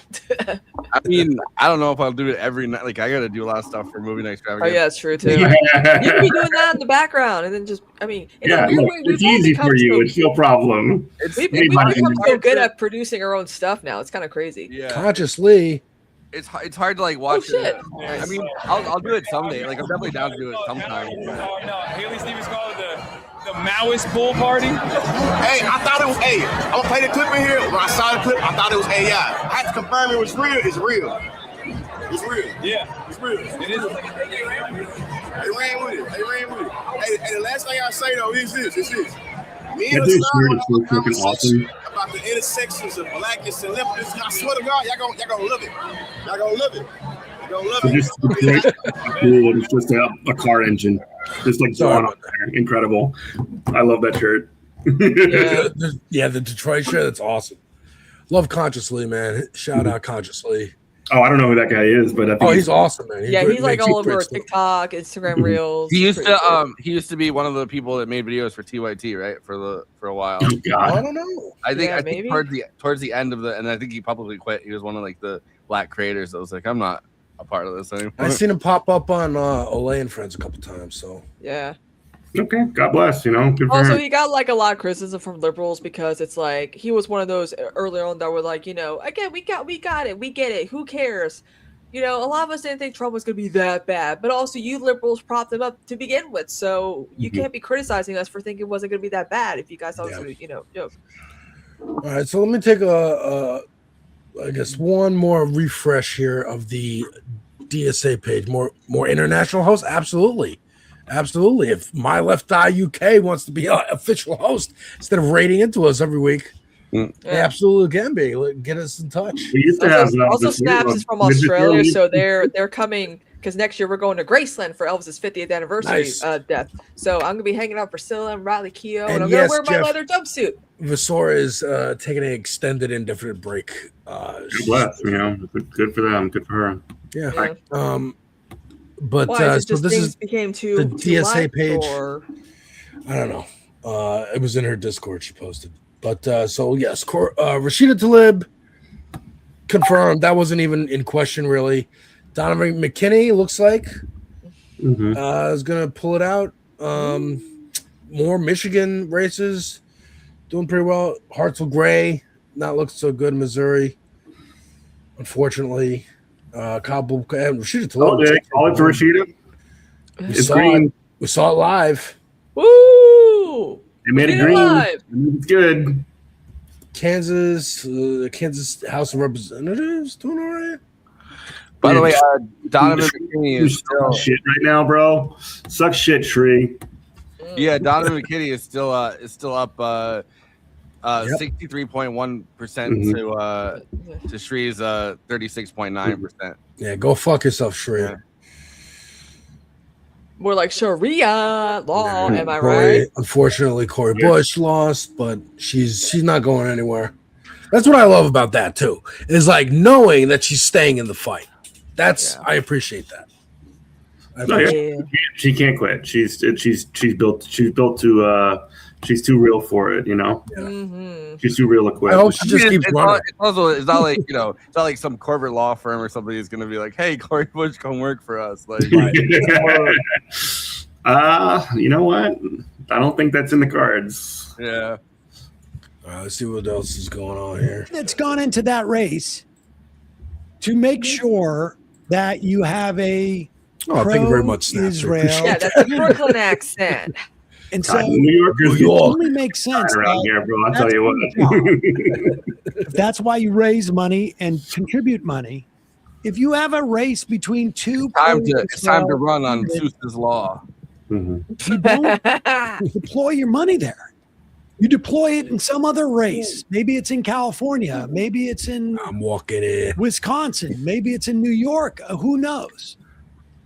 So the bad news is that Stevens is outperforming expectations in rural areas and whiter areas of the state. Not surprising. Better news is not that more urban black areas. Oh wow! They're kind of bellwethers. Kent and Oakland show Al-Sayed, keeping pace, if not exceeding, what he needs to do. But this is not going to be, necessarily, it seems like anything resembling double digits. I'm in control. So, and I think I'm pretty safe in saying that now, given how Stevens is just like generally outperforming a bit. So I'm a little nervous right now. Okay. Rural Washington Supreme. Fine. Well, is there a chance that Abdul actually might lose? So it's 51-45 right now. He's got 189,000 votes in his favor. Is this outdated? I don't know. Let me pull up a more recent. All right, so I'm looking right now. He's got 187,763 votes, 51.4% for Abdul, 164,798, 45.1% for Haley Stevens, 13,098 votes for Mallory McMorrow at 3.6. So honestly, like right now, Mallory McMorrow is doing so much of a fucking favor for Abdul that you kind of can't believe it. Yeah. You know what I mean? She's basically like if you add Stevens and McMorrow together, it still doesn't equal Abdul because he's over 50%, but he's got cushion because of her, which is hilarious. Yeah. Folks, my internet is really strained right now. I gotta get better. You gotta update it. You gotta give it. I also gotta clean out my cache because I'm starting to run out of storage space. So I'm gonna take that freeze as a cue to head out. Kristina, Forrest, Jeff, it's all you. Yes. Thank you, folks, for hanging out. And watch, as soon as Alex leaves, it's been called for Abdul Al-Sayed. He wins. Yeah. Let me just plug one last time. Devil's Advocate Productions over on YouTube and Twitch. I'd make album reactions, movie reviews, trailer reactions, video game reviews, all with a leftist twist. And we just hit 1,000 subscribers, so yay! Let's get us to 1.5. Come on, and yeah, beef up my Twitch subscriptions too. I could use some bolt there. We're playing Crimson Desert and Spider-Man because I just watched Spider-Man, so I'm back into it. And thank you for following GMC live on stream, showing everybody in chat how to do it. Absolutely, follow GMC live on stream and show everybody how to do it. It's not that complicated, folks. You just click a button. Click the button. Click the motherfucking button. The latest, like, because Decision Desk just keeps updating it every 10 minutes. The latest votes came back from McMorrow. What is it? She hopped up from 3.45 to 3.55, and the other two went down. Oh my god. Make more momentum. Keep dancing. We'll see you next week. I'll see you tomorrow over here on this space, and then next week another election stream. Take care, folks. Later, brother. Yeah, just the three of us. We can make it if we try. We can make it. Yes. Make more momentum. It really is. Yeah. I was like, I got about 100 people watching on my Twitter. Hell yeah. Thank you. Yeah, what's up, Kristina? List Kristina viewers. Yeah. That was cool. I don't know how much to trust like the numbers on Twitter, because I think anyone that scrolls by it counts as a view, but fuck it, you know. It's like the hey, it counts. That's good. That's good for the algorithm, you know. Take the dub. Yeah. More like the dab. Don't anyway. You know what's so funny? Last dab. What really I feel like what killed, like, I think what helped. So this is something I noticed about, like, when it comes to like all these campaign ads, because you know, like Abdul had his grandparents doing like, where did Abdul Sayed come from? Woo! But where's grandparents? So we can tell you. So him doing like the cringy, cute shit works not on white people. It works on like when like people of color do it, because it's like it seems more authentic to me when they do it, because it seems like they're actually having fun doing it. Like when I guess like the weekend of Taylor Swift's wedding, Travis Kelce, Abdul released that, you know, You Belong With Me, you know, where he's doing like a little like hoedown dance with a cowboy hat, and I'm like, see, this is fun and cute. But if like McMorrow Stevens was doing that, I'd be like, oh come on, stop doing that white shit. Yeah. And McMorrow's up to 3.6% after. Yeah, that's what I got NBC up, and yeah, 3.5. Well, she's back down to 3.5. Yeah. 3.5. Make more momentum. Expected votes in, remaining over 1 million votes. So buckle up. You're not going anywhere. Yeah. Yeah, we're going to be here for probably another 2 hours. We can make it if we try. I feel like you and I feel like you know, like the video of the boxer that's gotten hit so many times, and he's like, I don't know, he's like getting back up, and he's like, I get knocked down, I get up again. You can never keep me down. I feel like that's watching this race. It's like you get back up and you're like, I'm giving no quarter, like or like the Raging Bull when he's like, you didn't knock me down, Sugar Ray. You didn't knock me down. Alex sent me the full Francis appearance on Fox News if you want to watch. 13 minutes long. If you want, we got nothing but time, baby. I'm gonna send it to you. I'm gonna put it in the private chat because I don't have access. So if y'all want to go ahead and watch it, does that get flagged because it's Fox News? That's a good question. I don't know. I mean, if you don't feel like risking it, that's cool. I mean, I'll play it, but I'm just asking. There you go. I just dropped it in there.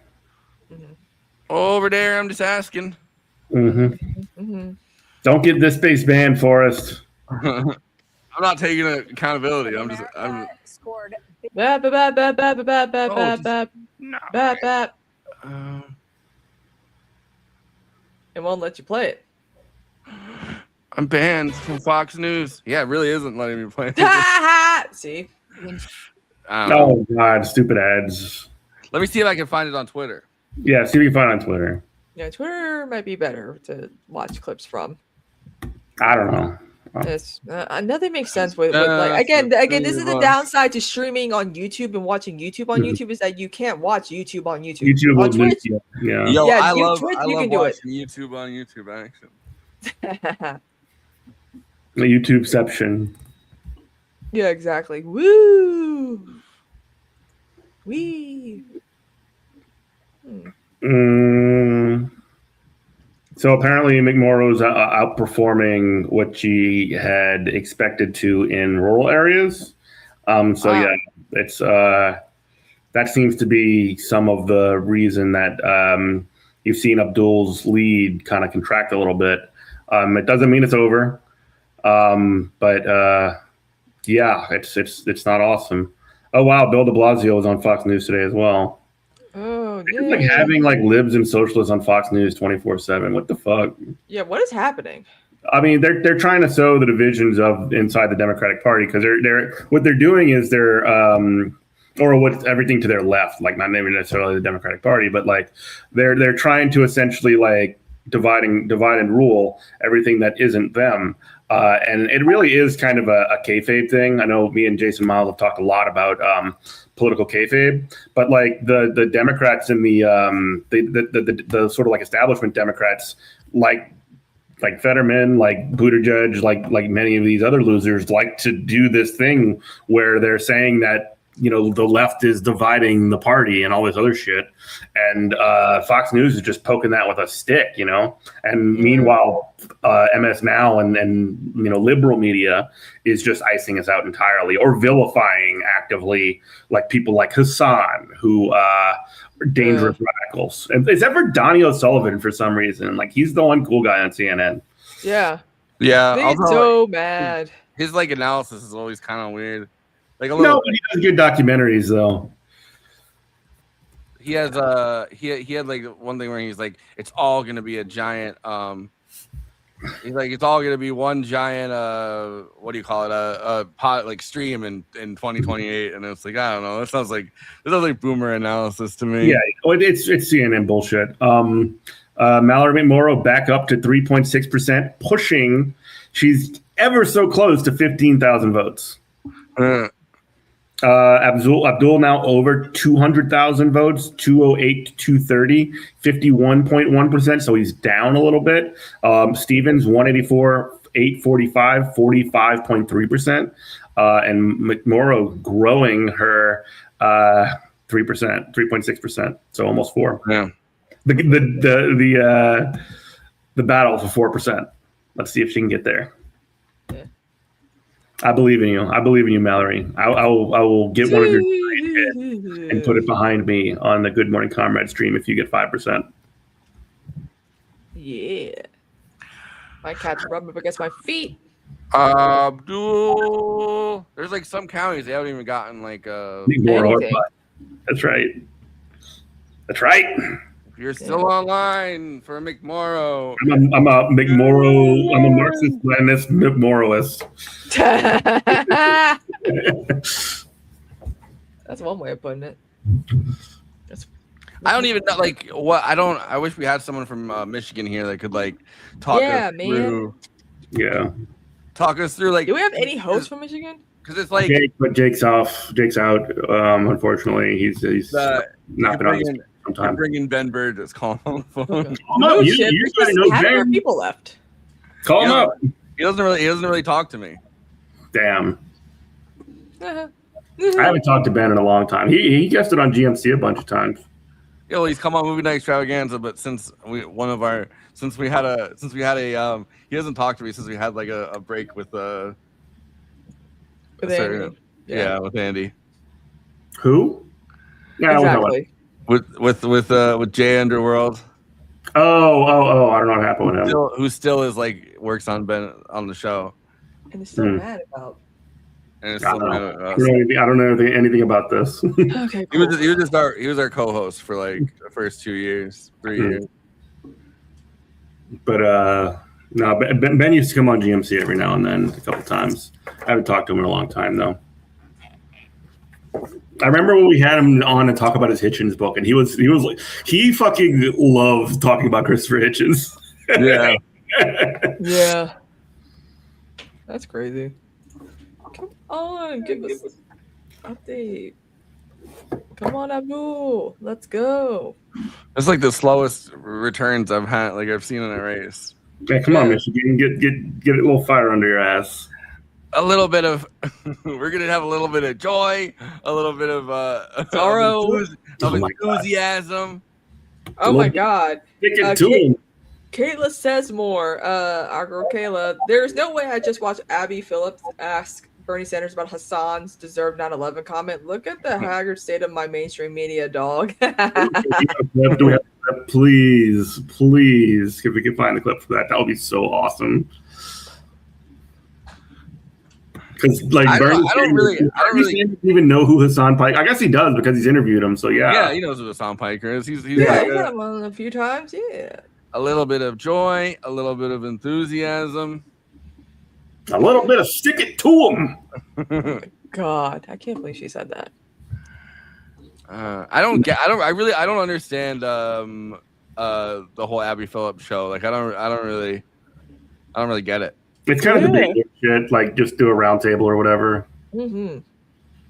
Nothing. But like it's a weird round table and everyone like I don't know. It just I just don't get I don't get the appeal of it. Mm-hmm.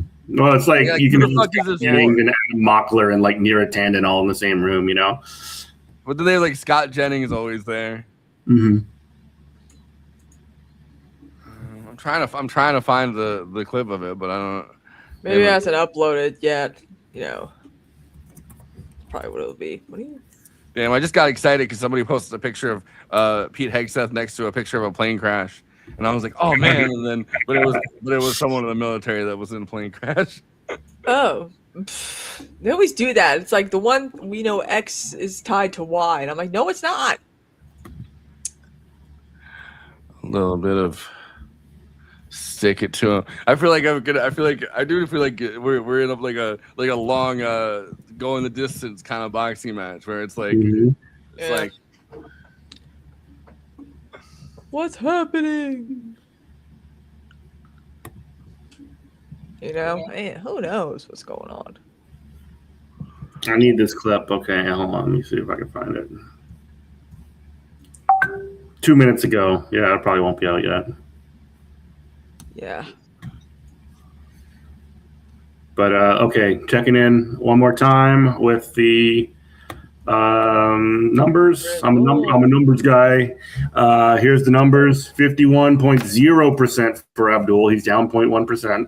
45.4% for Stevens. 3.6% for McMorrow. So the lead continues to shrink bit by bit. There's still that 4 point or 3.6 point, 4.6 point cushion.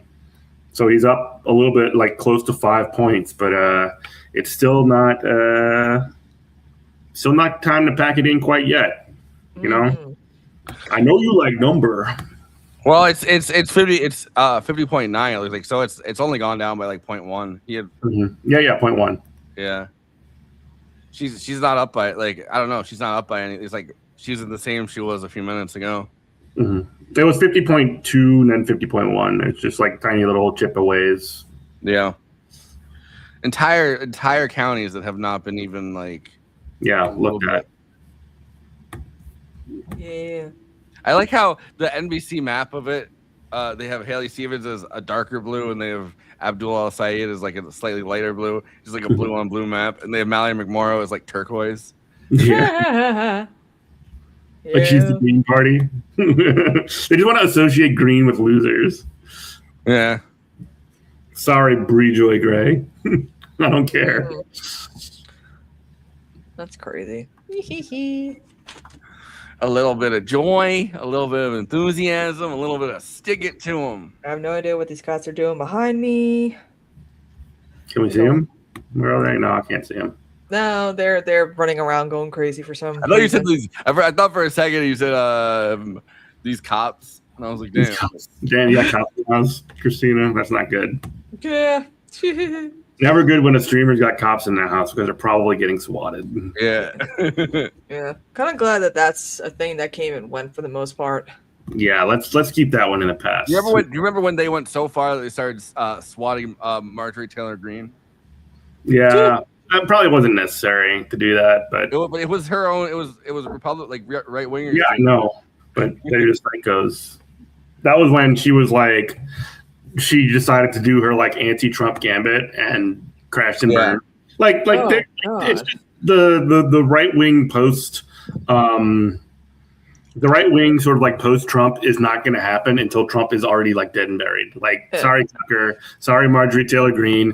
But that's how cults of personality work. When you don't have your fucking cult leader, when you don't have your Cromwell even, then you got nothing. You are just left with nothing, and it's over. So, I don't think necessarily this is why I'm a little bit hopeful about the future. Maybe I'm insane and I'm knocking on wood while I do it, but like when Trump eventually does kick the bucket, I do think like liberal establishment will get like that's when the real, I guess, realignment will happen because the hard right wing will now no longer have a figure to sort of connect themselves to, and the liberals are in disarray. The right wing is in disarray. It'll be sort of chaos if the left is still like.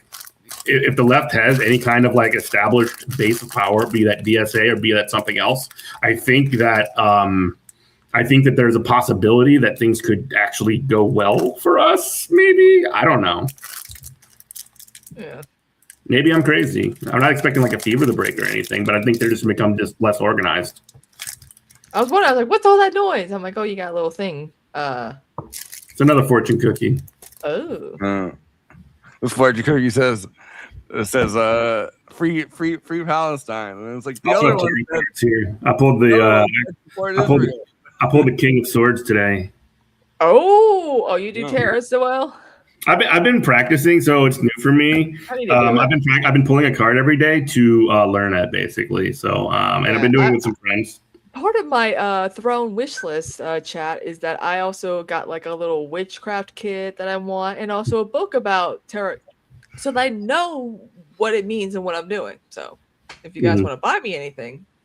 Yeah, this is a cool deck too. It's like it's called Mystic Mondays Tarot. It's got like this weird kind of minimalist art. It's kind of crazy looking, but I've been pulling cards every now and then, just to get to learn the deck a little bit. And I have, like I said, I have a couple of friends that I talk about it with. They're my tutors, I guess. Yeah, there's some people who do it on Twitch as well. They do like the, for tarot like a, reading? yeah, if you send like a $50 tip, you can get your thing read. And I'm like, I should start doing that. Shit. That'd be fun to do. Yeah. Get your fucking shit read on stream. Yeah. That's good content right there. I'll say it just dropped by another 0.1. Yeah, I don't like it. I mean, I'm not saying it's over or we're cooked or anything like that, but I just don't like it, Yeah. I just don't like it's still only at 28.8. I don't know, and it still says there's over 1 million votes to count. Yeah, how many people live in Michigan, dog? Like, what the heck? What the heck? Let's see. Yeah, you can look up the numbers now.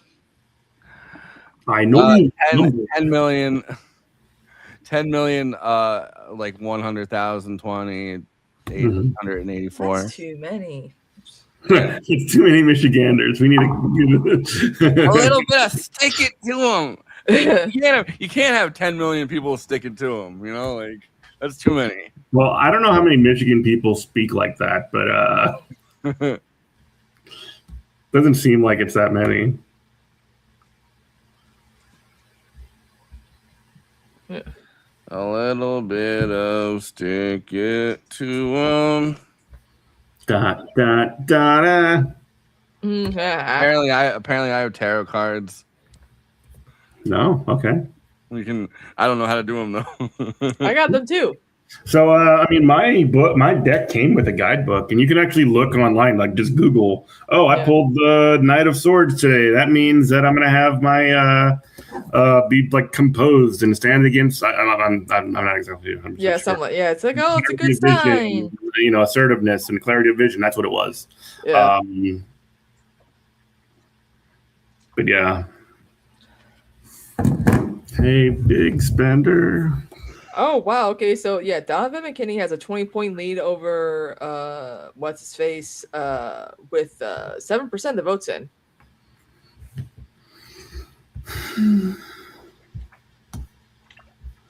Damn. It's just kind of weird that you could tell that these people are like planning when to tweet stuff out, because all these people, like that Maggie chick or whatever the hell, like all these people haven't tweeted about Michigan in like hours, and it's like, you guys got your script ready? You got your script ready, guys? You ready to go? She's growing on me. She's growing on me. I'm like a growing wart? in me. I'm pregnant with the Haley Stevens. Oh God. Yeah, I still don't see the Abby Phillips thing. Neera Tanden, what's she saying tonight? You know, like you don't want to be a box of fucking Franzia tonight around her. You do not want to be a box of Franzia around Neera Tanden tonight. No, sir. You got ripped right open. You're gonna drink and roll you up.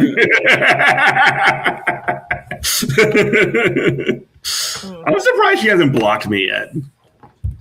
I would not. I managed to ratio her one time. I will say my bit of my bit of like begging to be unblocked by Taylor Lorenz would be a lot funnier if my bit was about begging to be unblocked by Neera Tanden. No, we're not partying yet. It seems closer than expected. Hey, Tinkerbell. Thanks, Detroit, I guess, for that one. Yeah, Chuck, she's a chest burster, but only for Franzia. Trump-backed Mike Rogers wins Michigan's Republican Senate. Some Republicans managed to steal this already. No, What the hell? Dude, they're trying to steal this from fucking ABDUL, bro. I can't believe it. We got to stop this shit. Well, it's an open primary in Michigan. So like anyone can. So a lot of Republicans were saying that they're gonna vote for Stevens. Yeah, that's why she's overperforming in conservative districts, because they don't have a Republican primary to worry about, because Mike Rogers is he's just a shoe-in. Yeah. Al-Sayed up in the Lansing area, which is where I currently am. Clinton, Ingham, and Eaton counties all leaning Sayed. Eaton, he is at 47 to 46, awful close with 89% reporting. He's up 72% to 29. It's 8-3 in Clinton County. 8 votes to 3 votes in Clinton County. Oh my God, it's actually getting really close. Mm-hmm. It's he's at 49-20 and she's at 47-20, and now they just jumped up to 32% reporting. 35. Okay, so he's up 3 more. So right now with 34.5% reporting, ABDUL is at 49.8%. McMorrow 46.7%. There is a difference in about 15,000 votes between the two of them. McMorrow at 18,042. She's pushing 20,000, baby. Let's go. I don't know, like I wish we had someone to like tell us what any of this means. Well, because you don't know how much like what's coming back, or what we're waiting for, or where's our khaki man? Oh yeah, is Steve Kornacki still? But I don't know. Like, what does he know that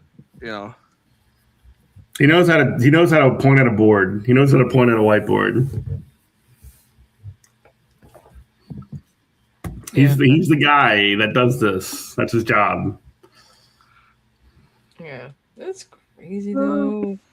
The UP is largely not in. Rolling with a sense, almost without fail, this has ticked a little closer. It just ticked. Now it just ticked down to 3. Adam, what just came in? Anything meaningful?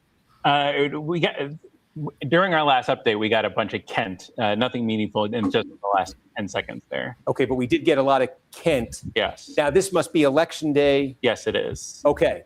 Now, do we think we have how much of the election day vote do we think we have in Kent? This becomes a key question. This is where Grand Rapids is. This is a big piece of the puzzle. About 60% of election day, according to our current tracker. We have about 60% of the election day, and how much of the vote by mail do we think we have? 44%. Okay, so there is more. Now we got to run a few numbers on this, but It's interesting because I think that Stevens was there today, I want to say. Do I have that right? Yesterday and today. I mean, like, this is another place that you have been targeting. Yeah, exactly. Spending some time there for sure. So Steve, we're gonna live in this for a second, bud, because watching you think is entertaining for all. What was that? He's a numbers guy. He's the numbers guy. Yes. It broke overwhelmingly for Al-Sayed. Yeah. Trying to take a look here. He really liked numbers. It was 80. percent for El Sayed and 19% for Stevens. Okay, I mean, this is a great example, folks, because we're saying that election day vote has been so pro El Sayed. This is how pro El Sayed. 80% to 19% in that batch that just came in, right? Yeah. So This is that a punch counter punch you're talking about. that bucket of this is the election day vote, right? Where El Sayed is getting numbers like this. Okay. Adam, you said that number is 60% full? That bucket is 60% full right now. So there's still 40% of the bucket where El Sayed's putting up numbers like this. Right now, the other bucket is the vote by mail. How is that breaking right now? Do you have that number handy? In Kent? Yeah. In Kent, that 53% for El Sayed, 41% for Stevens. The vote by mail? Yes. He's leading the vote by mail there? In Kent, yes. How many votes is that? 20,000. Okay. Well, that's wow. It's interesting. That's a twist. If you're Stevens, you said 53-41. Yeah. For Al Sayed. Yes. Okay. So Stevens is losing her best batch by 12, and she's losing her worst batch by 61. And I think Adam said this one's about 44. We have about 44% from this bucket. The only thing I would ask about that, though, is this heavily skewed to Grand Rapids? Potentially, yeah. I can look into it. Okay, that's the only. This is Grand Rapids, but it's not just Grand. So there could be more to this. But as a benchmark, since we've been going through these, right? Like in Kent County, we knew coming in Kent was going to be a good one for El Sayed. He got 41% of the vote in that 2018 primary. He got 41% of the vote. Whitmer got 44% of the vote. He is just like Joe Biden when he won the state's primary in 2020. He got 46% of the vote right here. Hillary Clinton got 37% in 2016 when she narrowly lost Michigan to Bernie Sanders. And, again, I want to look more into that vote by mail number, but that vote by mail number has to, I think, turn around for Stevens here. She can't be getting 30 in a place like Kent. She's not going to win it, but I think for a candidate like her, given what we're seeing elsewhere, she needs to be in the 40s, in a place like that. I think she needs to be cracking that at least. That's what the other establishment wing candidates have been able to get here. And again, Whitmer only got 52% statewide, right? Yeah. Sanders got 53% statewide in 2020, and he got like 49% statewide in 2016. Clinton and Sanders both got like 49% in 2016. So mid 40s, low mid 40s for those candidates, high 30s even for Clinton, got them right to the kind of cusp of a majority. So Stevens at 30%. That's, and again, Grand Rapids, what is it? This is fast growing and it's young. So much of the El Sayed support correlates with age. This is one of the younger median ages you're going to find. So it's true next door as well. Around Michigan in State Ottawa County, one of the younger median ages you're going to find in the state is right here. So it's part of the reason why we expected that to be a big number for him. And in fact, I just want to check in because it occurs to me, speaking of young voters, that we have more. We don't have. Washtenaw County is another one here where, again, we thought would be one of the best for Al Sayed tonight. And again, where I think Stevens knows she's going to lose, but wants to be getting closer to something, 40 here or something. Yeah. It's one of those. So that's what I'm saying when I said bring it around to Detroit for Stevens, she's got to do a bunch of other things. And those are the kinds of warning signs that exist on this map. Kent County is a clear warning sign for her. Washtenaw, maybe. There is a thing in Washtenaw where typically, at least in the last few elections, the last thing they've reported out, or one of the last things they've reported out, is specifically vote by mail from the city of Ann Arbor, where the University of Michigan is. Yeah. Is that so? There could be a batch late in Washtenaw that's useful to Stevens. Something to keep in mind when you see her number right there. But Washtenaw, that's low for her if we're to hold in that area. Kent's low for her if we were to hold in that area. And maybe some indications, in those rural areas where you need them collectively, where she may not be. So that's preliminary, but she may be lower than she wanted to be there as well. So there's when I say there's encouraging signs in this statewide for Al Sayed, it's that. And as a matter of fact, that update in Kent County, I think, was so significant in that we say the shrinking margin, right? Now it's going a tick the other way. Remember, it got down to 3.0. Now you're looking at 3.4. I think what happened in Kent County has a lot to do with that. So, a little bit more now. Now we're getting closer to 40% of the vote in and Al Sayed leading 3.4 statewide. All right, well, it's All right, a little better. Steve Kornacki. Fascinating, fascinating. It is coming. That motherfucker makes my head spin, bro. Like he just starts talking and just like what? He is him and like he's much more of an election autist than that fraud Harry Emden. Like Harry Emden's just like, I'm here to talk about Kelsey numbers, basically, or just like talk about demographic polls. But when it comes to the real election night sickos, nobody beats Khaki Boy. Kent County and Grand Rapids. Yeah. It's like he's like talking about Kent County from fucking memory, bro. It's crazy.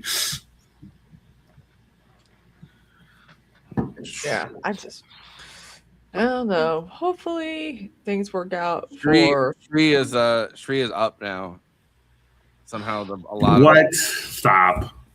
Yeah. like up over McKinney, yeah. What the fuck is happening? Shree 19,000, McKinney 16,000. We really gotta figure out a way. How much of a percentage is that?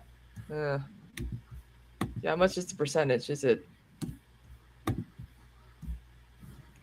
We gotta figure out a way to appeal. Like, and this is why I fucking hate the argument. Like, oh, it only works in like blue states and deep blue districts. Socialists can't win in red swing districts. I'm like, we gotta figure out a way to appeal to these people somehow, and win. And going on Fox News and saying scary shit. Stuff that seems scary is not helping. It seems. But also, too, it shows that the Democrats are just as Islamophobic and racist as Republicans. No. Yeah. The summit with Cori Bush and Abdul, some extra stuff would have been helpful, I feel like. House results. Michigan. Where's Michigan?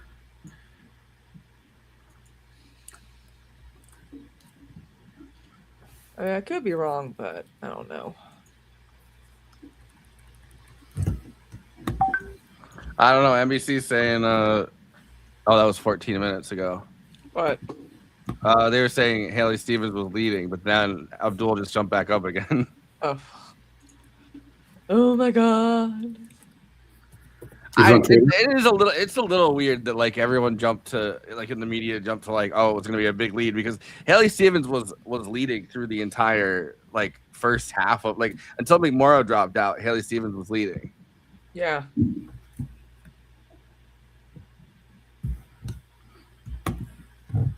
Palki, aka Super Trooper, got a selfie with Hassan. Yeah, his head's so much smaller in person. Yeah. That's right.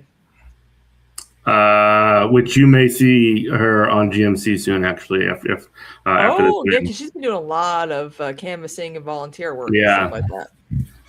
Q. Oh my God! I'm gonna throw up. It's pretty close. Uh-oh. But I don't know. I mean, Abdul jumped back up after that batch came in, but they're not even. It doesn't even look like they're like filling in the map. Yeah. It's only 36.4% of expected votes in. It's less than 1 million remaining, but still, the vast majority of votes are still to come in. I will be right back. All right. Oh wow! So they've now Abdul's back up to 50%, and Haley Stevens is back down to 45%. Okay, that's good. This is like what is happening? Yeah. Just give it the results. Damn it. Damn, they ate into Mallory McMorrow's lead a little bit. Oh my God, Hassan reacts to Bernie Sanders defending him by saying that Hassan does radio. Hassan is a radio personality. Bernie, you stream on Twitch too. What are you talking about? What the? A very I don't know if this actually happened, but I guess a very flustered Carnegie just spilled his water all over his computer and paper maps. It's the most thrilling thing I've seen all year. Yeah, this is funny. That's funny. Yeah, that's kind of it jumped back. He like jumped back up again. Yeah, that's what's happening. It's we're going back and forth. It's fine, but Oh my god. I'm more anxious than I've been in like a little bit. Yeah. Feeling a little. Feeling how I felt when Trump won. That's not good, right? I don't think it's that bad, but it just seems like it's just coming in so slowly. Yeah, and just hearing centrists, get to celebrate and rub it in our faces, and I'm just like, just ignore it, mute everyone. That's what I'm gonna do. Pretend it didn't happen. You just delete Twitter for a couple days.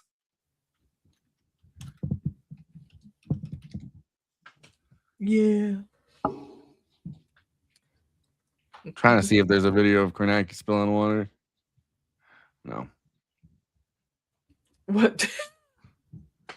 Someone probably said that. I just posted a Mallory McMorrow video in the private chat. Check it out. Uh-oh. A little bit of enthusiasm. No, it's even better. It's like one of those like I voted for I voted for all of Michigan kind of thing. Who'd you vote for? I voted for Michigan. I voted for Michiganders. It's like when Herman Cain endorsed the people. Do you mind telling us? And then he said the Pokemon movie quote. I voted for great Democrats all up and down the ballot, and I made a commitment that whoever wins the Senate race tonight, I will be endorsing as soon as that race is called. I will be headed to their election night party to show we all come together after whatever happens tonight. So that we what about before what happens tonight? Well, the reason I ask is because if you voted for, say, Haley Stevens and she is not the nominee tonight, and then you do go and endorse Abdul El Sayed. Yeah, idiot. It That's might why she's not resonate saying more it. with her voters. Yeah. In terms of your point about Democrats in Michigan uniting. Yeah, I made it explicitly clear. I trust the voters to decide. I ran hoping that I would. She wants to keep both invites going. As an option the after party. Put in both sides. She wants to go to the victory party no matter what. Yeah, exactly. I am voting for whatever party has more booze my at it. supporters split just about evenly. I want to be happy drinking, not sad drinking. So I'm going to let the voters decide. I'm going to trust the voters, and I will be there giving everything I got to make sure that we win. I had to try. State Senator. I had to try. I don't like Caitlin Collins. She's a Daily Caller graduate. And Like she was a University of Alabama graduate first from like a conservative family, and then she's like, I don't know. I just feel like she's like a. She's what when Megyn Kelly tried to pivot towards the center.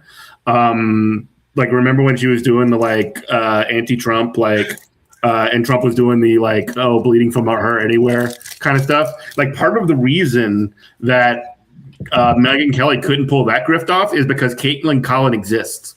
That's the whole reasoning why. So she just decided to go fucking insane right winger again. 4 minutes ago. Is this 4 minutes ago?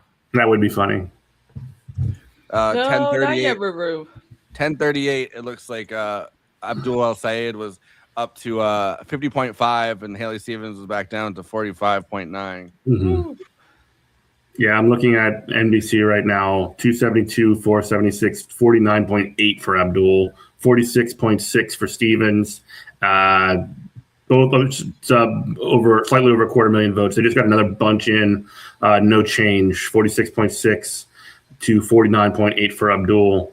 37.4% of the vote in. 920,000 estimated votes remaining. So there's still a lot. They've I don't know. I think a lot of people that saw how the race was going made too big a prediction about how good Abdul, because for most of the time Haley Stevens was leading both El Sayed and McMorrow, and then McMorrow dropped out, and Abdul El Sayed jumped to being in front. But it's I don't know. It just feels like everyone started going double-digit lead, and it's well, maybe you should have held back on that a little bit. Well, I will say this too. A lot of the early projections, at least by some of the outlets, was that Abdul had the advantage when it came to election day voters, and Stevens had the advantage when it came to when it came to mail-in and absentee ballots. And so that seems to have been at least not completely accurate. What we're sort of seeing is that, and this has probably got something to do with the fact that there was no Republican primary. That means that a lot of wreckers, a lot of conservative wreckers can come in and be like, well, we're going to try and keep this commie out of there. And, basically upset the apple cart. I wouldn't be surprised if that was an organized effort that took place across the state underground, Yeah, a lot of people are saying they were, yeah, they were going to do that. Absentee ballots mailed directly from Israel. Hilarious. That's part of how Israel comes to her in her dreams. For Haley Stevens, no politic here. No politic here. Only vote for Stevens. Holy fuck! Did you see this? Wait! I gotta find it. I downloaded it the other day. This is my. I have a new favorite video. All right, I found it. Is it Eric Adams related?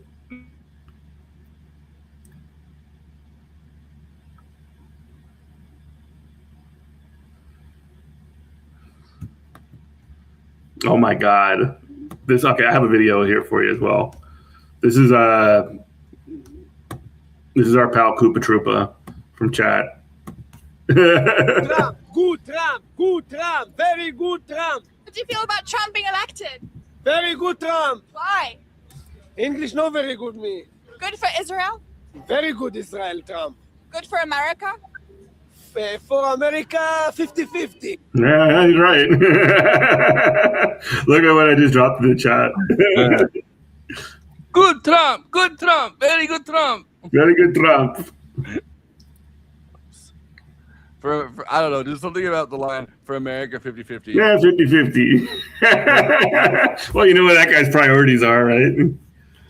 Good Trump, very good Trump. To be a part of National Nurses United, the largest union of registered nurses in this country. Hi, Jack. It's Koopa Troopa. Michigan are taking I major posted that steps clip of aside you the saying direction you were of sexting Mitch our McConnell country. that went viral.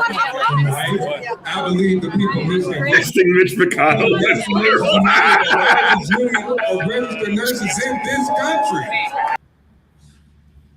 I love it. Just like hi chat is now what people do. Hi chat.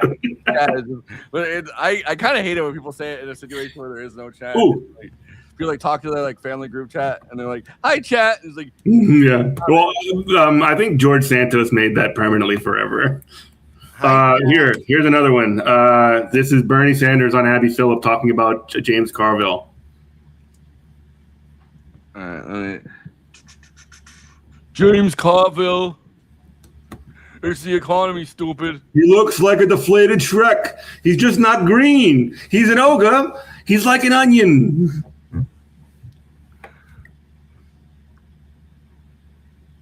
When like James Carville says he doesn't want to be in the same political party as Con Piper, which one are you going to take? Well, that's not much of a choice. If Mr. Carville doesn't want to be in my party, the party that I belong to, that Pica, that SAYED belongs to, he can start his own party. But, look, what we are doing now is, you could turn the tables around and say, do you really want to be in a party where your leadership is taking huge amounts of money from a Just right back to message.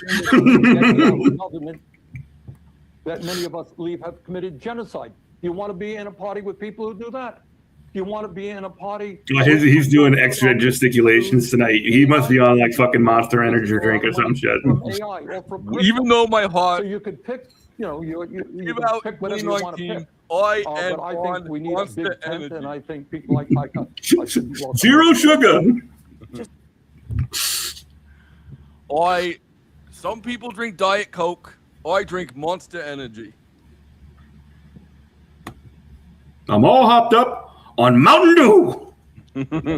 Mountain Dew.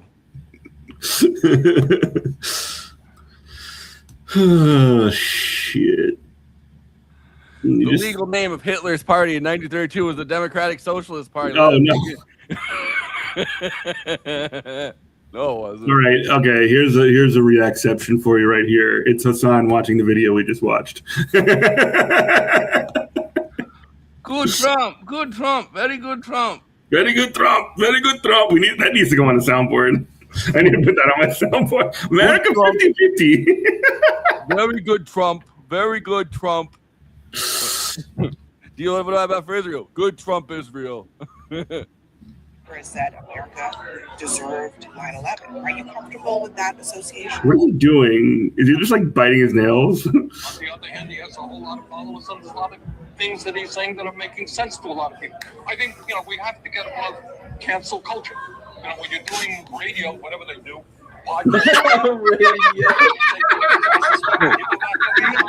there may be one or two things that you said that you may have regretted. But I think I love Adrian. Look at Adrian's reply to herself. Bernie is older than time. Look, when you're doing radio, cancel culture can't be part of the game. That is fucking. That is so funny. That's hilarious. That You know is what people get mad about Bernie for like his takes on AI or whatever? I'm just like, who gives a shit, bro? He doesn't know what AI is. He's like a million years old. It was kind of depressing to watch Bernie go head to head with Claude. Yeah.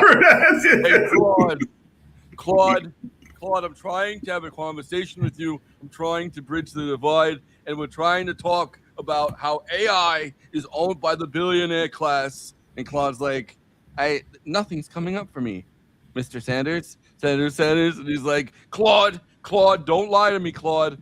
Claude. He's talking to him like it's like some guy named Claude. Is that a French name, Claude? Claudius, Claudius was the emperor of the Roman Empire when I was born. Claudius. Is that what hey, Claude, are you Belgian, Claude? Are you Belgian? You sound like a Belgian, Claude.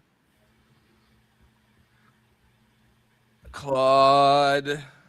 Well, hello, sir. What do you want? Claude, bring me a Diet Coke. Claude. Any news and weather? 49.7% for Abdul, 46.7%. So it's just straight 3 points now. McMorrow up to 3.7%. She is over 20,000 votes, pushing 21. 901,000 votes estimated need to be. Oh my God. So there's a lot of tallying up to do, and who knows what the fucking happened in the meantime. Hello, Ramen. Mm-hmm. Yummy. It looks like it's jumped up a tiny bit to 49.8 to 46.5.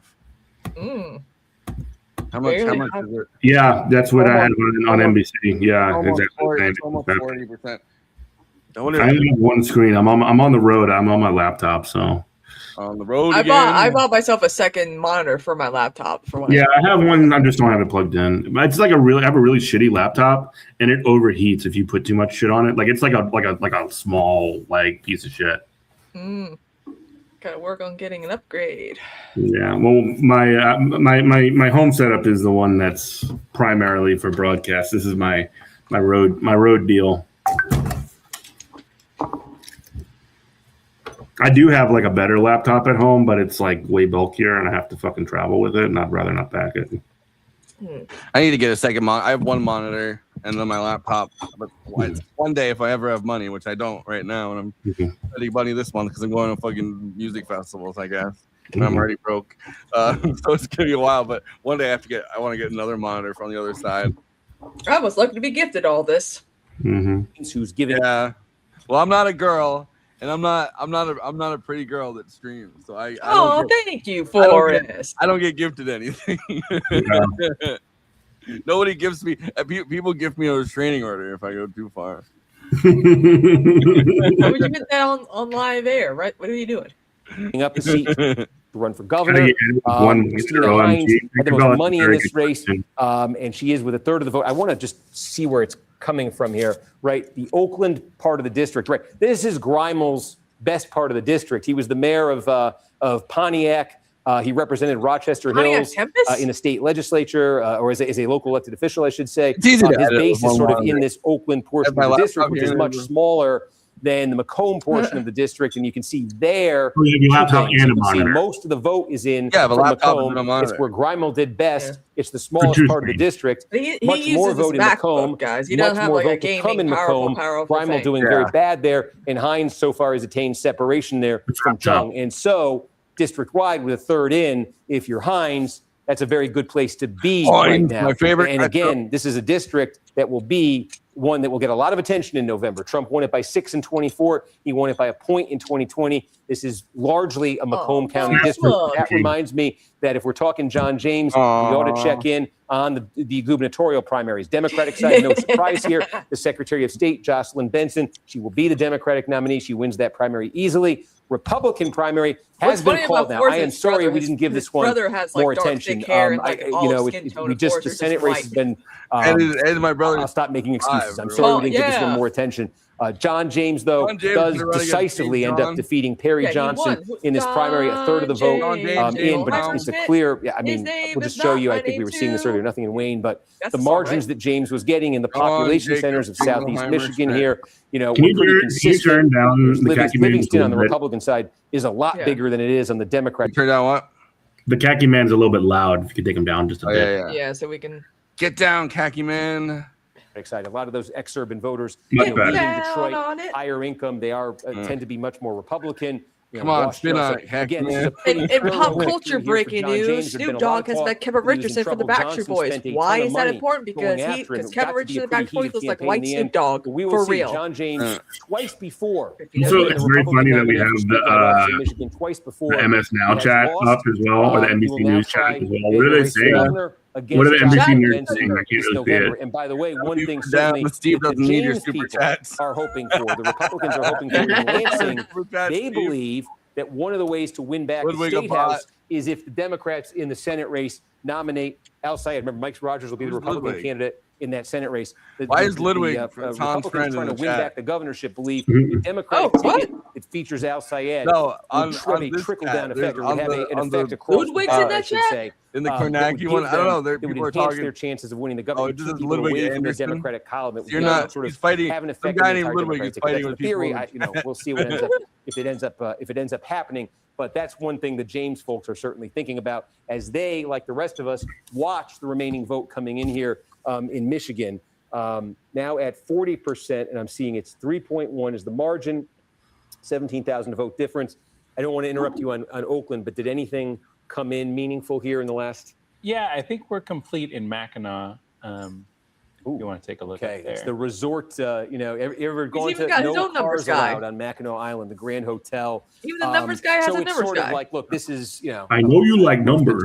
Mackinac Island, and then you're into the UP, into sort of a more, rural blue collar. I don't know why that's so Stevens fun is to gonna win say. his 49, 45. I think this was actually a place where Whitmer struggled didn't do that well in 2018, but I may be wrong on that. Oh my God, he's got papers and Whitmer everything. actually is a part-time resident of Mackinac County. The governor has a summer residence on Mackinac Island, so she can they fly the flag when she's there. She got 57% of the vote here. Biden in 2020 come on, I saw this a minute ago. Biden got 55. Right? We keep using the Clinton one, but it's not necessarily operative here. 57, 55. Yeah, I mean, look, it's not huge by itself, but we keep seeing smaller counties, places like this where Stevens is she's not hitting those previous establishment wing marks. I think we got another municipality in Oakland County. Yeah. We got another 10,000 votes. Stevens wins it 57-38. So, okay. Stevens won. We got a municipality. Which municipality? I'm still trying to work on that. Okay. Yeah. You think it was a completed We one? got or a I don't know the municipality. word. I don't know I'm which trying to one. put a spot. I just want to understand that. Yeah. No, I mean, I generally think that's kind of how they are reporting in Oakland. Who is this Squire? And we're seeing a mix. I don't know, of, but it's very funny. He only has a mail laptop. and election day in this most recent update, and so I think it's I think it's from a municipality. We think Like they love Steve Kornacki and Missy so much that they gave him a spare Steve Kornacki. They gave him a back. They gave Steve Kornacki his own mini me. These are municipalities that They only use that guy at we've tiny got the laptop. 2018. We've got our benchmarks here. Oh my so God, that's man. why He's I'm so excited to good get at this. a completed meaty He doesn't have like enough like Dorito dust on that white shirt though. Like that would make him more authentic, I think. Yeah. Be like, I would get some spaghetti sauce, you know, be like, Yeah, I've been doing this all a little day. bit more slovenly, please. Over Al Sayed looks like. If When is anyone like that on that TV? You compares know? to like a Whitney, Yeah. in 2018, for example. But again, He like changes that yeah. that white shirt like every commercial break. He gets a new one. Off the top, you know, it's Wait, one difficult to say vertical, which one middle, municipalities are exactly complete. TP pretty good. I mean, one of the monitors is my like I have a monitor and I have my like laptop. maybe So I the biggest watch YouTube that on may this be one. I do completed, stuff on this one. I just would need a be third Royal one Oak. to edit. I have two 27-inch and monitors. I have I do too. I actually got two 27s and a 22. I got 3 monitors at my phone. Oh, Kyle Bloomquist has lost the Michigan 1 primary. He was endorsed I'm sorry, say it 3 again. minutes to Michigan 7. We want to do Michigan. Is it? Oh, you got clobbered too. Polls are closing in Washington too. Yeah, at 11. Okay, hold on. We should just let me just go over there and tee that up because 41%. El Sayed leading this thing. It's 2.9 is the margin. I just want to show folks Washington State. Yes, Washington. It's Oregon. Okay. Remember, these are top 2 primaries. Oregon. Democrats, Republicans, they run on everybody runs on the same ballot. And what's going to happen is the counties in these districts are going to come in. You're going to get tons of votes. I have a theory about this. It's going to take a few elections, maybe another election or more, for other states to realize that APAC is toxic, supporting Israel is toxic. Colorado. But where are we going to be Some looking states are just more ahead of it. For As far as winners, Rashida, one obviously that's going to have a lot of Jimmy Lackey, Marie Perez, the Democratic incumbent here.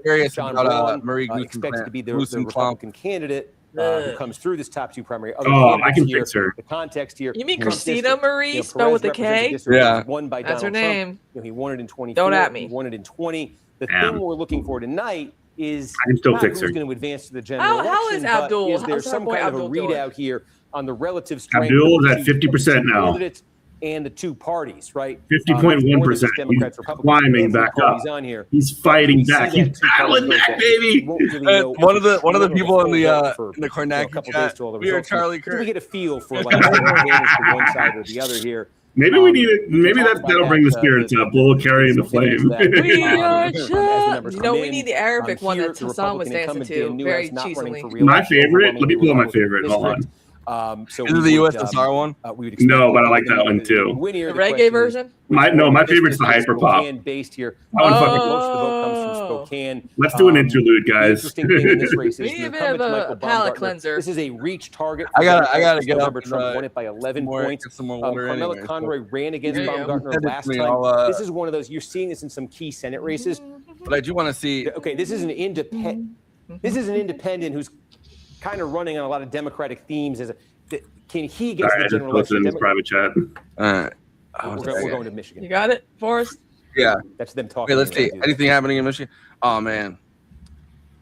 Street winning still. Yeah. But I think he closed the gap a little bit. What's happening? Why is he just standing there? Is it because they just went to like the main Commercial? anchors? Yeah, it looks like he's. Commercial? Oh no, he's looking on his phone now. Oh no. He's texting his mistress. He's like, yeah, I'm coming. It's gonna be a long night, baby. Don't wait up. All right, let's we could take an interlude. Yeah, I need a little breaky pie. Oh my god. Meat Face 44. Do you not have okay? I do have an ad blocker. I just don't have it on this. I'm on the absurdity space one right now, so I don't have an ad blocker. I have it on the right one. He stood unshaken. Look at this. Look at the image.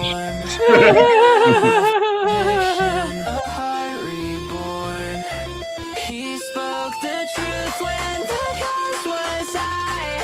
He lived for Jesus, unafraid to die.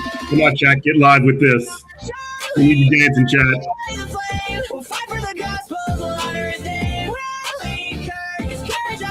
It's giving 2010.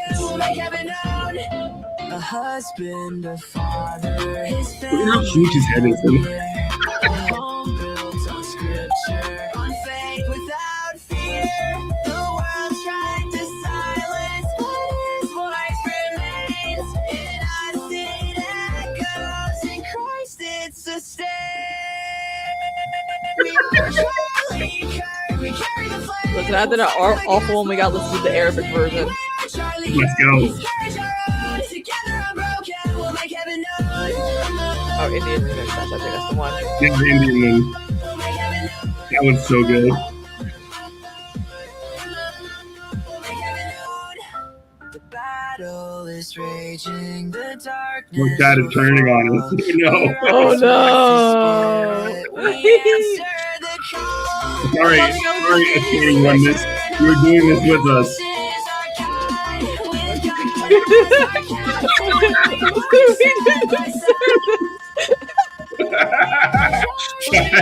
That's revolting.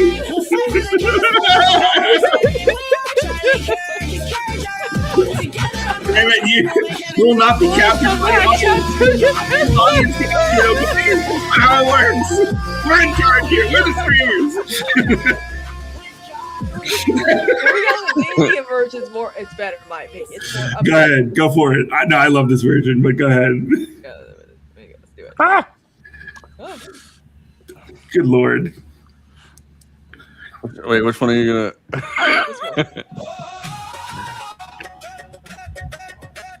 Thank you, Tinkerbell.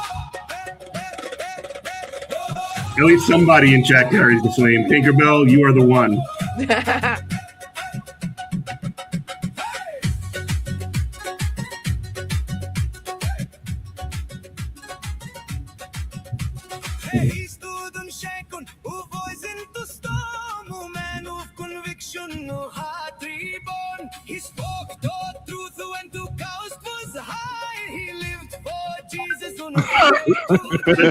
And Charlie Kirk Patel, the face is too big. It's like bigger than the rest of the head. It's the opposite, like a nega Charlie Kirk. We got a Charlie Kirk. This is legit a good song. Or a good version, I should say.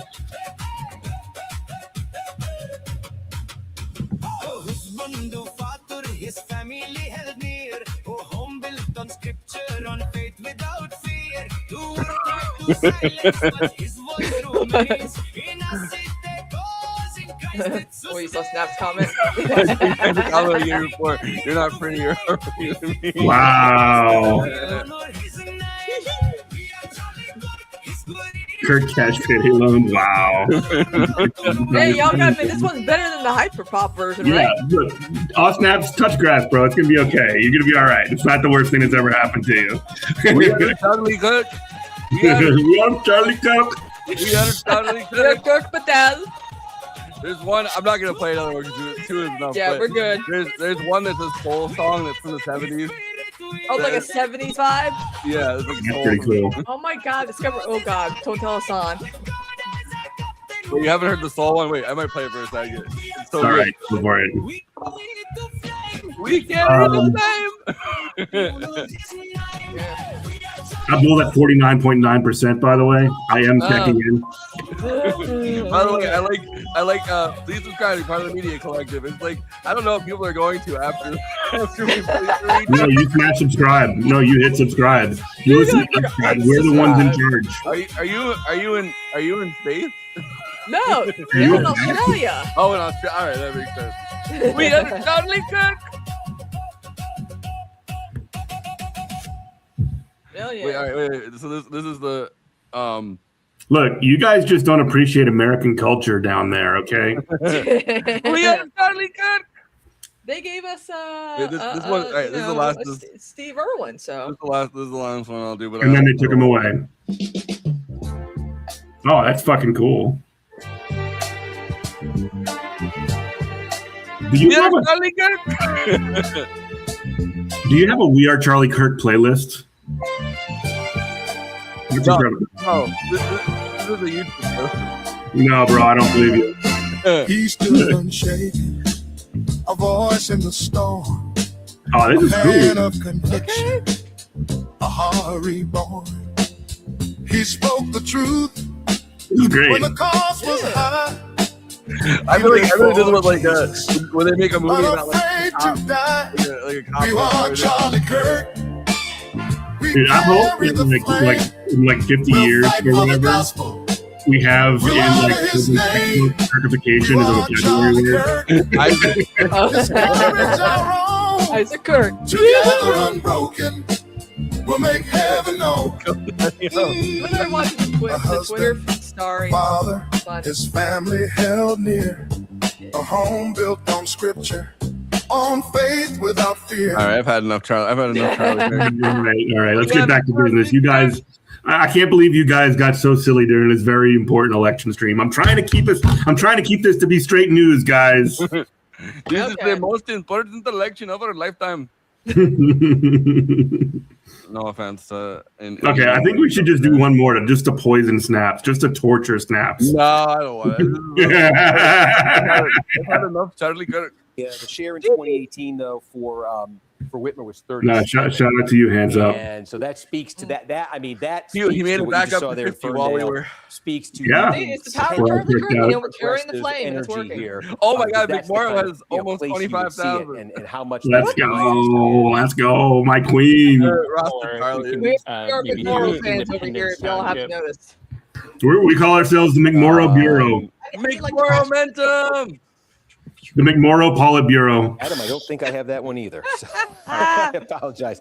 My numbers were incomplete. I think we are, Southfield, West Bloomfield, Farmington Hills, Troy. Like we're still waiting for Troy, some, Rochester Hills. some of these places Who is this that are, bigger municipalities. There's that one, the one actor from. Do we have Rochester Hills? Steve Like, Kornacki. No, he looks What like gives? Rochester like Hills, the guy I from currently have one battle after getting another that they take 33%. hostage or whatever, and he's like, 33%. I just want you guys to know I'm not and afraid. we're missing That votes. guy. But that's okay. I'm almost sure that's early. Early vote because 57% What is number. gives? Rochester's got 80,000 people. It's over in that in that other congressional district. Holy fuck! You Yeah, really few more look completed exactly like counties. this. Yep. And we also made a What are the complete counties? What do we got? Wexford. Yeah, our friends. Yeah, up in I don't know if you even had a meaningful That's another one. It's close. It's opposition. Right up here, isn't it? I'm proud to be an Okie from Muskogee. Wexford. We started this one. We were at 10%. What do we got? Wexford, more like Wexford. Yeah. Yep. She's at 3.8%. She's pushing 4. Is she gonna get 4? Dude. Okay. Oh, Queen, let's go. Was the Whitmer number here? 53 was the Biden number. 33. We are battling with Nero right now. Oh, we got that stuck in our head now. What I want to figure out here, with a quarter of the vote in Wayne County. You Australians, look, you motherfuckers drink beer out of a shoe. I don't want to hear anything from you people, okay? The latest from Detroit. Wait, he looks exactly like the guy from he looks just like this guy. Hang on. Michael Tracy? No, well, kind of, but no, he looks like this guy from One Battle After Another. Oh my God. That is crazy. Yeah. Come on, Steve Kornacki. Holy shit. Oh no, there's another commercial before I could jump back onto the Kornacki cam. I need more Kornacki. I need more Kornacki. Can never get enough Kornacki. Yeah. Kornacki. This poor man is addicted to Steve Kornacki. It's like put him in rehab. They arrested me and sent me to rehab. Leading into some sourcing territory, and maybe some of the votes are uneven. Yeah, I know it's a rite of passage for all Australians. It is fucking weird, bro. I mean, I don't know. Doesn't that come from it comes Could from be additional mail vote. The that German gets, thing. Okay, and they're weird too. It's on this destroyed paper. That's why I'm Their looking. beer is probably a at little bit here. better than ours. I let's have a be. Detroit number I'm trying to get, and so if you bear with me, We are Carnegie. I keep having mini heart attacks every time I look at the Photo they have, of Stevens? I get it. the I'm not going to deny nor even like defend myself against weird allegations. Okay. how many Australian beer is okay. Yeah, Foster's is pretty good, mate. Here's what I'm trying It's to figure Australian out. for beer. I mean, like, look, I like Outback Steakhouse just as much as the next guy. Okay. They don't like Outback. Okay. Come on, don't Except for the bloomin' onions. That's the only thing every Australian can agree on. The bloomin' onions slap. It's hung on with us. Foster is not Australian, we know. 304 is the Wayne County exception. We're getting stunlocked by Australia. We're getting one guide by fucking snaps from Australia.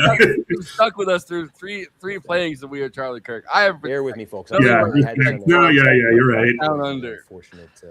Look, I don't bully these people because I hate them. I bully them because I love them. It's my way of showing affection. I'm a fucking toxic male, and that's just how it is, you know? So that's Anyone have any analysis? Oh no, he's texting his girlfriend again. Steve Kornacki, you text your girlfriend later. Look, Steve, I'll text you back later, okay? It's fine.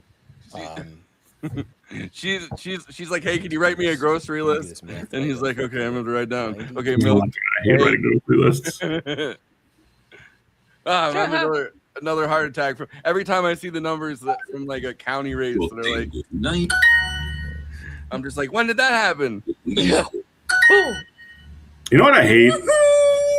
I hate that Duolingo just like tries to guilt you into keeping your streak alive every day. What are you learning? What are you The learning? owl Spanish. Oh. My mom's learning Italian. How many votes? Italiano. Like literally the other room. Jesus. She's literally actually I can hear her thing going on. How many in the votes other room. total are counted in Detroit right now?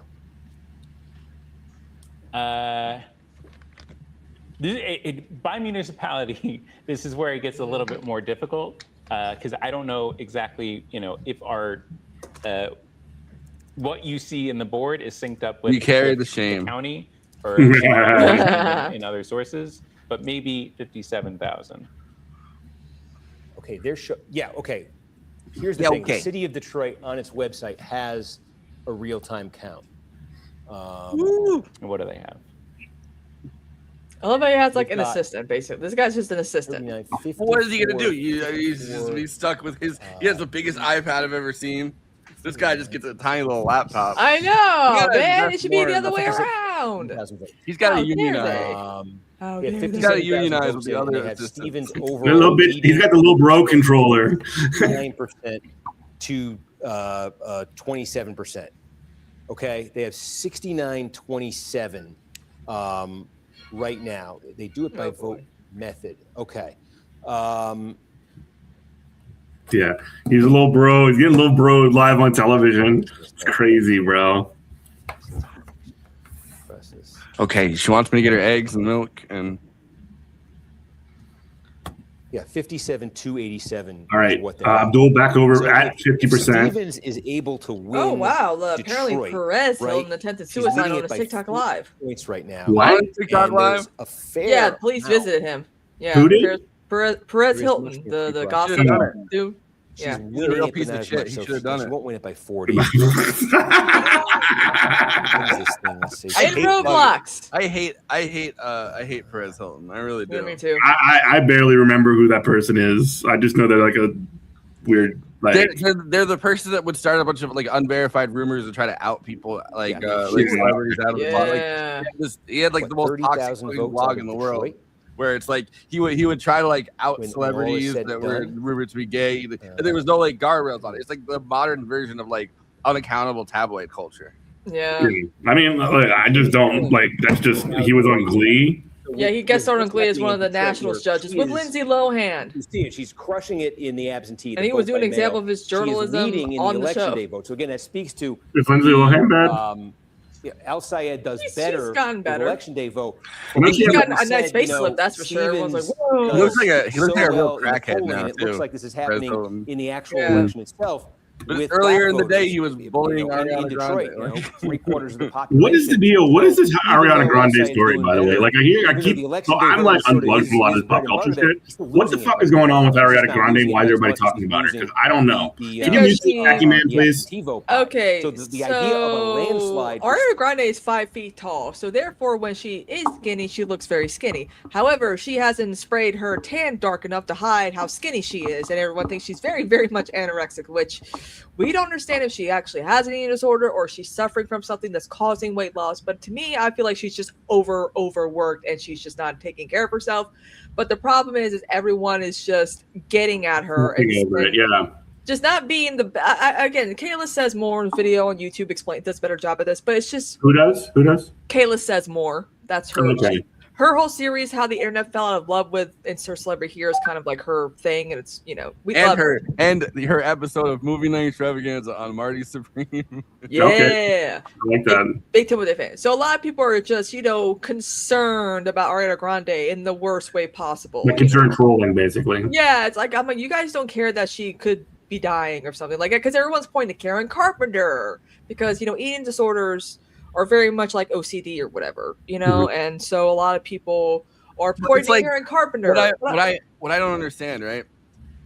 When it's not like Ariana Grande is like reading your individual tweets and is like, I'm going to change my life. So it's like, it's always like weird to me or not weird to me. I understand why, but it's like people tweet a bunch of shit about like Ariana Grande's body or whatever the thing is. It's parasocial bullshit, really, right? It's Like, she's always been so like, thin. but then they're But like, now- I'm doing this because I care, but it's like she's not gonna read your fucking tweet. Like Yeah. you're doing this to stake out your like take on it or whatever, which is fine, but it's like it doesn't make any sense. They're like, I'm doing this to be whatever, and it's like, no, it's just tweeting. We're just all tweeting. Like, I don't know. I mean, but you can say whatever you want. I don't like. But that's the problem. Everyone's been saying it for like 3 years now that we're not allowed to say anything. I'm like, but you're saying it right now. You've been saying it for years now, so you are saying it though. I'm sorry, but what happened to free speech? Yeah. What happened to my right to say whatever the fuck I want? Why are you censoring me by criticizing me? Like, it's the same fucking shit over and over again, right? Yeah. But it's also like, I don't know. I just don't think tweets about Ariana Grande are gonna help her. It's not gonna change anybody's mind. Like, it's not like someone's gonna see that and go, oh, well, no, then I'm not gonna get an eating disorder. Also, she's not the first person that's very skinny right now. Yeah, and you're correctly pointing out that these people are being fucking stupid, and they're like complaining and whining and bitching about it. I got A lot of you. them already weren't even her fans to begin with who brought up the concerns. I'm like, you're just looking for an excuse to, talk shit anyway. I like one thing I saw that was. I don't even like that. Even that fucking impersonator who has her own like Netflix show or whatever, that Paige chick who does OnlyFans content as Ariana Grande is purposely losing weight to look like her. And I'm like, that is the problem here. Yeah, no, that I mean, that is the problem. I don't know. It kind of just goes to me to show like the just the lack of any kind of real world power that like social media really has. Like people, like we don't really have any control over anything that happens in the world. We live in an Ozempic culture that even the most body positive people that we know that are famous are losing a lot of weight. And I don't think it was good the other way either when it was like, oh, you're still beautiful of your fat. Like, I'm fine with that, but it's like it does feel like it wasn't healthy. Like The Lizzo, Megan Trainor shit. Yeah. And now Megan Trainor looks people should bad.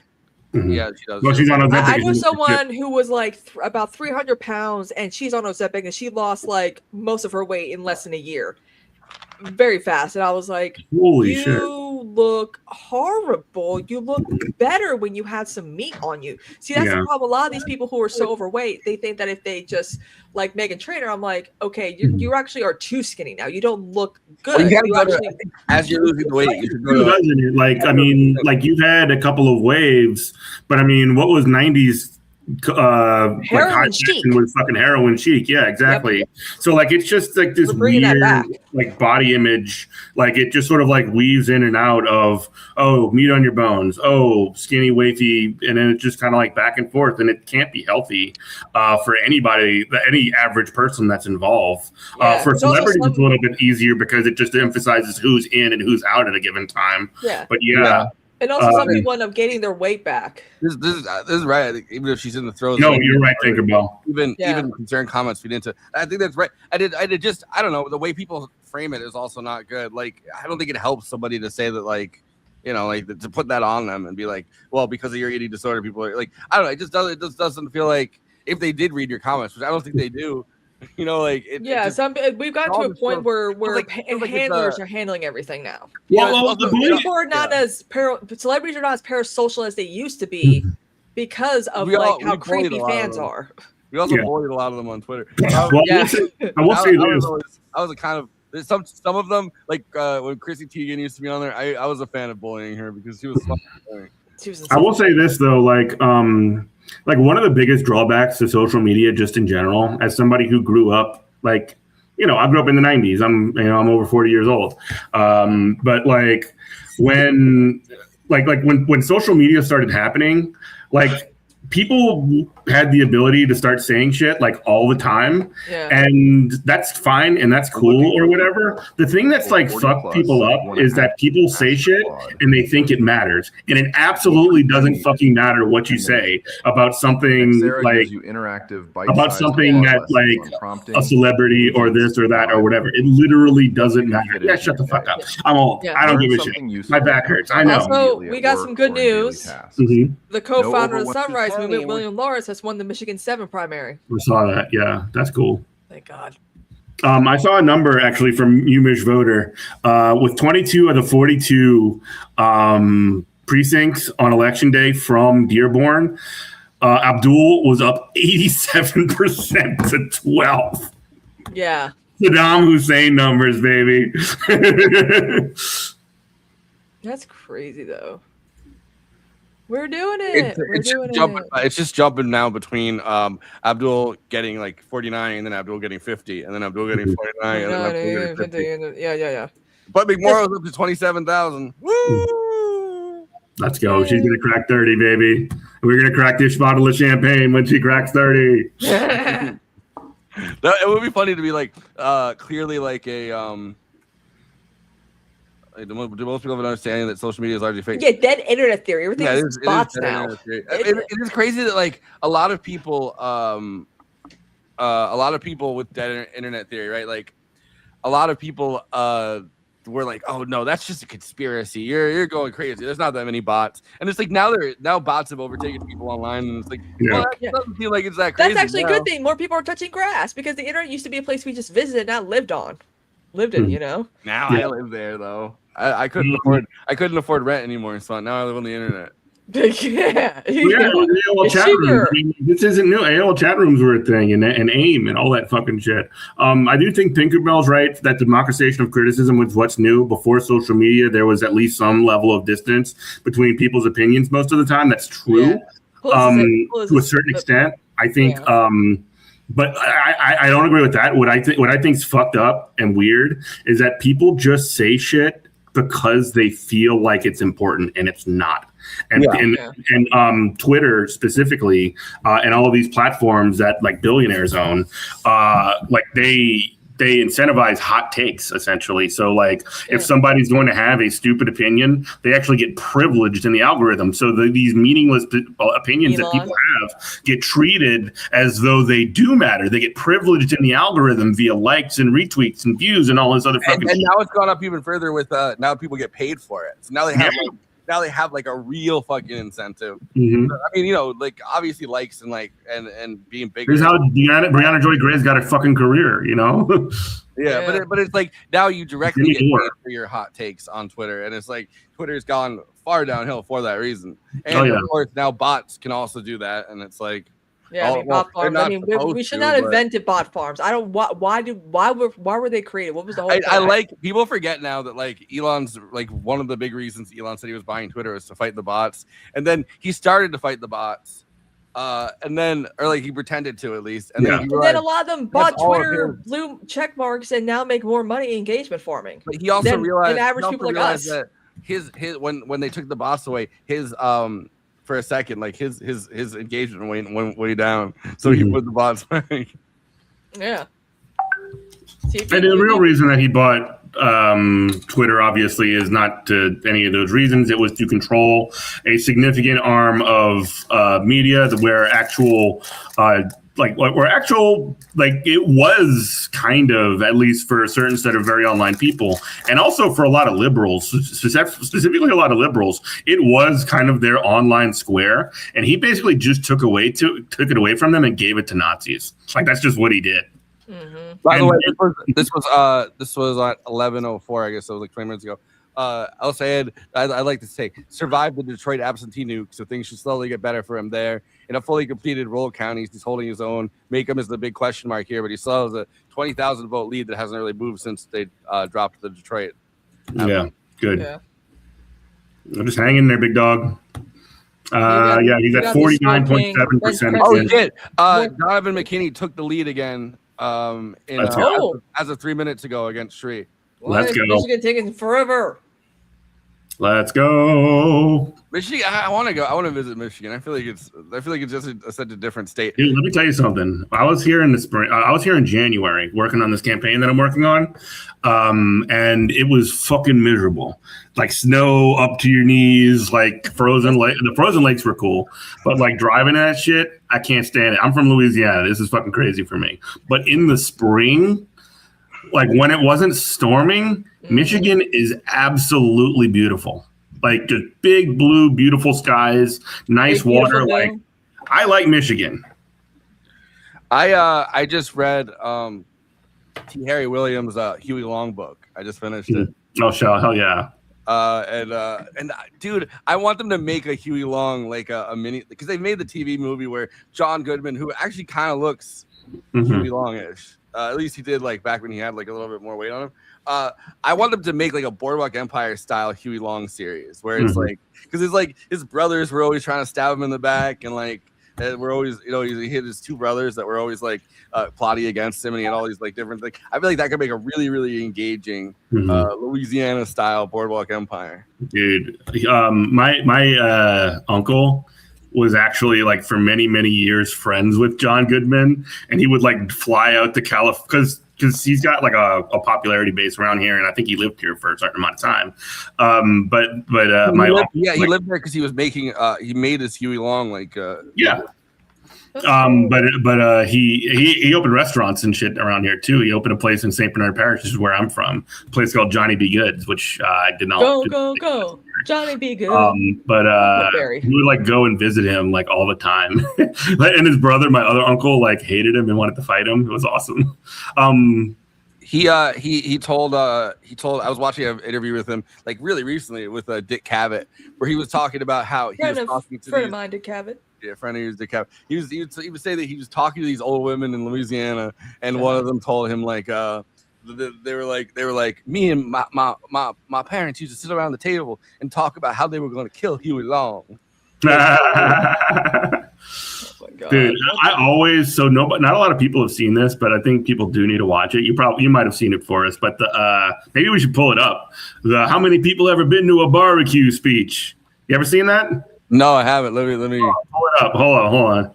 I mean, like the kind of populism that fucking Huey Long would spit was unbelievable, bro. Yeah. Like it sounds a lot like that's the one where he's in front of like the big crowd of people, and he's like and they would like raise their hand, and he's like, how many people had trouble getting their shit, like getting their coat, getting their shoes or something, right? Like it was that speech. He basically does this like a metaphor of a barbecue. Like here, let me find it. It's the Share the Wealth speech. Here's the link right here. I'm gonna send it to you. It's a banger, dog. It's a banger. And, I really like he did the thing where it's what was it? It's like he's the roast or whatever, like the what's the Louisiana dish that it's like wait. Cochon de lait? No, it's like pot liquor. Oh yeah, he has the pot liquor thing where he made the entire country talk about pot liquor, like what more people were eating at the time. Even though he was like always eating the richest foods he possibly could have. Yeah, of course. But he was talking about pot liquor, which everyone was trying to survive on in the Great Depression, and like at a time when everyone was kind of really depressed in the country. He had such a big discourse that even talking about whether people like would stick it or whatever, or they would dunk it or like dribble it or whatever. And FDR even had to weigh in. And FDR, when he was running for president, had to pretend that he'd eaten pot liquor before. I just posted it. Check it. Yeah, hold on. That should be the right one. Yeah, that's the right one. Yeah, that's it. Yeah, no, it's the hyper pop thing again. They got sent something. Oh, what? Okay, let me. Gotcha. Ha ha. Let me. Did you just roll us? No, here, there it is. That's the right one. I swear to God, they got to do like a Boardwalk Empire style. I'd watch it. I'd watch that shit. Hell yeah. I got it. He had a couple of different of these kind of speeches where he's like, how many people own more than there was a big one where he's like, how many people own 3 suits? And then nobody raised their hand. He's like, how many people own 2 suits? No one raised their hand. He's like, how many people wear 1 suit? And everyone raised their hand, and he's like, according to the tables which we have assembled, it is our estimate that 4% of the American people like Bernie here. own 85% like of a the wealth Foghorn of America. Leghorn Bernie. And that over 70% of the people of America don't own enough to pay the debts that they owe. How many men ever went to a barbecue and would let one man take off the table what's intended for 9/10 of the people to eat? The only way you'll ever be able to feed the balance of the people is to make that man come back and bring back some of that grub he ain't got no business with. He was talking some fucking down home, like Northwest Louisiana shit. What's Morgan and Baruch and Rockefeller and Mellon gonna do with all that grub? Calling him out by name. They can't eat it. They can't wear the clothes. They can't live in the house. Give them a yacht. Give them a palace. Send them to Reno and give them a new wife when they want it. That's what they want.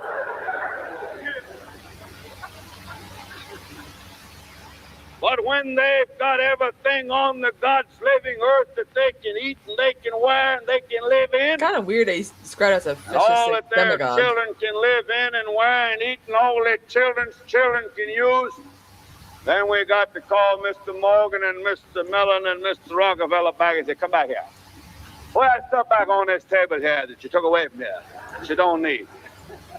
Leave something else for the American people to consume. And that's the program. We're not going to destroy the Gulf Refining Company. We're not going to destroy the Standard Oil Company. We're not But gonna we're going take to it. say that the limit he of hated any Standard Oil one so man much. stock ownership in the Standard Oil Company is from $3 to $5 million to that individual, and that the balance of the people of America own the balance of what the Standard Oil Company is worth. So basically, he wanted to publicly own Standard Oil.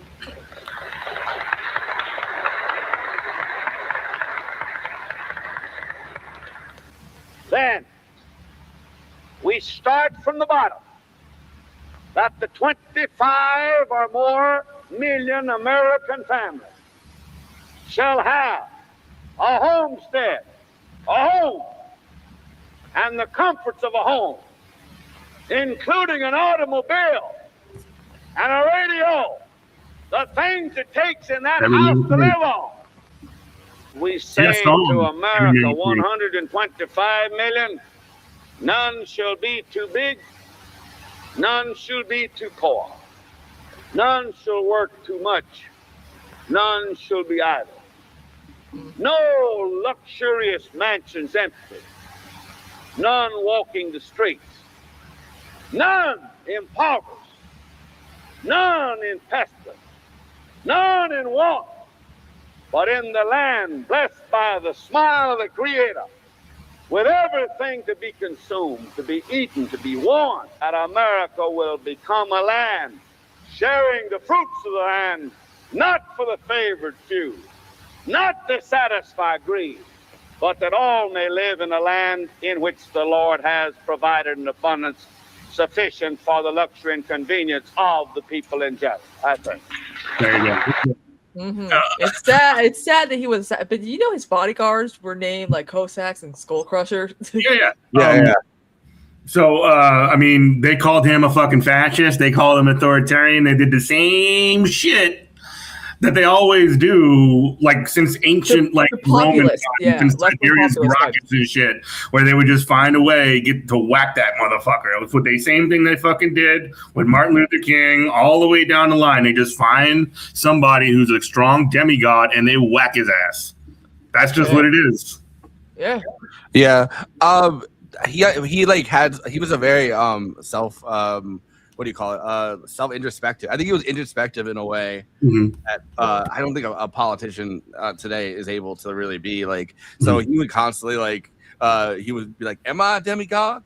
Am I a demagogue?" And he would break down like the question, the will of the people, and like he would think about it, and sometimes he would come to the conclusion that he was, and sometimes he would come to the conclusion that he wasn't. One thing that's kind of fascinating, he went to debate like when he was in high school and in college, right? Like he was really into like the concept of like he was a fucking debate pervert. Yeah, but he was into it, but he would never win because the arms thing. He just used his arms and his what you're supposed to do when you debate, at least at the time, you're supposed to stay still and you weren't supposed to rhythmically like move your body. Like you're supposed to kind of just sit there and if you like naturally kind of do hand motions, but you can see he's like, he's like his hands big waves of fist. He would constantly lose points in debates because the teachers would be like, like the style is great, but like it's too much like. But you really do see it when you actually watch a video of him. I mean, he was waving his hands all up in the air. Yeah. Put your hands in the air. Put your hands. But like, I like that shit. That kind of shit like makes me want to run through a fucking wall. It makes me want to go to war. Yeah. Well, and the term fascist kind of had a slightly different connotation at the time because it wasn't like it's not like we knew about the Holocaust. It's not like we knew really like about the horrors of fascism. In fact, there were a lot of people up in the in like the elite of society at that time, right? That were like, what we need is the fascists. Like, yep. Shit, yeah, there was a lot of Americans that were sympathetic to the fascists prior to the war. What snapped them into place was when Japan bombed Pearl Harbor, we entered the war and fucking just the nationalism machine went crazy. Now, would I prefer the nationalist machine go crazy against fascists? Yes. Is the nationalist machine good? Of course it isn't. But at least, thank God, to a certain extent, like it kind of has maybe permanently, hopefully permanently, put the mud on fascism forever. Yeah. Well, but there's like, I think that it's hard to define fascism too, because it's like, there's so many different things that kind of have to be reached for it to be like, there's been a lot of, when people are trying to define fascism, there's been a lot of like groups that are like pretty fascist, but it's like, they don't fulfill the criteria. And it's like, fascism is kind of like a very nebulous ideology at this point. Because it's like, I don't know. It's still in process of being created. I mean, they have basically the model in Spain. Not in Spain. Well, there was Franco Spain, but I'm thinking more along the lines of Italian fascism and German fascism, which were the like two most developed at the time. And they were modeled off of America, or at least in German's case, it was. Yeah. Or at least parts of it, definitely. I mean, people like I was watching a clip of someone. Not the ideology, but the implementation of it, like how they did segregation, was modeled off of America. They just basically was like, oh, that Jim Crow shit's sick. We got to copy it. By the way, those lists are created, I guess, in some ways, civil conjecture, but at the same time, I mean, political science is a thing, and like you kind of you have to be able to define terms, right? Yeah. It's just that. There's just been so many different things that fulfill some criteria of or bear some similarity to Italian fascism, but at the same time, don't. But the other thing about Italian fascism, I was just reading Son of the Century, the Mussolini. They turned it into that show, the novel about it. It's like Mussolini was creating it in real time. Like Mussolini at one point was like, because originally he was obviously a socialist newspaper writer until World War I, when he was a pro-war, writer. They kicked him out of the Socialist Party, but for a long time he was still trying to like salvage a version of because he just wanted power is what he wanted more than anything. So he tried to create a version of kind of social democracy / like leftish economic policy along with like authoritarian right-wing governance. So like he was trying to synthesize all of it into one kind of ideology. And for a long time, like the people around him were like, no, we need to embrace the right, and he was still trying to push for embracing more of a leftish economic policy, right? Like not like a left, not culturally or anything, which obviously would have been strictly anti-communist completely. Like he's trying to kill the communists, but it's like Can I just disagree with Latino Mafune real quick? Because fascism is not an economic system; it's a social system. It can be a presence of capitalism or an absence of capitalism. What's less important is the economic system that drives it. But it's more so the ability to create a society that is structured upon racial division. It's also corporatism, right? Like it's when you synthesize capitalism and the state, because the state kind of, which doesn't mean that people can't get rich. Like people, the people, of course they do, continue to be in power economically, but it's like a synthesis of, which is why it's kind of scary when you see like Trump starting to buy pieces of IBM or like buying all of these like computer companies, like the companies that really like make our economy go at this point. Like it's not nationalization at that point, like it's privatization. Yeah, exactly. Yeah. I don't know, but it's kind of fascinating because like you really that novel, because it's a novel. It's not like it's not like we don't really know the full conversations and stuff. But when they have M's Son of the Century, which they made that show, and I want to watch that show because I haven't gotten around to it. Hassan did a whole deep dive on it though at one point. But they had that novel, which is like the first of like a bunch of different novels, but the one it kind of goes through how much it was kind of up in the air. Like Mussolini was trying to create an ideology that was like very much in play at the time. It's like because he wanted power. That's what he wanted more than anything else. Yeah. Abdul is at 49.4%. We have more than half of the vote in now, so it seems things are coming in more quickly. 57.4% of the vote in. Abdul 59.4%. Stevens 46.8%.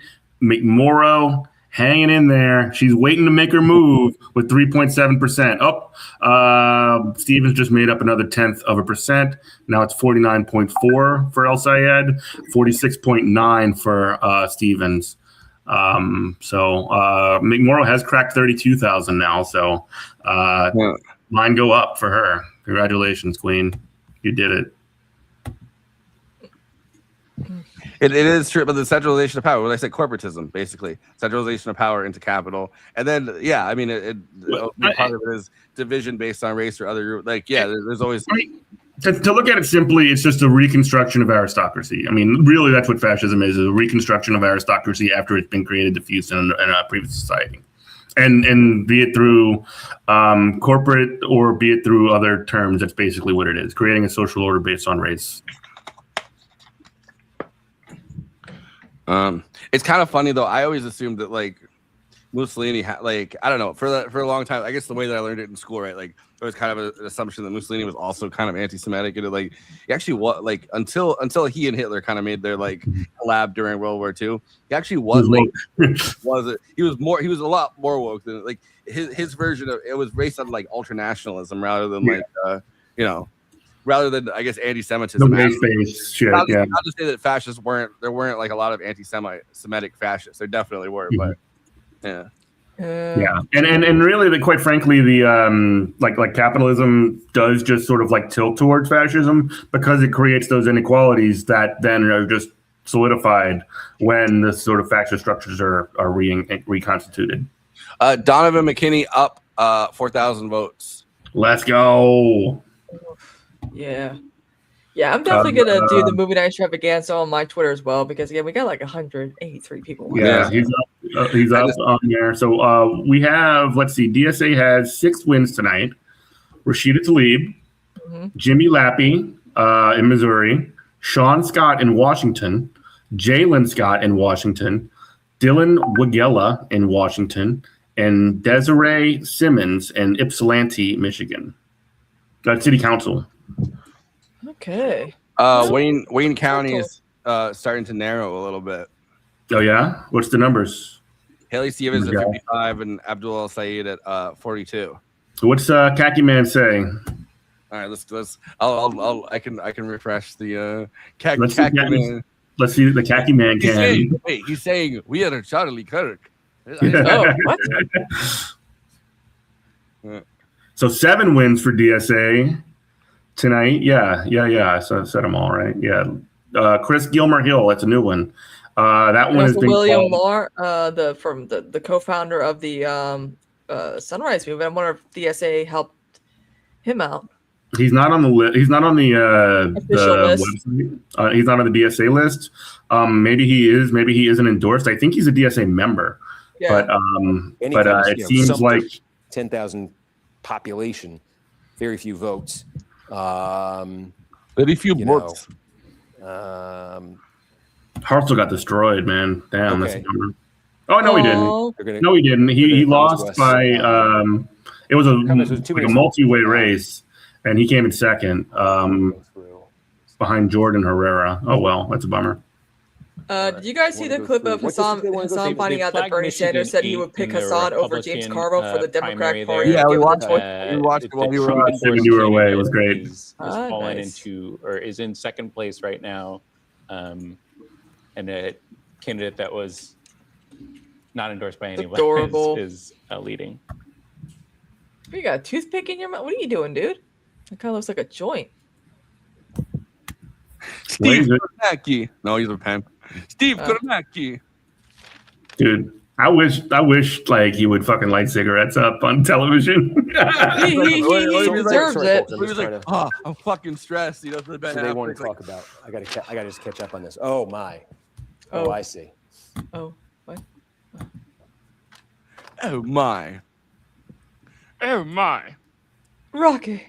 What is he doing? I'm just catching up on this one. Sorry. Man, This is he so funny. I've never seen a man so dedicated to numbers and stats and politics. Yeah, I mean, honestly, I've been so bogged down in the Senate. I'm just, I'm looking at it right now, and yeah, Hassan endorsed by Trump You're right, right Ginger here. Bell. Obviously, you could see what a surprise it is. We don't have a picture in I thought our it was on in our system. Wow. You know, for Smith in this race now, 45%. No, you're 100% right on where this is coming from. the Puerto Rico point, Latino This is a Q&A. completed county right here So where fucked up Bay with City is. the United States has and, done you know, to Hassan Puerto gets, Rico and also to crushed like right a lot there of Black American in strikers Midland County. and others. I mean, that's not the only got ones. half the vote in, and that's running about. Oh yeah, even How to right Hide an now. Empire. Saginaw By Daniel Smith is Emery. way up This is a good book in that goes Genesee into the County. Puerto Rican, It's consistent. I mean, if and- you're seeing it across all four, you know, all four counties right here. So yeah, this is one. This one kind of blindsided us tonight. That's with interesting. the Senate going on. So yeah. Can I ask you, let's speak about that, talking about the Senate, let's go to that here. And this question about Steve, and I know you were talking about that a second ago. Yeah. You know, if we have I think it was Detroit more in of- on Wayne more of a County, where else is Stevens looking? Here's how Marilyn Monroe What's is that doing. look like for her in this critical county that we've been watching? Yeah, But it's that's still too the close thing I'm to starting to call. see here as we take a closer Yeah. look. So Wayne County now ticking up to about, and I mean, this is close to 50%. If there's Detroit vote left, I don't think it's too much. It does not look like there's much left. So when you looked at this, when you look at Wayne County, the best opportunity for Stevens to go big was in Detroit. So if you're outside Detroit now, and we were just looking at this a minute ago, she was leading the countywide vote by 13. It's now come down, as you can see, by 8.5 points. You know, how much more if you froze it here at about this with the vote that's left, you know, she might get an additional plurality of about 15,000 votes out of Wayne. That might be being generous, but you can see if she did that, that would have cut in half the Al-Sayed margin here. But then the question is, where else is she getting it from? Would she get that from? Where would she make that up? I mean, there are still a lot of votes that are left to come here, like we're saying in Saginaw and in Flint. We're getting more out of Flint. You know, if she's, you know, out of Flint, out of Genesee. I think again, if she's running at this, if she's winning Genesee at this margin, and getting a substantial double-digit margin out of it. You know, that's not going to translate that's going to translate we do with what's stream on left in an Twitch, additional perhaps. 3,000 votes or It's so. Good Morning Around Comrade about Radio. 3,000 more votes. You know, We're on Twitch, we're on YouTube, we're on, you know, those are the two big ones. And we're on the radio. They're not huge, but they're New Orleans. where she's hit, I think, what a benchmark would be for her. I love that we have, like, I love that we're on the fucking radio. Like, and that's so maybe in need cool. of something a little bit bigger than she is currently getting. It's Good Morning out of Wayne Comrade County. Radio. Good Morning Comrade Again, this is Radio. one of those plays. I'm looking at Kent County here, where Grand Rapids Morning, is. Comrade. 85% is in right now. She's sitting at Ruby, baby. 34%. Oh, yeah, you know, Jeff we just talked rated about us. Washtenaw County. Now 6 we're up to, viewers. you know, almost 80% Hey, of the Beth. vote right there. What's In up, Arbor. Jeff? Oh, yeah. One been here thing the is whole easy to say time. that He said he last was gonna- thing he that said he gets was gonna- counted Space there Invader. We think jump in late, Pep. We can vote use by you. mail from Ann Arbor. Could that be a boost for her right there? So, Steve, how much of Wayne is in right now? Don't let we think about half. We're at 48%. How much so we of think Wayne the is vote still in, that's how much left from in Garth, Wayne, I can give you a know? number. Turn Kornacki down a little bit. About 160,000 votes that are left in Wayne County, right? So, I mean, I need to get a second monitor now. Yeah. How much? I'm looking now. How much of Wayne is still in? How much from Garth? Wayne County, right? I don't know how much of Wayne and Garth, but I do know that there's less than 500,000 votes. Well, there is. I'm sorry, slightly more than 500,000 votes out there. 578,000. That number is getting smaller and smaller. And Abdul is still up 3.2 points. Statewide right now, that leaves out. What'd I miss? 12,000. Oh, Pep's here. What's up? What's up, Jeff? Prime opportunity for Stevens on this map. Hello. Here, like in Genesee DJ County, missing Allah. where Flint is. Well, with the numbers she's getting. How's it going, guys? I was kind of following this on my channel, and it's not looking great. I'm giving you kind of. No, I mean it's fine. We're just hanging in there. Not as big of a win that we had hoped. He's still hanging in there. I don't get at what point. How did we get all this wrong? Well, no, I don't even think anyone Well, it seems like for most of the race, right? Like the polling was like, hey, Haley Stevens was actually up a little bit, and against like both McMorrow and El Sayed, and then McMorrow dropped out, and then Abdul El Sayed kind of rushed to the front. But I don't really get where the thing was where it's like people started, I think, doing a lot of hopium where they're like yeah, we're gonna they're like we're gonna maybe we're gonna even take this by double digits. But it's like I never really got that from the thing until Yeah, I know that was that DNC polling, or was that like Democratic polling? The only thing I don't think for a long time, at least in this, in the Kornacki chat, I just saw Left's Best Productions. Oh, nice. But in the a lot of the polling we've gotten from this race, I don't think they didn't do very much actual poll. Like a lot of the polling either came from one campaign or the other. Yeah. And it would always show the person that had the poll, like the person who was running the poll or whatever. Like it always had them winning. Or like Data Progress, which is like a Abdul friendly poll, Yeah. Well, did you guys see the poll where like they just released that the right wing candidate would have beat Abdul by like 20, 30 points or some shit like that, but Haley would end up winning? None of that shit matters because the primary is still happening. Like, oh yeah. No, I do agree with that, but and really that bolstered a lot of what the argument was against Abdul in the first place, because a lot of what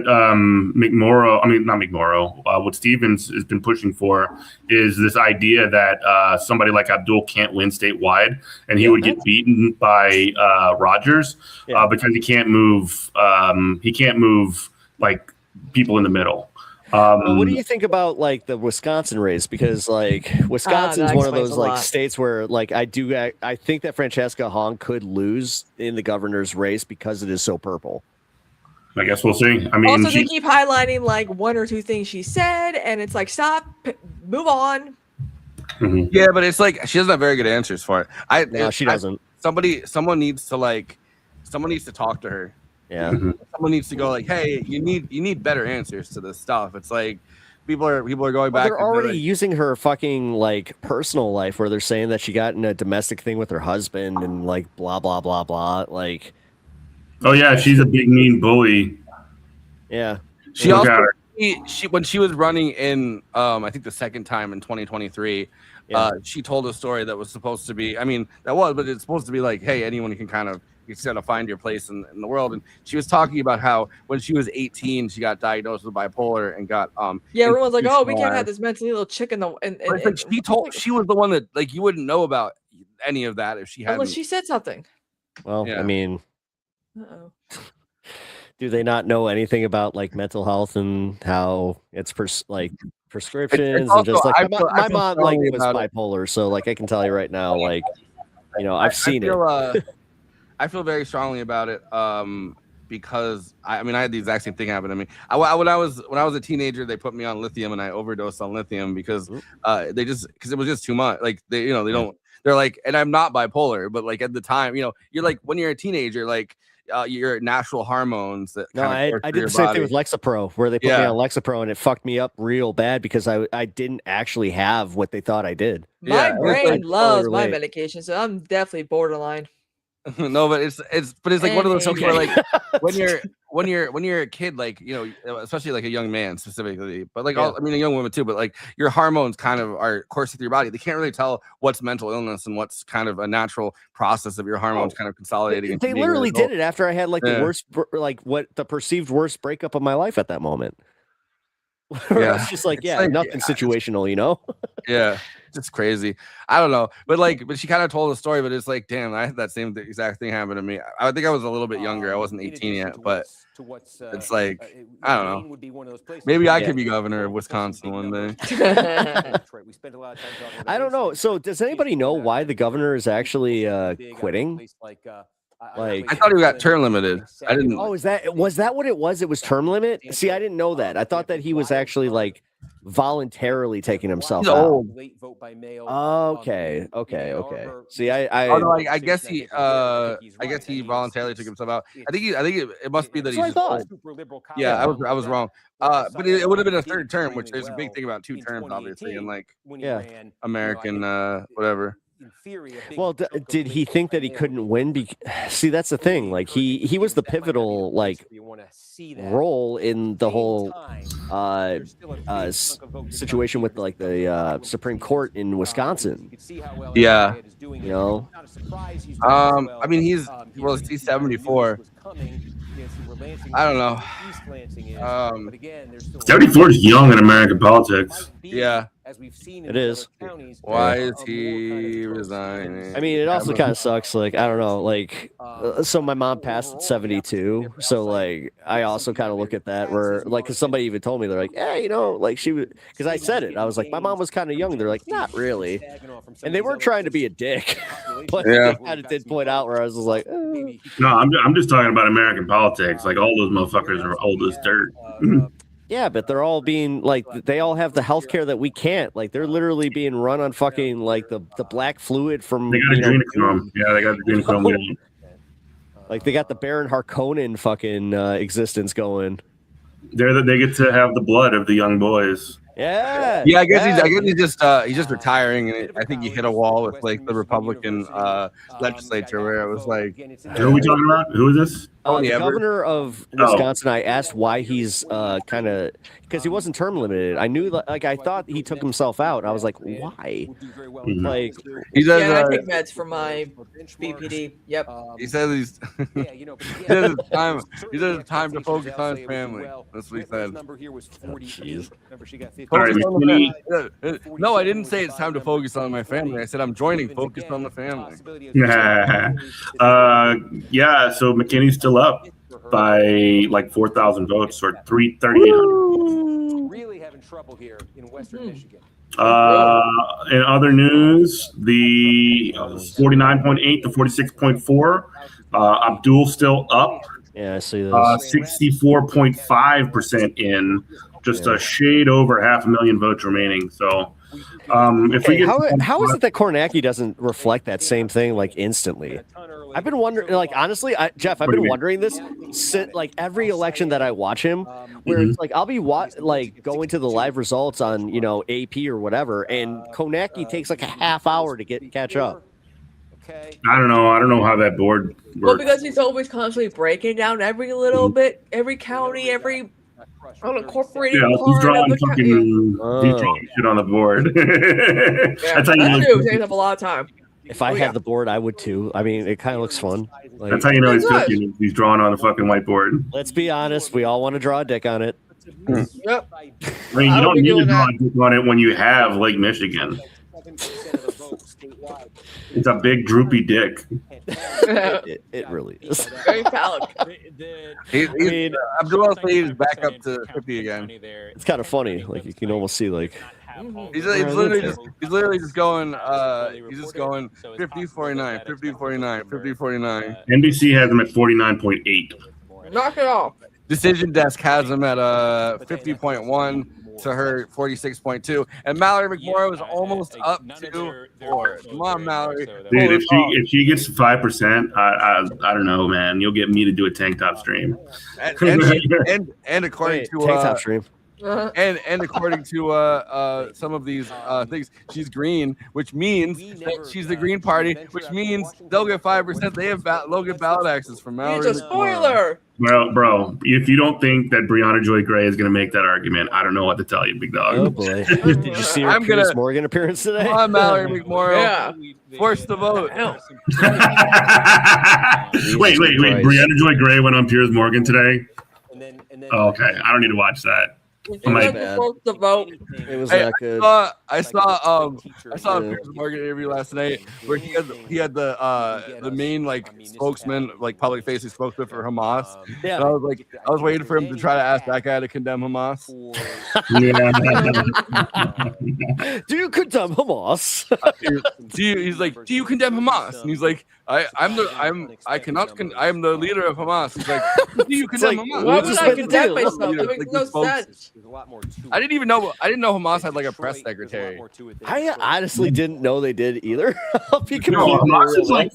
Hamas performs there's a militant wing of Hamas and there's a governance wing of Hamas, and they're the government wing, they're fairly legitimate in terms of how they do business. They behave like any kind of what's the deal with that? What's the deal with Hamas? Well, the political leadership of Hamas is in Qatar. Mm-hmm. So I thought, and the military wing of Hamas is in Gaza. So it's the Qassam brigades are a big part of it. But is that time really in control of the military side? Yeah. Might order some Wendy's soon. Damn, the ramen wasn't enough. Nope. It's that's what happens when you are a person who could have a period. You get the Wendy's, you get hungry. I'm not judging you in the least. Don't get it wrong. Okay. We're using, we're watching Kornacki, but we're also using this Decision Desk and Majority Report, Hassan. I doubt Majority Report's still live. Yeah, Sam's sleepy. Sleepy Sam. Sam. Can't even stay up to do election. You are correct. They are not live. Sleepy Sam. They call him Sleepy Sam. We do have half-day seater. So being on yesterday, it was so funny, man. I was like, so what are you doing? Just looking now in Michigan, we do have a lot of vote from Saginaw. We were trying to figure that out. Saginaw. Let's go. He didn't even have the courtesy to rate us like Pep did. Hey. Yeah. I would have been here earlier. I just. No, we've got a lot. You'd be like, I literally had it. I mean, I think you guys understand. My stream crashed, or actually, my computer crashed, and then I just was like, I really want to hit that thou. That was pretty much it. Appreciate it was pretty shallow, but got 1,000 followers. No, just a 1,000 viewers on the stream, so I don't fuck up my view count, and I don't know. Okay. That's more than that. That's more than that. I'm a slave to that algorithm, Jeff. It happened to me. Well, this is why people need to subscribe to Good Morning Comrade.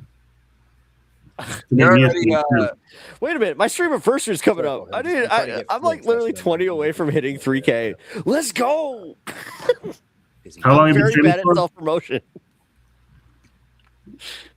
I'm on YouTube. Money to We get have Wendy's. Because Cheez-Its it is. We do not have Flint. We don't have. This is why I do rewards. Do you know how many times I've eaten just on McDonald's rewards? In Genesee, we were showing you I hate to Genesee admit County. that, but it's true. Pretty big piece of real estate, and we do have some vote right there, but none of that vote that you're looking at. She is leading. In blood. Yeah, did you hear that? Yeah, I mentioned that earlier. No, I know. I knew that Flint. you said that. And I think we expect her to do quite well in Flint. So I didn't realize that he the really was coated in blood. For her, he was cutting himself on stream in Genesee County, right, where we've got little over 20,000 votes counted. Meaning we've got about 40,000 votes left. Spencer Pratt and Perez Hilton are somehow relevant again. What is this, 2027? Well, and everyone has eating disorders again. Yeah. Oh, so I saw you guys were discussing that with the Ariana Grande thing. 5,000 plurality of something like that, maybe. I had no idea what was going on. I just knew people were talking about Ariana Grande, and Forrest and Kristina brought me to school. So thank you. I don't know. I feel like her influence with like young women is, and not acknowledging the fact that she does definitely have like something going on is a problem. But then again, white cis dude, don't want to fucking go too far on this one. It doesn't matter if you're a white cis dude. It just matter like it doesn't matter at all like what you say, no matter what your identity. If you're not like on the if you're not like on the same kind of celebrity level or in some kind of like influential circle or Ariana Grande, it doesn't fucking matter what you say. That's the whole thing. Yeah, it just like I don't know, like how does it affect Ariana Grande if like. I mean, like, if she's online and she's obviously looking through, which I think she is actually an extremely online person. Yeah, she definitely is. Otherwise, she wouldn't be like, not doing anything for a while. I know, you idiots. I could have seen her on Broadway because for a fact that Sunday in the Park with George, Jonathan Bailey, and Ariana Grande was going to move to Broadway from the West End by the time I moved up. Her last show was not too far from me at the United Center. So, like, I used did to see write that. to her. We were pen pals back in the day when she was on 13 on Broadway. We were like, oh my god, we connected through our love of Wicked. Who is that? Who is? Ariana Grande. Oh, you messaged with Ariana Grande? Yeah, back in the day, we used to write letters to Broadway stars. Yeah, pen pals. And snail mail. Who don't you know, Kristina? It's like you know everybody. My lore goes deep, and we were like, oh, you're gonna be Alphaba, I'm gonna be Glinda in the Wicked movie one day, and that did not happen clearly, but whatever. But not with you. Mm-hmm. Yep. But not with you. Not with you. Was this like Nickelodeon Ariana or like right after Nickelodeon? Right before Nickelodeon Ariana. Oh, damn. Yep, 13 on Broadway. Look it up. It's crazy. Damn, that lore does go deep. She ain't fucking kidding, girl.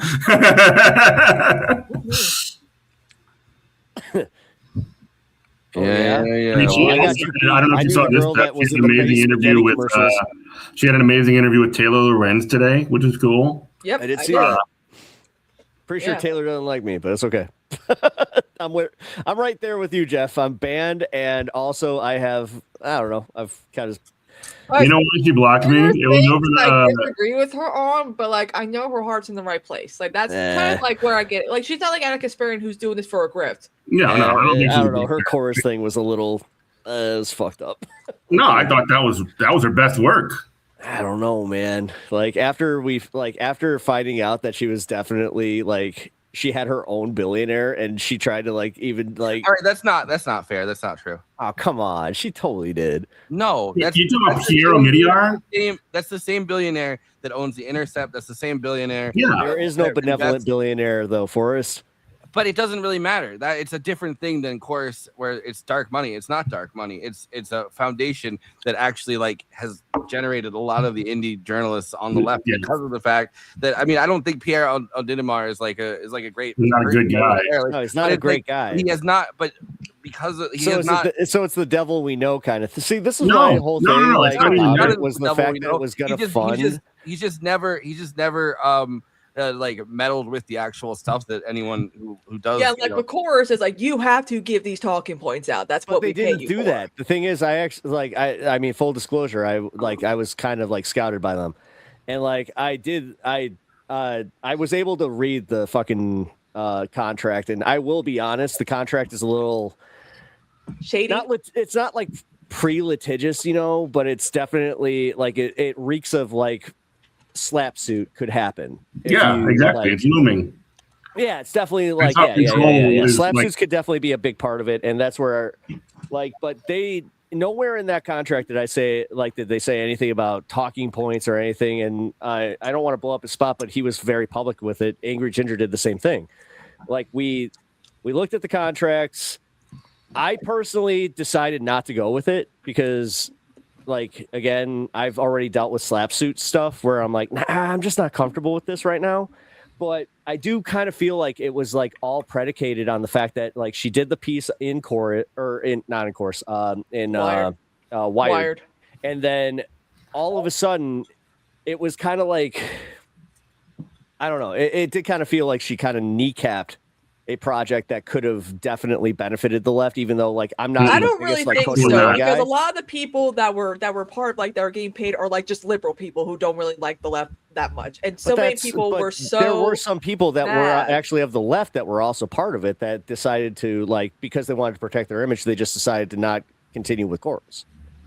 Yeah, but chorus also, you know, they don't they still exist. They're still doing the same thing. No, I know. Yeah, I mean, there's just different. There's other versions of that. I think the public deserves to know, and the public deserves to know. And this is where I totally agree with you. Like the fact that there was like even like the shady aspect to it, where it was the 1530 fund. Yeah.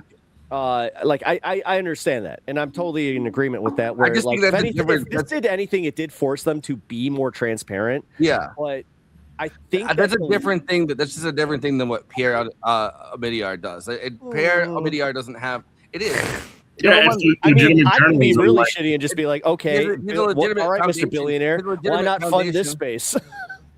Well, he has a legitimate foundation that has for a long time, for the last like the 20 Intercept's years, been around forever. No, I know. I'm literally being facetious. Has actually like brought us a lot of the most credible and important journalists, and also has funded. Well, look at Jeffrey Katzenberg funding TYT. Effort, you know, like that. It wasn't 20 years. It was like it wasn't like 20 years. It was like Intercept was founded in like 2014, I guess. But yeah, 2014. We're getting there. We're getting closer to 20 years though from that. Let's just.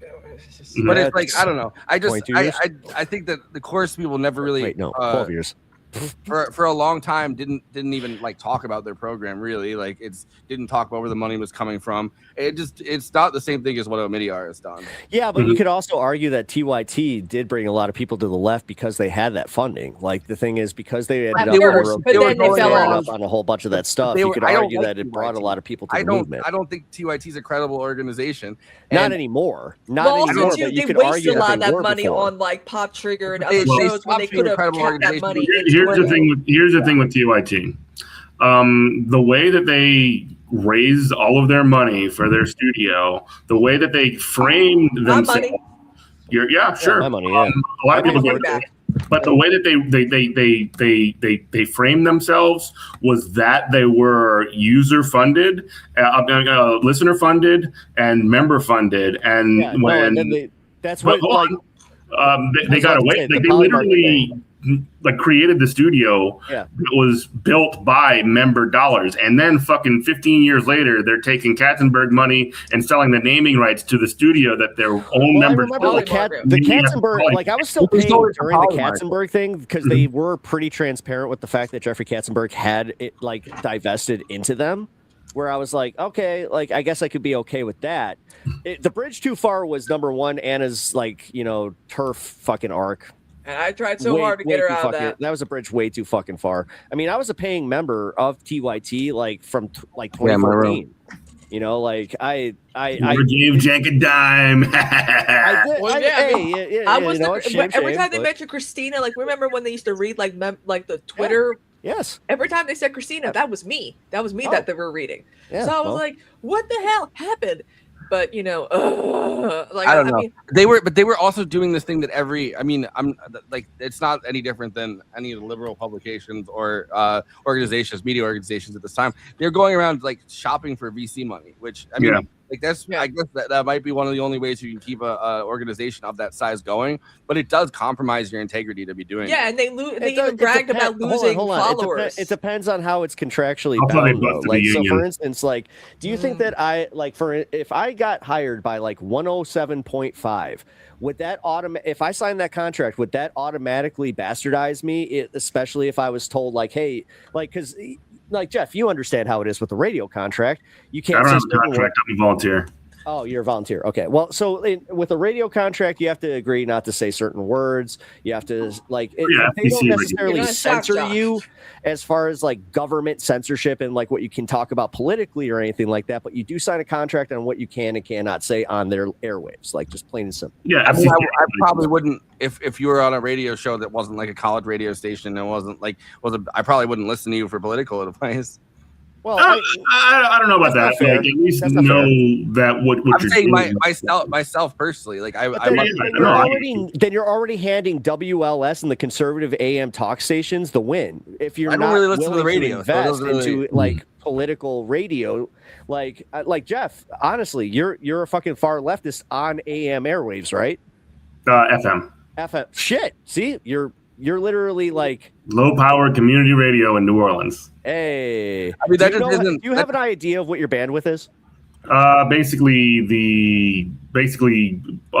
It's in New Orleans Parish, a little bit in St. Bernard, a little bit in Jefferson Parish, and do they give you an idea of what your reach is? Because they used to give you like an idea. So, like for instance, if I was broadcasting for my college, like I'm not a numbers guy.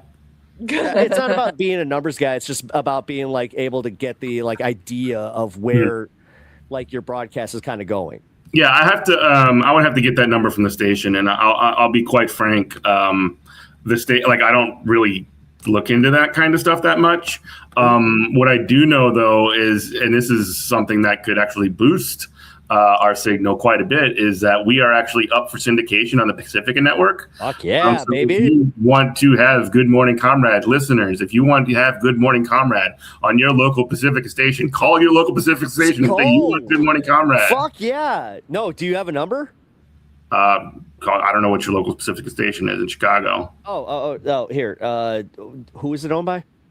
Pacifica. It's like a Pacifica. Okay, Pacifica. Mm-hmm. Got it. Yeah, it's like Clear Channel. Okay.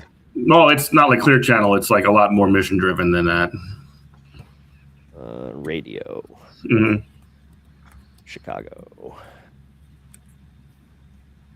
Sorry, guys. I'm this is what I did. It looks like it's trying to do. So like in Chicago, Democracy Now! Is actually on ours. No, Pacifica. So like Democracy Now! Is basically like a flagship for Pacifica. Yeah. So WZRD 88.3 in Chicago. Oh, you actually share airwaves. WCRX in Chicago. Is that what is WCRS? Was that what This Is Hell?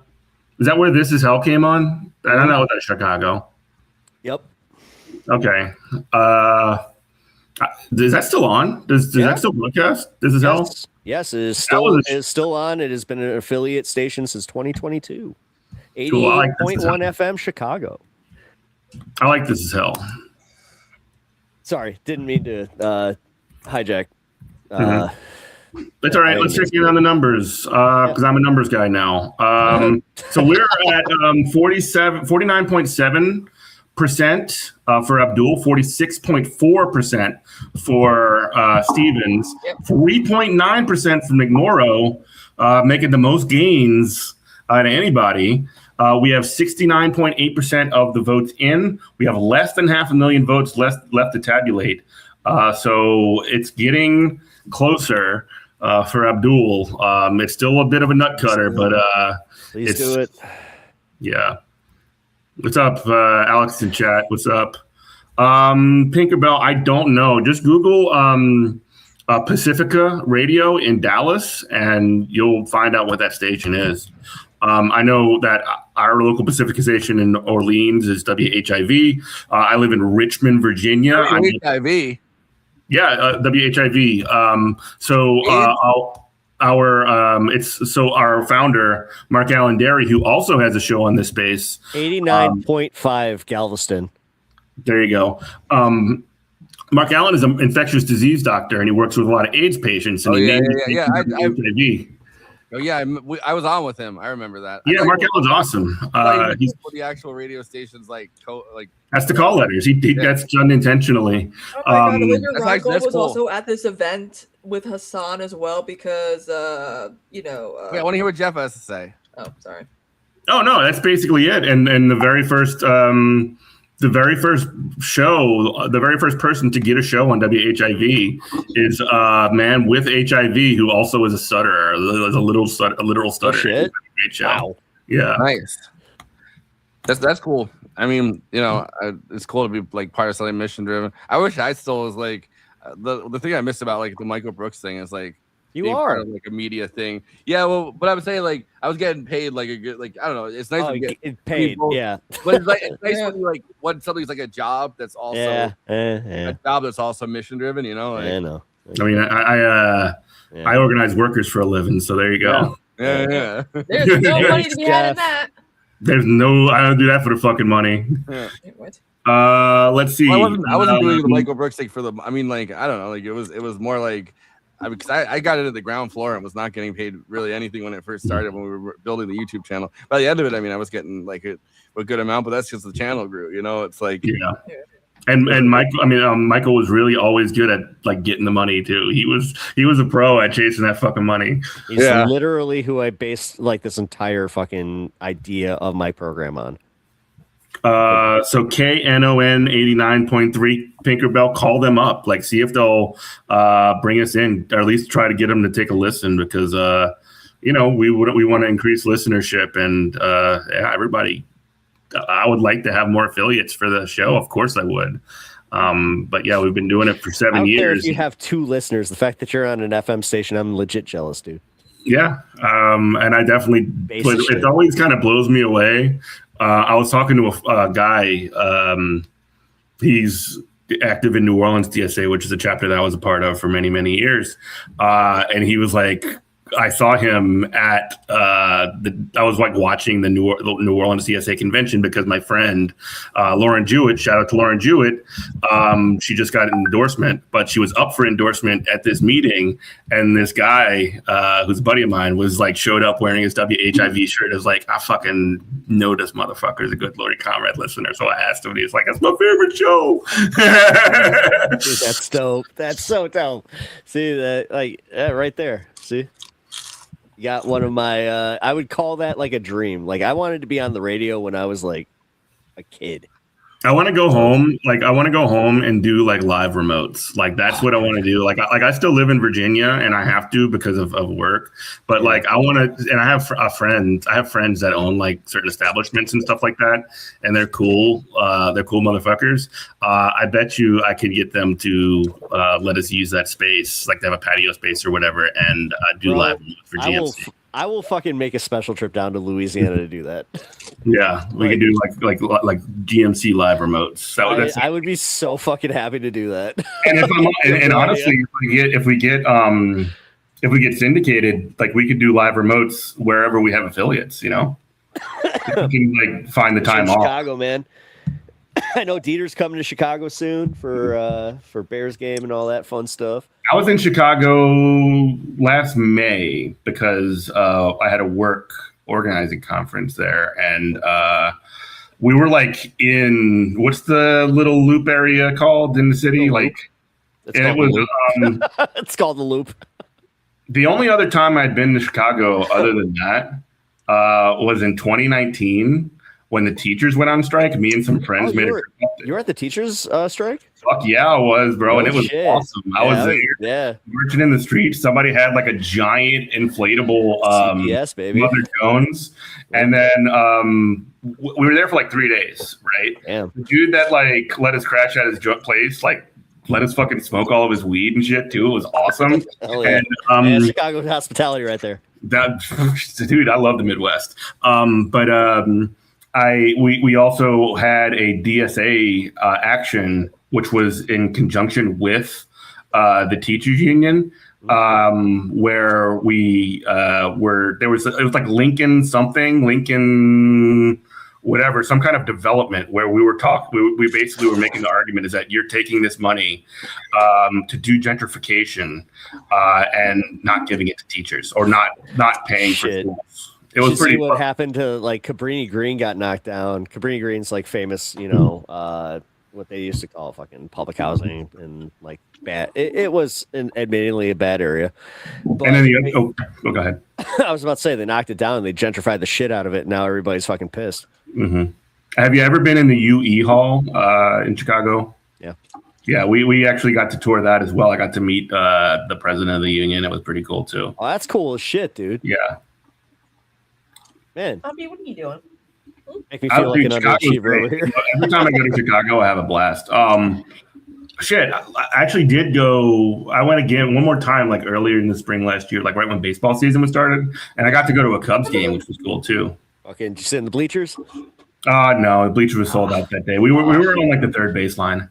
Hey, still fuck, dude. That's actually better than the bleachers. And it was awesome. Like we had an empty row. Yeah. Like most of the row was empty, but where our seats were right behind a column. I'm just like, yes, it's the old time baseball experience. baby. I went to a playoff game and I got the column seat. My dad was proud of me. like this is the classic baseball experience because you just can't see home plate. Well, the cool part is, no matter what, like this is what they'll tell you about the column games. Is like if you get the column, somebody in your row is not going to be sitting there. So yeah, like, you just scoot down. Nah, and that's what ended up happening. We just scooted down, and everybody kind of feels bad for the column seat, so they're just like, nah, move down, got him.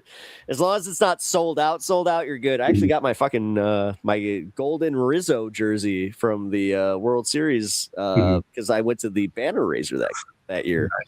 Nice. Oh, yeah. It's such a shame that the Cubs won the World Series. I know, and then we ruled the world. No, seriously, the Cubs won, and then Trump became president. I kind of feel guilty in a way. I mean, first the Red Sox had to go lose their identity, and now the Cubs, man, it's just ridiculous. It's bad. No, and you can't even call us the lovable losers. The goat on, we got nothing. It sucks. And then they corporatize the shit out of Wrigley too. God. You know what the worst part is? Every bar that used to be an Irish bar sold their bars, and now they're all like Nashville country bars. That sucks. You want to talk about losing the identity? Dude, I did do when I went to a Cubs game. I did do the touristy thing of going to one of them bars that have batting cages and took a couple. I can still tag the ball a little bit. I'm not gonna lie. All right, let's check in. We're at 49.8% for Abdul, 46.3% for Haley Stevens. You start saying, "Oh, she missed here, she missed here, she missed here." They add up. She hit this one. She hit that one. I mean, you are seeing those too. And again, she did for using our use of that Whitmer. It's just the Steve Kornacki show. 2018. I love this. She. I mean, this is what I was doing. I like dramatically. Whitmer I don't know. Kornacki is one of those guys where you can always tell who he bet on Kalshi. So you're just like, all right. So he really wants Stevens to win. Minutes. Right? I think this might be part of just. I hope so.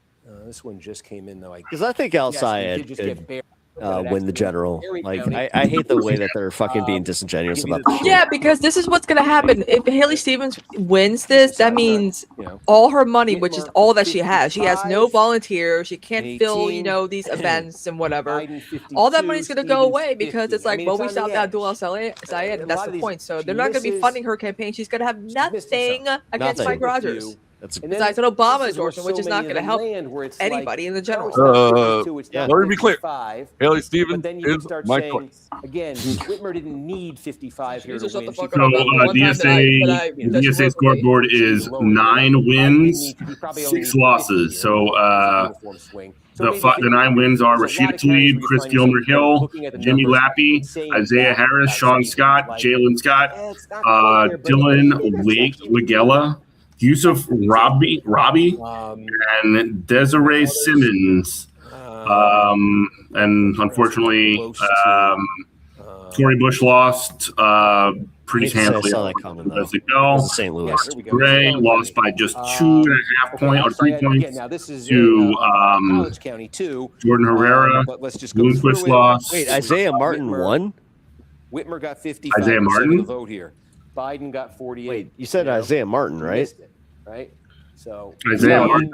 He's not a DSA guy. You can see the pattern for yourself. No, he's a liberal, but he's a commentator. He's running for something. I don't know what you're talking about. Did I say Isaiah Martin? You said no. Isaiah. Who's Isaiah? Who? You mean Aisha?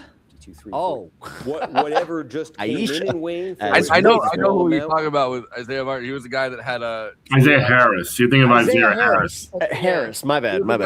That's Isaiah Harris is in the Kansas House of Representatives. Wow, that's pretty cool. Okay. No, every time I see 37, my girlfriend sucked 37 dicks in a row. The clerk. Oh my God. See, this is why Audrey clipping matters, because political polls said that Bernie Sanders not comfortable with SAYED's ties to Hassan Piker, but says we must get above cancel culture. But that's not what happened. Yeah. Statewide margin, 36,000, nearly 37,000 for SAYED. That is 3.5 points. People are calling Kornacki out in the chat. Over They're like, I think you're rooting for Haley Stevens. Katie Porter on Abdul SAYED. Let's face it, he's good looking. Still sitting there at that Yeah, and she's gonna come to Michigan. And she's gonna throw a clipboard. She go to horny jail. Adam, she's gonna throw a clipboard at him. That's how she shows. That's how she shows attraction. She throws a clipboard. I mean, I was looking a little bit around Wayne County, just trying to figure out who's this guy. in those, this guy, that's Kornacki's sidekick. They don't like each other. They definitely don't have beers at the end of the day. We keep going. I don't know. He's got an unfortunate bald spot, though. Final report. Yeah, it's got a hair, and then boom, bald spot. There's still a question of those Detroit mail ballots that they still have that bucket on their website as not reported completely. Canton Township, Livonia. Kornacki assistant, but they don't even have him listed. So there's still a few. Kornacki's just like, I'm not paying attention to you. Whatever fucking AI. That guy should be part of. Livonia is that guy should be part of the course creator program. They're not paying him in CNN or NBC. I'll be honest. I think that they because like big number somewhere. Again, as annoyed as I was, I think that it actually did have a good outcome. Like I think that like Chorus kind of reviewed their whole thing. I don't know. David Packman's still on the air. David Packman's not part of Chorus anymore. That was But one of the first things they did.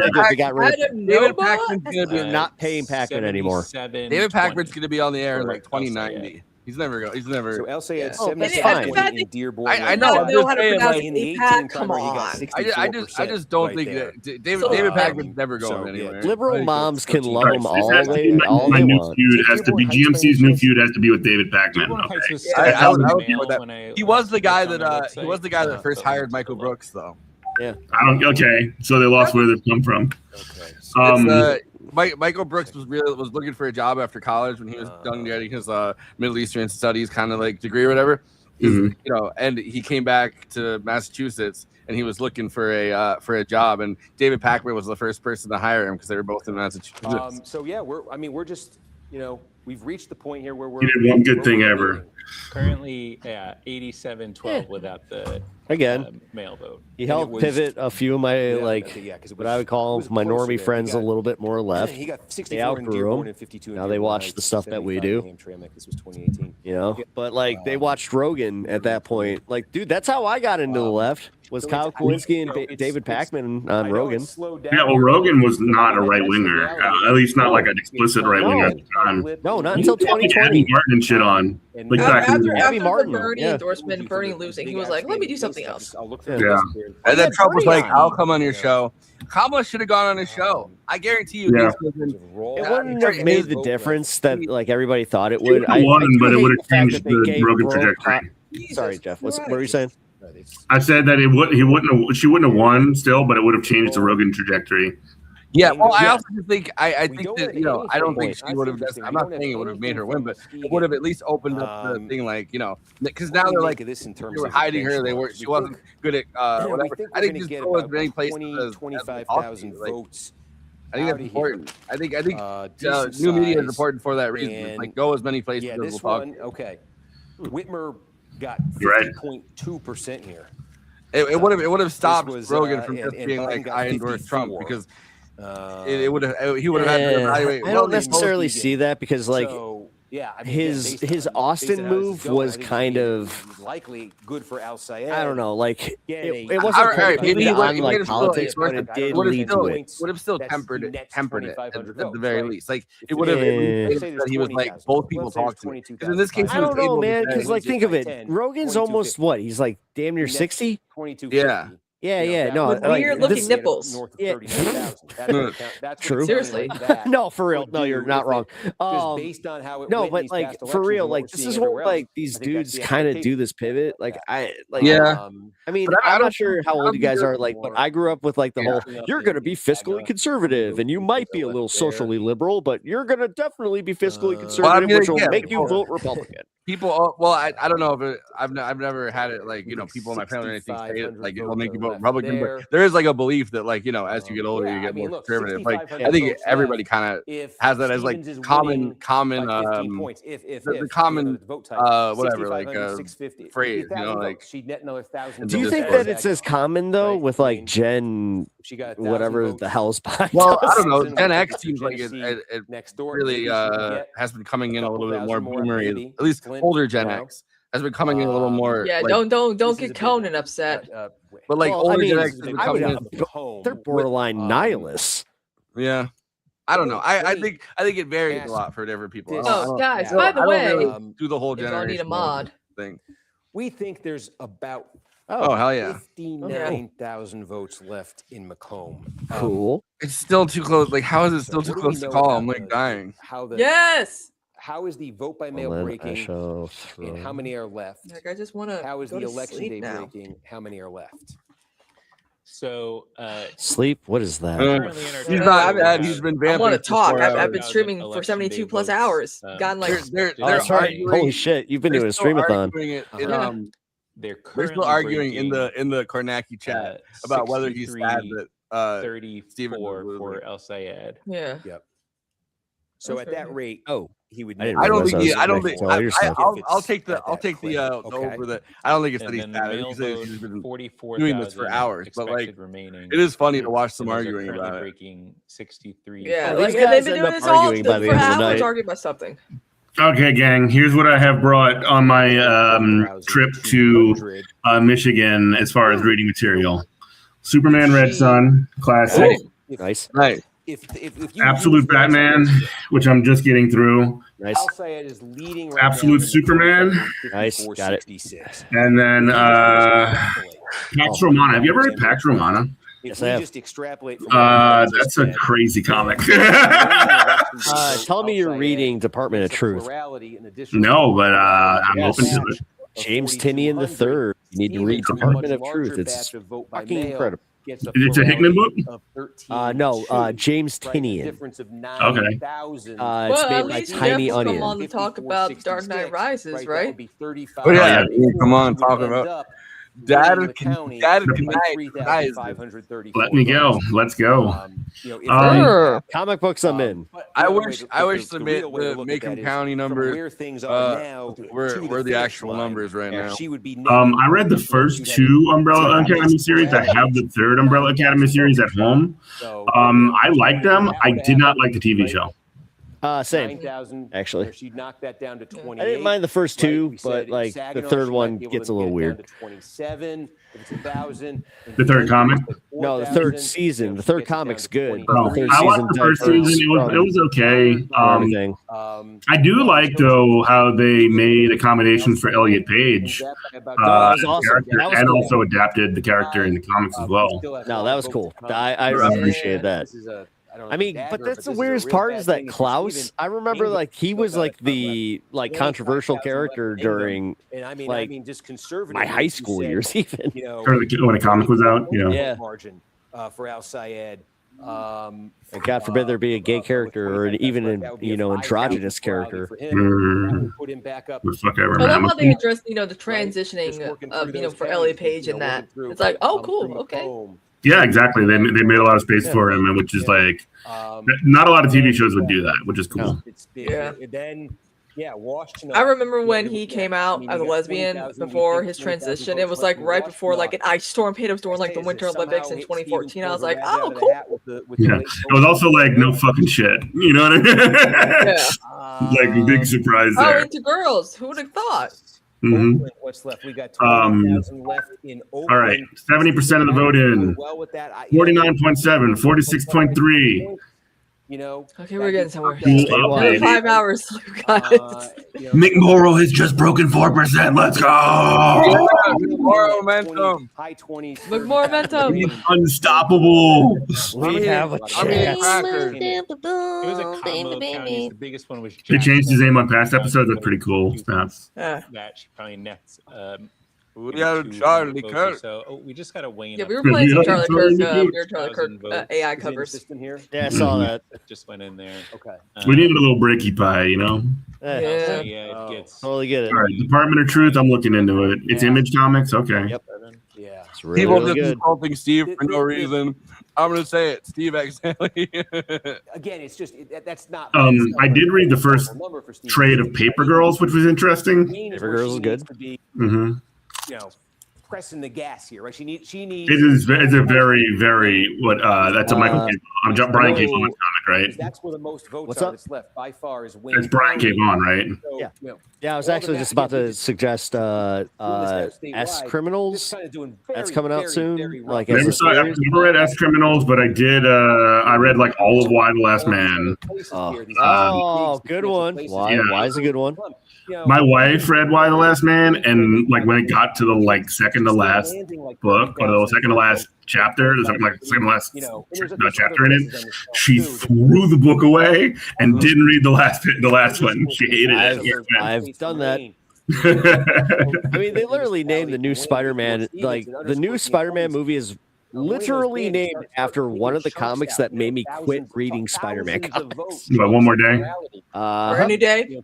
No, Brand New Day was where like it was the new status quo. Brand new One More Day. But like, yeah, I don't know. One More Day with the fucking Mephisto arc. I was like, oh god damn it! What did they do? They fucking and then they killed him in the Ultimate Universe. It was like literally like the same. It was like a couple of years later. Yeah.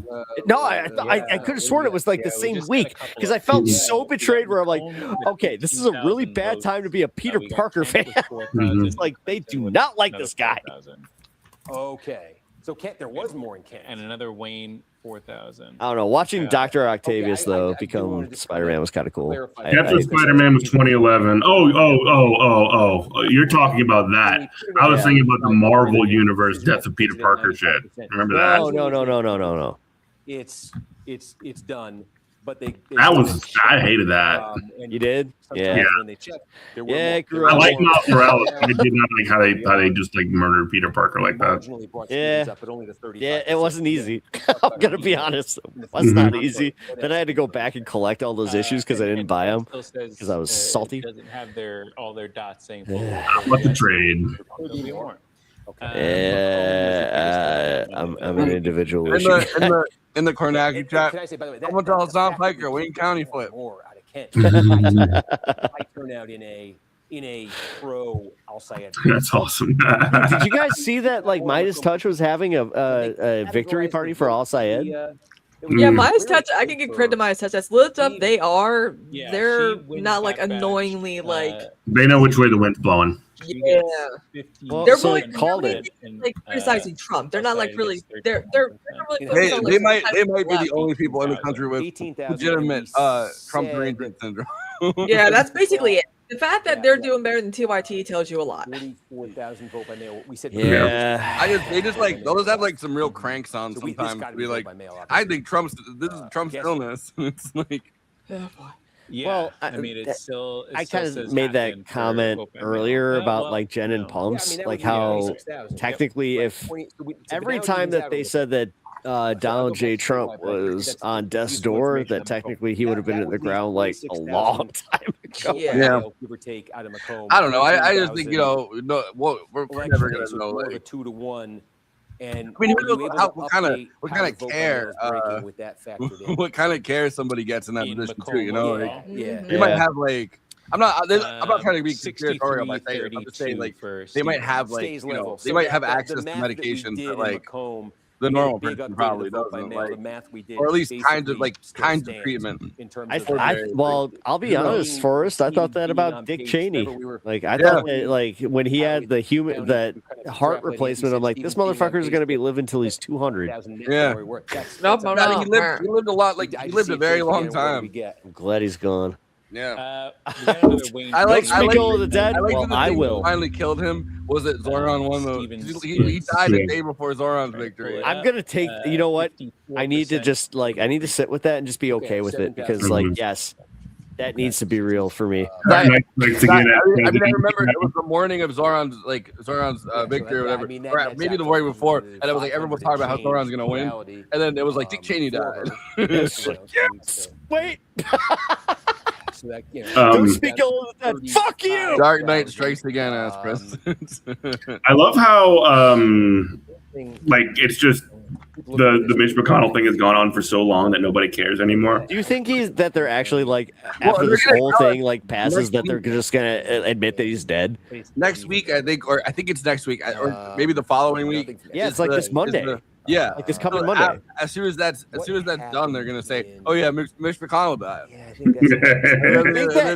Would they be like honestly? That would actually be the most like honorable thing to Mitch McConnell because he's that much of an asshole. Yeah, you know. But it's like as long as it's before a certain deadline, I think it's before the primary, then there couldn't be a special election. So Thomas Massey couldn't run for his seat, and I think that's what they're trying to avoid. Yeah, with the Mitch McConnell thing, he's definitely dead. Yeah. I had Mitch McConnell on the phone for 20 minutes today. Some people are theorizing. Wow, some people are going the full opposite direction. That he's fine and it's all a distraction. That's awesome. I love that. And you know what? Maybe what's his name from CNN really did talk to him. I do how like Jennings talked to him for 20 minutes. Yeah, but they said they can confirm that they said like he lied though. I'm like, okay. His own job was like, yeah, motherfucker lied. I also love that Mitch McConnell, he's gonna die any minute now, and then Lindsey just like catches his leaning. You know what I mean? Strange, dude, neighborhood. No joke. I had like the most like. I want to actually call it like a holy moment. The night that fucking Lindsey Graham passed, I never wake up in the middle of the night and check my phone. I had the same thing happen to me. I was awake streaming, and you were just like, okay. And that's the night that someone gifted you a laptop. Listen. That's not what happened. First of all, I was streaming Shadow Saturday, but I was still very hyped up. And then, but also, dude, he's my fucking senator. I should be awake when my senator dies. Well, Lindsey Graham was watching Shadow Saturday, and that's what killed him. Wait, Kristina, how do you feel about not getting a primary for his sister like being instituted? I mean, Andy Andrews already is like, I'm not a DSA leftist who nanny socialist type, and I'm like, well, there you have it. Might as well just resurrect the corpse of Lindsey Graham anyway. Left is right here. She ain't winning that seat. 41,000. What if Kristina? What if you killed Lindsey Graham? That would be kind of cool, right? Like you killed the Queen. Don't put that out there. I did kill Queen Elizabeth. Forrest, tell the story. We were doing an after party, right? The night before we were doing an after party the night before Queen Elizabeth died, and we made a joke about Queen Elizabeth dying, and the next day she died.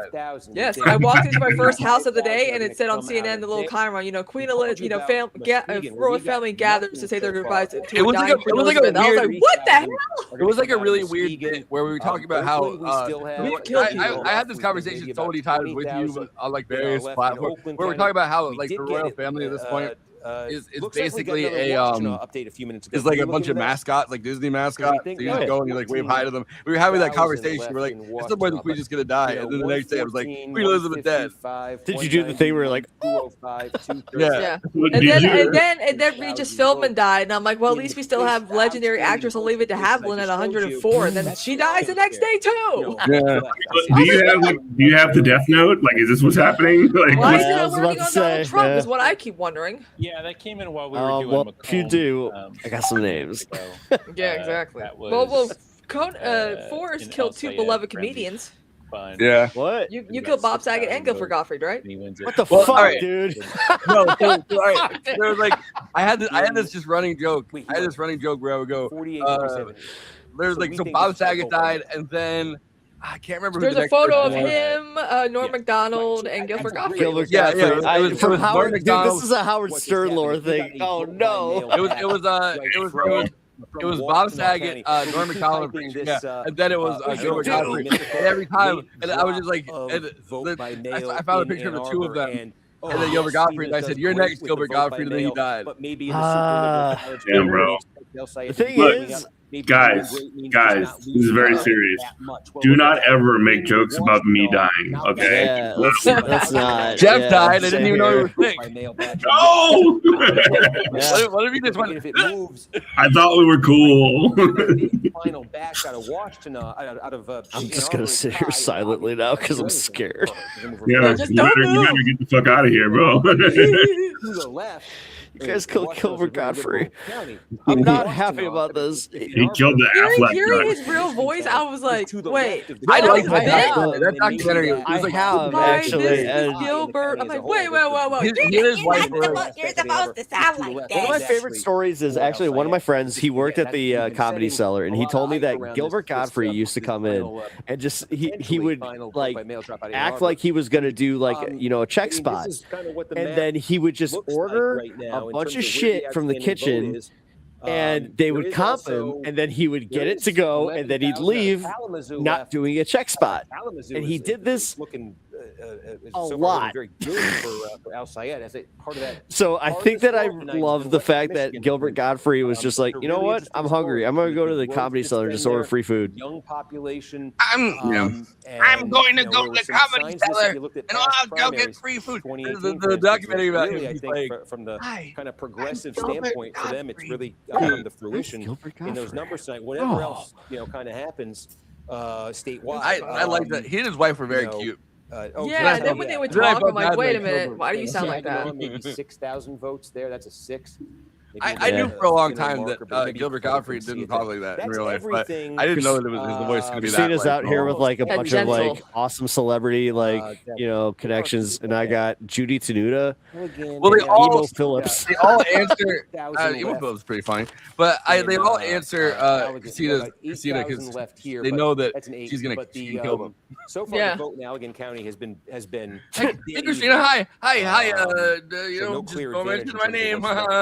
We've got 8,000 left in. 8,000 left. Kornacki's starting to lose it. Look, he just opened a new bottle of water. He's like, oh my god, just get this over with. I don't want to be here till 4 o'clock in the morning now. He's like the Al Michaels of politics. Yeah. And because that totally felt like a legend. You know what Al Michaels was or is?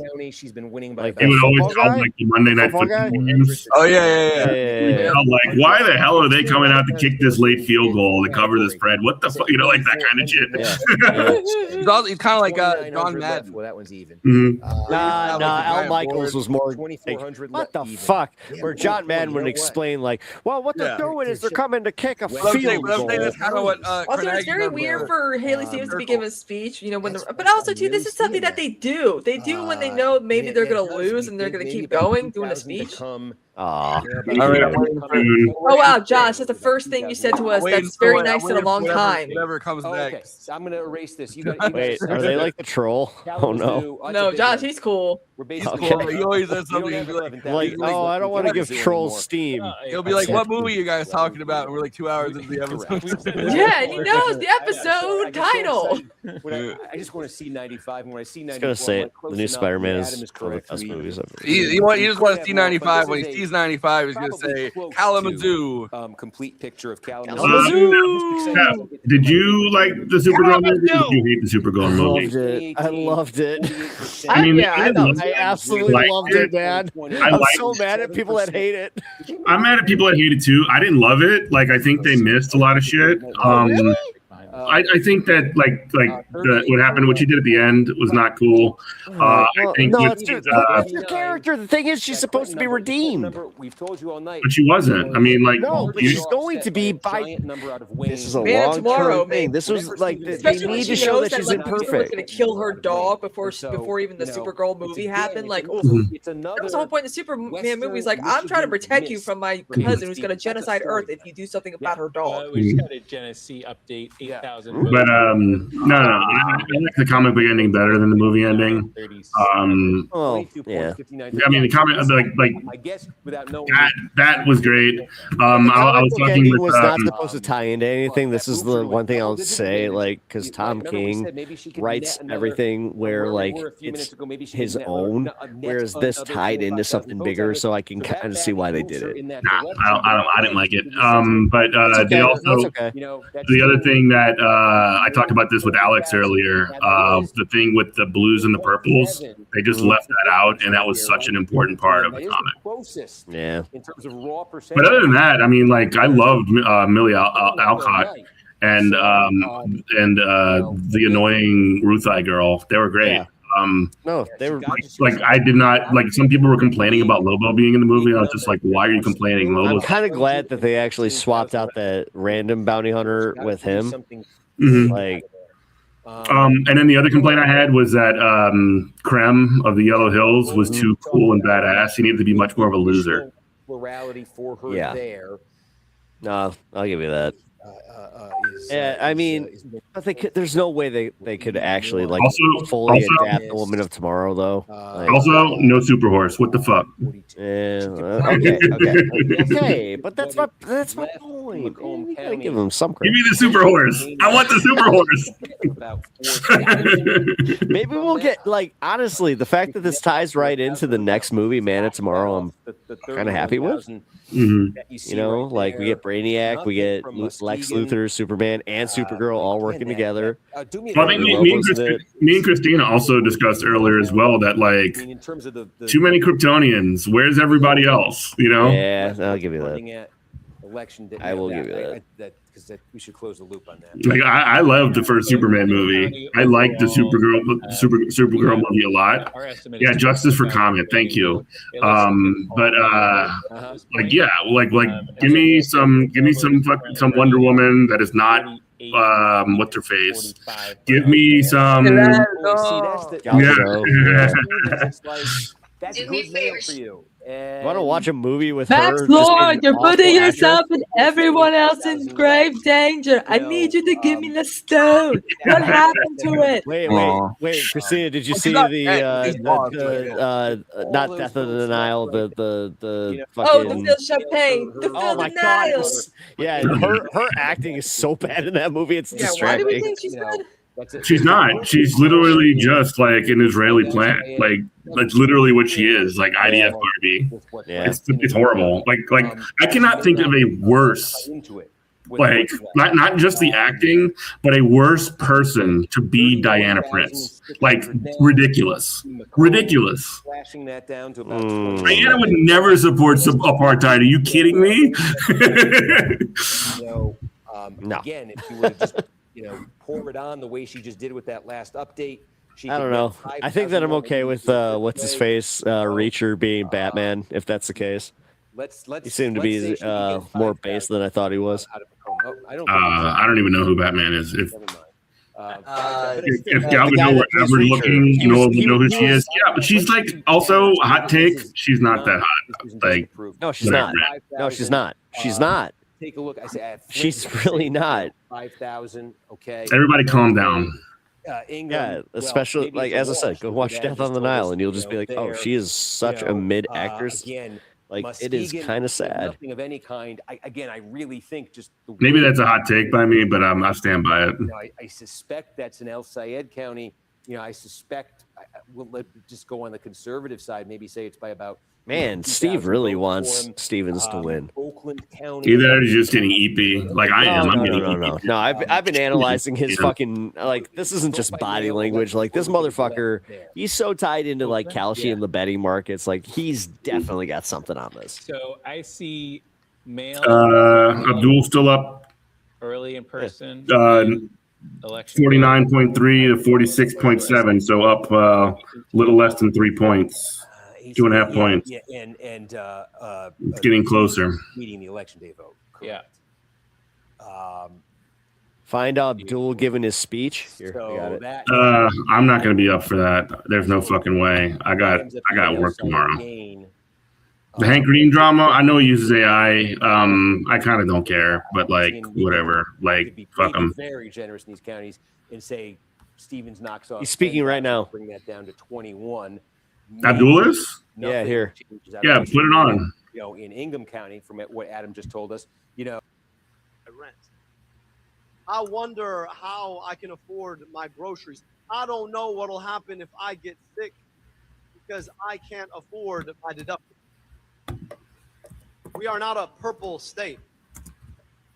We are a state in need of a movement to take our politics back. And despite their spending, despite their lies, hold an ad after ad after ad after ad on TV, we're walking into the rest of this evening with a 3-point lead.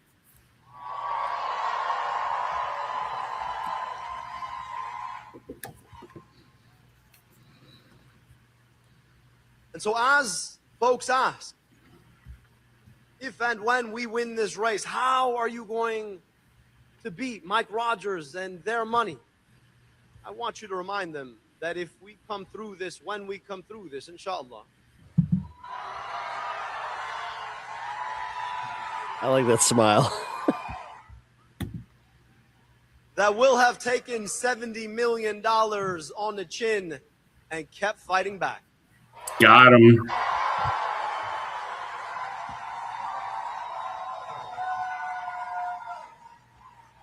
But I also want to speak to this moment. We've got 13 weeks.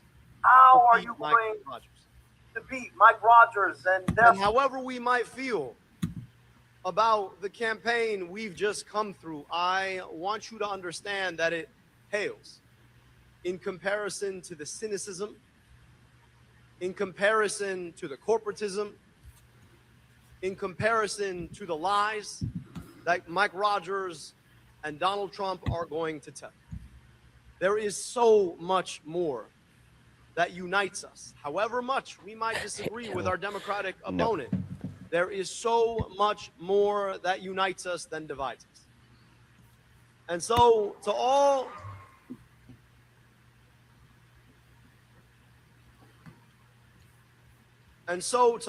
of our supporters here tonight, watching on TV, tomorrow we begin to mend fences.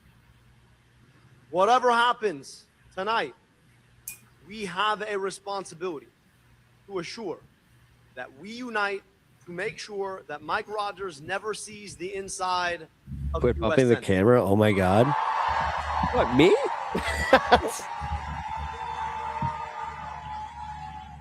And I'm going to ask. Did our boy win or what? He said he's not declaring win tonight. He is up 3 points, but he's talking like a winner. Oh, he's telling us to go to bed, is what he's saying, right? Yeah, which I think is And a I'm good going idea. to ask all of us, as we think about where we go from here, always magnanimity in victory. So if your instinct is to be like, I told you, no. Let's come together. The New York Times called it for Abdul an hour ago. Yes, I saw that. Okay, cool. Even more powerful. Until I've seen enough from our that's when I'll know. Of who we are and who we can be. That is the commitment I want. Abdul won Mallory McMorrow's hometown. Beast mode. Yeah. And so, Mike, and I know you're listening, Mike. We are coming for you. Nice. Oh yeah. So he's declaring victory. I was gonna tell you. Come on. I was in med school while Mike Rogers was in Congress. This is a guy who's never seen a check from a pharmaceutical lobbyist he didn't want to cash. He sent our campaign a cease and desist for calling him a pharma lobbyist. But I don't know if it looks like a duck, smells like a duck. How am I supposed to know it's a goose? Oh, so look, nice. Forgive me, Mike. I just know that you spend so much time with pharma lobbyists. I just thought you were one. You've taken so much money for them to raise our prescription drug prices. I just thought that you just got into business. After all, you haven't really explained how you made $14 million. Is it worse for him to do it for free? Like just unless it was trading on all the government relationships you built when you were in Congress. So I don't know, maybe 14 million wasn't enough. You got to come back, get some more relationships and trade on them too. This is a guy who has never seen a check from a corporation he did not want to corrupt himself with. And here's the thing about it. He can't decide which era of Republican he wants to be from. On the one hand, he was from the neocon era that had us fighting unnecessary wars in Iraq. Smart. Swore up and down he could never support Donald Trump. Then went to Mar-a-Lago when he decided to run for Senate the first time and licked all the boots until he finally got sounded like that- I said this the other day. He does Obama voice when he's speaking. the worst of the Really Obama well, era and the worst of the MAGA era. Look, And I just think that's okay. the worst of all. It's not as Because bad at as least Josh you know Shapiro. who you are. No, he's not. New York Times called it an hour ago. I It was promise the you, Mike, worst. by the time we are done with you, all of Michigan Mike is going to know Rogers? who you are. Let me tell you. Yeah, look at the boots. Mike Rogers, you can't bench. Stop You trying are a to. corporate sellout You cannot bench 3 plates. who's not a pharma lobbyist, but really might want Stop to be one trying to bench. someday. You can't do it. Also, by the way, Neera Tannen is bitching about fake polls all Wars, we night. don't need to fight. Really? Yeah, coach me with tried to her, shut with down our her bridge. the email about like, oh, we're gonna be boasting Trump because he's the best candidate to be defeated by Hillary. And it's like, Who what wants do to you stand in know? the way of our unions? Who should never see the inside of the U.S. Look, Senate? Mike Rogers, let's do this with a push-up contest. Dude, you do not want to be a box of fucking Franzia around that one Wait a tonight. little longer to see the outcome. Fuck you. Oh, fuck no. I put one of those giant bottles of wine that's like a statue or whatever. yeah, I saw that. A community of people who came together around a set of ideals built on the foundation of what this government was supposed to be in the first place. Government of the people, by the people, and for the people. A government by the people? As I think about where we sit in the long for the arc of people. our history, it's Let me hard be clear. not to reflect on the fact that we just commemorated 250. How is it that you can do Obama, a Chicago politician, And we and I all can know do those Donald 250 Trump? years weren't I'm the best Donald Trump. We all know. We all know it. A lot You of that know it. history. Which I should be able to do because I'm like literally from New York, but somehow it just doesn't. Yeah, like- yeah. Maybe that's do our it like weakness. Do it like this. At the same time, I can't help but appreciate the fact that Forrest I know can't what do America anything. He doesn't even see the forest for the trees. What can I say? America is an incredible place. So after his speech, we're just gonna call it a night then. Yep. Good night, everybody. When I spend summers in Egypt, I cross 15 hours and 10 years difference in life expectancy. He's Barack Alexandria. But for the accident of being born Barack here, I got Alexandria of vaccinated against diseases that Cortez. killed What are we doing? 2 of my aunts and uncles. Barack Hussein, Alexandria. Yeah. I got to go to amazing. Yeah, there it is, Latino. You found it. Yeah, I saw it on Twitter. A Decision just posted that. But apparently Stevens is doing a speech right now too. We can watch that tomorrow or something. But Growing up just 15 minutes away from I want to This thank was what we Israel. were waiting for. Yeah, exactly. Israel comes to me in my dream. I want to thank Israel. It comes to me in my dream. America can do glorious things, but to love still can't America believe she said isn't that shit. just to dress up I in can't believe I added that to and sound alert pretend before Hassan Piker did. that everything He took it from me. to love America in my is to will I see America to Israel do in the hard front. work Israel comes to me in my of being dream. better. Weird. If you I want love that America, ugly you ass want face. America to be America for all of her kids. the Michigan Fist. And as I think about those past forgot about the Michigan 250 Fist. years, those errors, slavery. Guess what? Jim Guess what, Crow. Mike Rogers? I want to put the Michigan fist up your ass. Country was Don walking behind. That's what he should say. People are like, fuck yeah. access to citizenship. Is that no? It's just the guy with the camera. Imagine that was Hassan walking Continued behind. discrimination against I saw us actually filming the speech right now on the his thing on our his stream. country has always done. Like he's in the audience somewhere. It's like, is that we've been able to look those Oh, he is. failures in the eye and yep, look at our boy go. is not because we ignore our challenges. The greatness of America is the ability to see those challenges and fix them.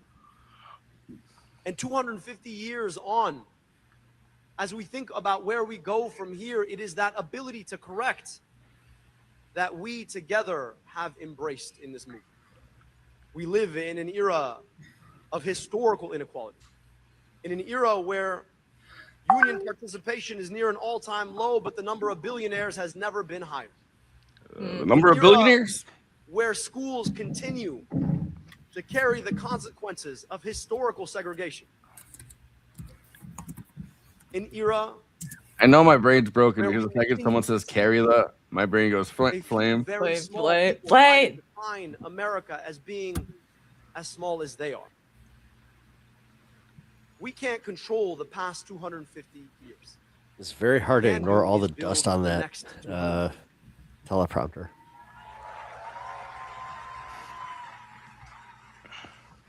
And to do that, it's going to be Abdul. movements like this one, of the people, by the people, and for the people, with a distinct purpose of taking on the challenges that we face. Those movements have never been more important than they are right now. I look in front of me and I see all kinds of colors, all kinds of You want Niracope?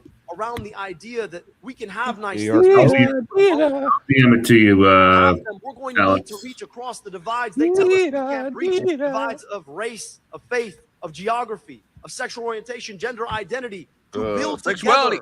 together what we want to hand off to our kids and our grandkids. Race. And for gender, the past 15 months, I've had the privilege of being a part of that movement with all of you. And so as we continue forward for the next 13 weeks, I am asking you to put your shoulder in the work to make sure that we defeat Mike Rogers, we defeat and send a blow to Trumpism, and we do the work of building that next 250 years that all of us deserve, because at some point, whether you know them or you don't, the future will ask you, what did you do in this moment? For me, it looks like two little girls. Oh, thanks, Peter half Bell. Indian like their mom, ethnically half Egyptian like me, 100% American. His grandparents are adorable. I love the ads with his grandparents. And I want to tell them, when they ask, Thank you, Pinkerbell. work with so many incredible people who believe in America, so that we could hand it off to them and all of their kids and grandkids. We can always count on Pinkerbell to be a real one in chat. We treated all our kids. Are you picking favorites right now? Ask yourself. I love each and every chatter. You're all my favorite. Guys, watch. I'm gonna self-harm like Perez Hilton. Healthcare we No, no. No. Wait, you lost a thumb? Got your nose. Yeah, it's the same. Oh, you got your Ah, my thumb! It's covered in blood. Exactly.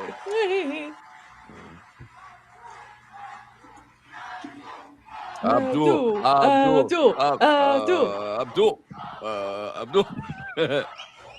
Am I going to be disgusted by kissing a black person? No. What's going on afternoon time? What's up? What the? What are you doing? Starts anew. He's spewing racial division is what he's doing. One Yeah, last exactly. time, Get him out of here. Money out of. Money in your. Medicare for. Let's go win. Thank you so much. Of course, Adam Mockler actually just came out and said that. Perez, the gay guy. All right. All right, y'all. So as of right now, where we stand, Abdul is sitting at 49%. Haley Stevens is at 47%, 2 points separating the two. 81.2% of the expected. Oh, it just changed. Oh. Now it's 48.9% to 47.1%. That's like the closest it's been in a while. It's getting closer. It's 81% of the vote in, of the expected vote in, 286,000. So like a shade over 250,000. Why couldn't this be like 1% called?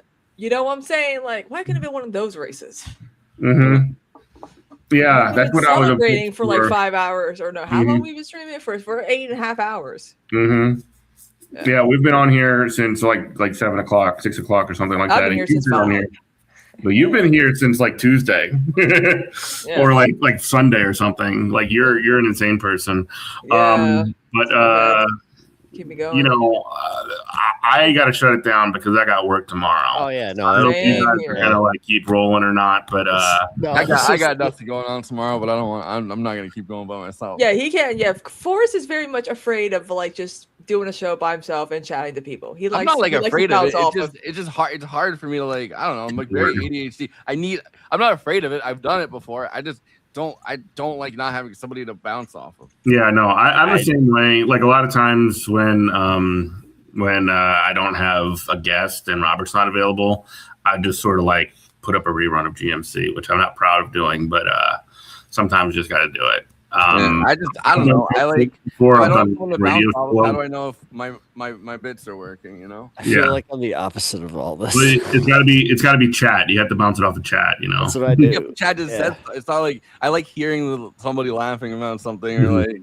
I don't just like. That's why emotes exist and sound alerts. You know, when people think I don't get something's the same. I don't get the same. Wait, dopamine Forrest, from it. like, did you do like club work at all? Like, did you ever do like stand up? No. Oh, okay. He just did a lot of video. He was Michael's. Okay. No, because like, is that CM Punk tattoo? No, it's more like a Weezer tattoo. Oh, okay. I was about to say like tattoo. This one's okay. more, Oh, like this so one's it's more, a straight it's edge. kind of punk. It's like a straight edge tattoo. Yeah, from straight edge tattoo. No, I was about to say, but like immediately I was like, that was the first one I ever got. Two X's on a fist. You know, Pep, did Punk poop his pants or not? No, Did he that didn't happen? poop his pants. He didn't poop his pants. Why is everybody on the internet saying he pooped his pants? Who? Because at SummerSlam you're talking about? Yeah. No, he did not poop his pants at SummerSlam. Okay. I put my pants wrestler, on CM SummerSlam. Punk. He definitely pooped his pants on SmackDown though. It's very well documented. You can see it. And he will literally direct you to the episode too, where he's just like, nope, and here you will see, and I poop myself. Like yeah. Well, me and Jeff were weird. We like that. We're wrestling fans. Yeah, Hey, we're I was fans. big into wrestling back in the day when it was still called the WWF. So I old enough to remember when Kurt Angle had hair. Yeah. Well, Kristina, you're invited to join us when we start our wrestling show. Yes. We can talk about the history and all that. Dude, we need to get Danhausen on so he can curse us. Yeah. By the way, have you ever read Aubrey Sitterson's comic book story of professional wrestling? No. You got to. It's great. I have a signed Okay. copy from him and Chris Moreno, the author. Really? I mean, the artist. All right. I have one for. All right. So you need to send me that in Discord. I have one for you, except mine's easier to remember. Tony Schiavone's comic book on wrestling. I have it. Yes. It's so good. Mm-hmm. If you guys ever want to know, like, backstage, like, stories, it's one of the best comics, and it's also hilarious. I actually had Aubrey come on GMC to talk about this comic when it was coming out, the comic book story of professional wrestling.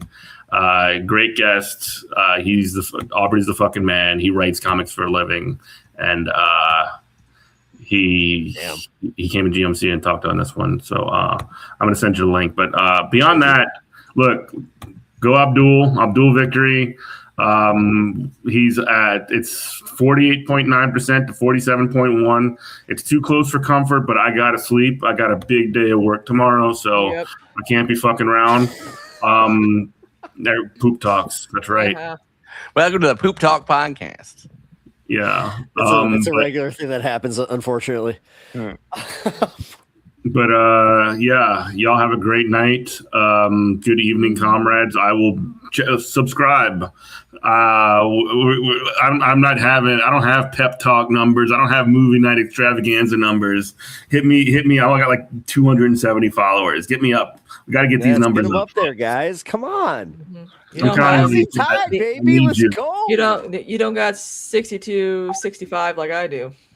No, I need to get them Kristina numbers up. Let's get these numbers up, guys. Like, you're making me look bad. You're embarrassing me in front of all my friends. I don't know. Christina's got to teach us her Twitch game. I don't know. Like, I think it's just be a pretty girl. Actually, Twitter is that what's like pushing us right now? No, it's my Twitter is what's pushing us. Holy. So what in the actual hell? Like, are you're old school like verified though, right? Like you didn't pay for it. No, I had to pay for it. Oh, you did? All right. Yeah, because I'm like, fuck it. It works though. I mean, I'm not really making a whole lot of money because all the but still, like I have seen like that. All right, I don't know. Get viral and stuff. Yeah, but like it only works if you're doing like slop now. It's like, oh, Jesus Christ, whatever. I'll be honest, Kristina. You're actually like, I don't even use my For You page. You do enough for like my followed where I don't even have to do that. So keep it up. Thank you. Yep. I appreciate that. You are like literally 90% of my feed. Goddamn. Damn, bro. Adam Smith got 51%, and Kashama Sawant got 12%. I told you, like, again, like there's no like when you see her getting like crazy amounts of air, like why they basically when Crystal Ball like embarrassed the pants off of Adam Smith on television, like you did not need to give Kshama Sawant a platform. Like she's not relevant. She's pointless. Like that. Like she doesn't represent any kind of socialism. Burn many bridges with the left and DSA. Yeah. So like I mean, fine if you want to have her on, that's cool. But like, don't be just pushed over a barrel, guys. Come on. Yeah. I say let them bury themselves at this point. Like honestly, yeah, it is kind of like watching the fossils just bury themselves. And I hate to be like that, but like it's just like we got better things to do. This is not the same movement that she's a part of. That is that one that we are part of. It's just not. Ain't that the truth? Follow me on Twitter at Eminent Prof. Follow Good Morning Comrade, Good Morning Comrade Radio on Twitch, and subscribe on YouTube. Good Morning Comrade. Love you. Bye bye. Later, Jeff. Yep. And of course, as always, make sure you follow Pep over at Pep Talks and Forrest and myself over at Movie Night Extravaganza on YouTube and Twitch, and on Absurdity Space on YouTube and Twitch as well. And also, make sure you follow me over here on Twitch at Cosmopolitics because, yeah. Right now it's 48.9 to Haley Stevens, 47.1 with 82.2 expected votes and percent of expected votes in. So that's where it stands as of now. Yeah. Oh man, I'm gonna go to bed and all right. Let's just wake up. Let's hope to wake up to some good news. I'm gonna knock on wood here and just like hope for good things. And I'd like to not wake up to. And in the United States Congress, I will continue to fight for the people of Israel. I will continue to fight for Israel's existence. Israel comes to me in my dreams. I see Israel's future, and